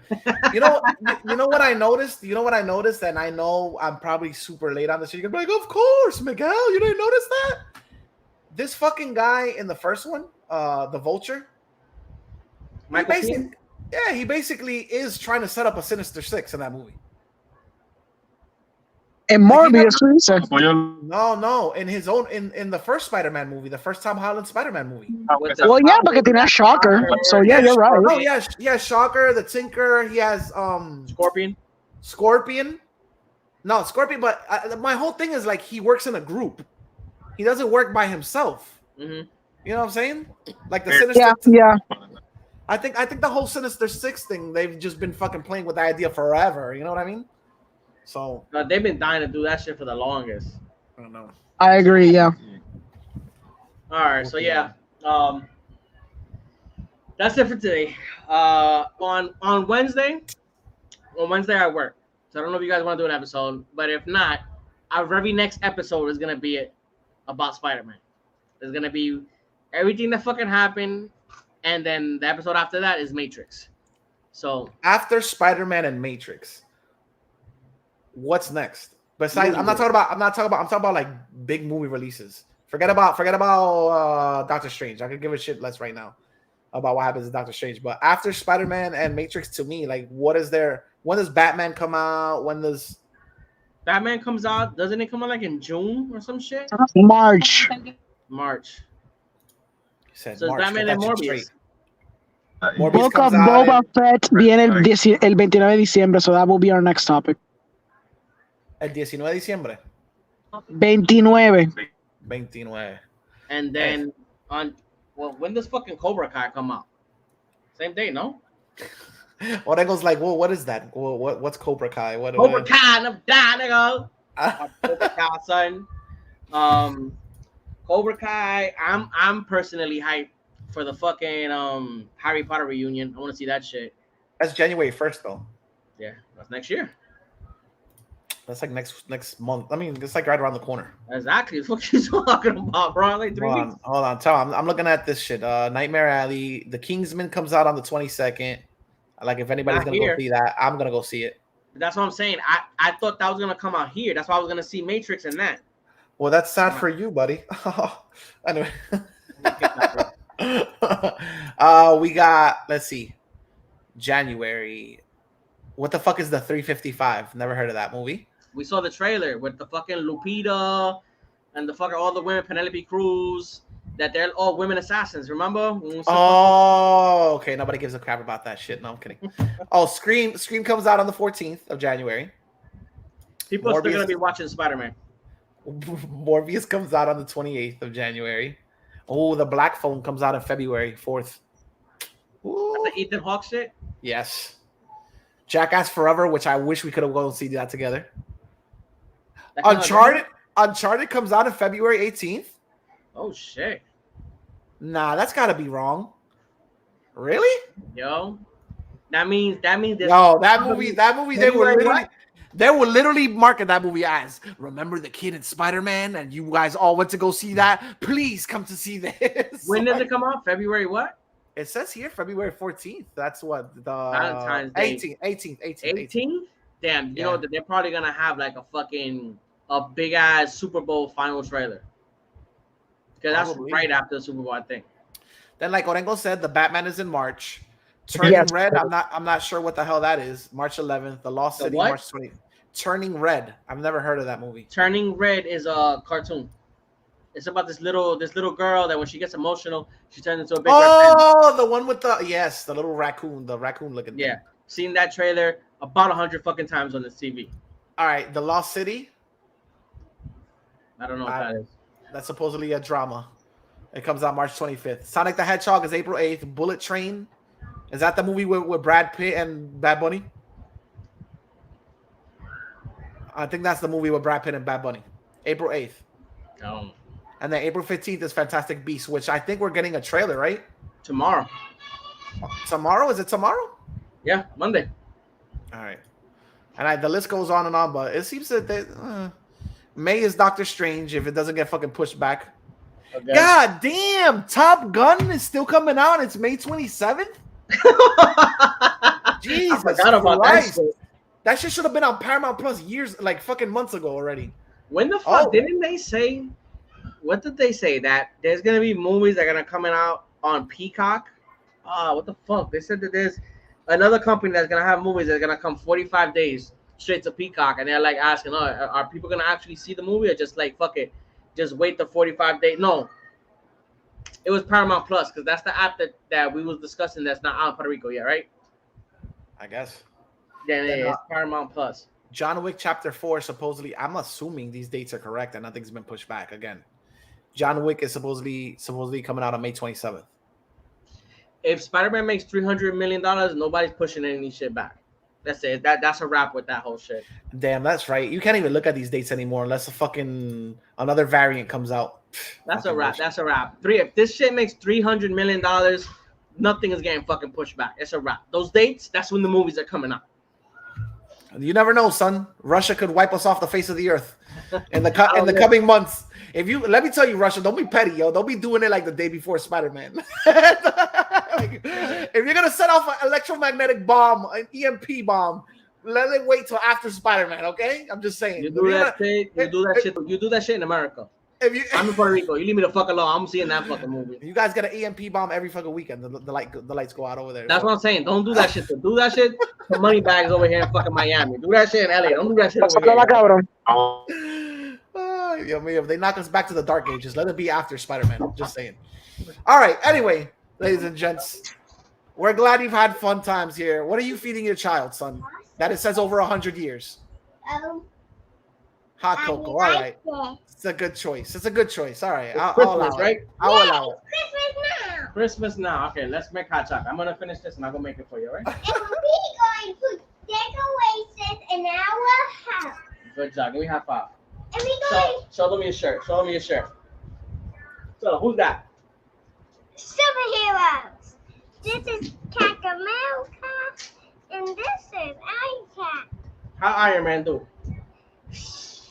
All right, baby, go. No. All right, go show them there. Orengo, let them know where they can find you, Orengo. So they're introducing the shirts, sir. You can find me here with you guys in After School Club, también en Cine Nerds and XBM Richport. You can find me at the movie guy. Los martes que hablamos, los martes de lo que vimos fin de semana en temas especiales.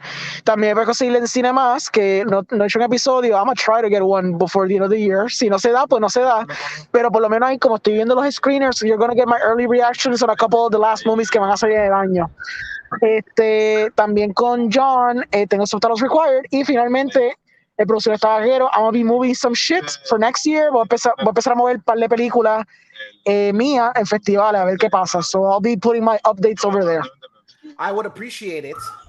I would appreciate it if when you make the decisions to put the movie in the freaking the movie fest, to let us know with time. Of course, sir. No, I will. Confía que cuando yo sepa cuáles son los festivales, pues yo voy a esperar a anunciar lo que sean online, sean físicos, lo que sea. I will let everyone know on the page for sure. Exactly. So we can promote that shit out the ass. Thank you very much. Thank you, sir. Nick, you can find him in mute land because he can't talk right now. Yeah. All right, yo. Yeah, everybody. So, yeah, you can find me, XB, on Richport. You can find us on all major social networks. That'd be Twitter, Twitch, Facebook, and YouTube. After School Club will be here on Wednesday. Maybe not Wednesday, but next Sunday. Definitely gonna be talking about Spider-Man. The last episode of the year is gonna be December 22nd, where we're gonna be talking about Matrix. Cine Nerds is gonna be coming back next year. There's gonna be a lot of new shit that's gonna be hitting next year. So yeah, we got a lot of stuff for you guys. Hope you guys enjoy it. Alrighty then. Well, you can find me here in XV in Richport, talking to these two gentlemen about the stuff we love, and Sally, which isn't here right now, but so we'll be back. Alrighty. Hopefully next year we come back with a thunder. Thunder strike, son. Thundercats.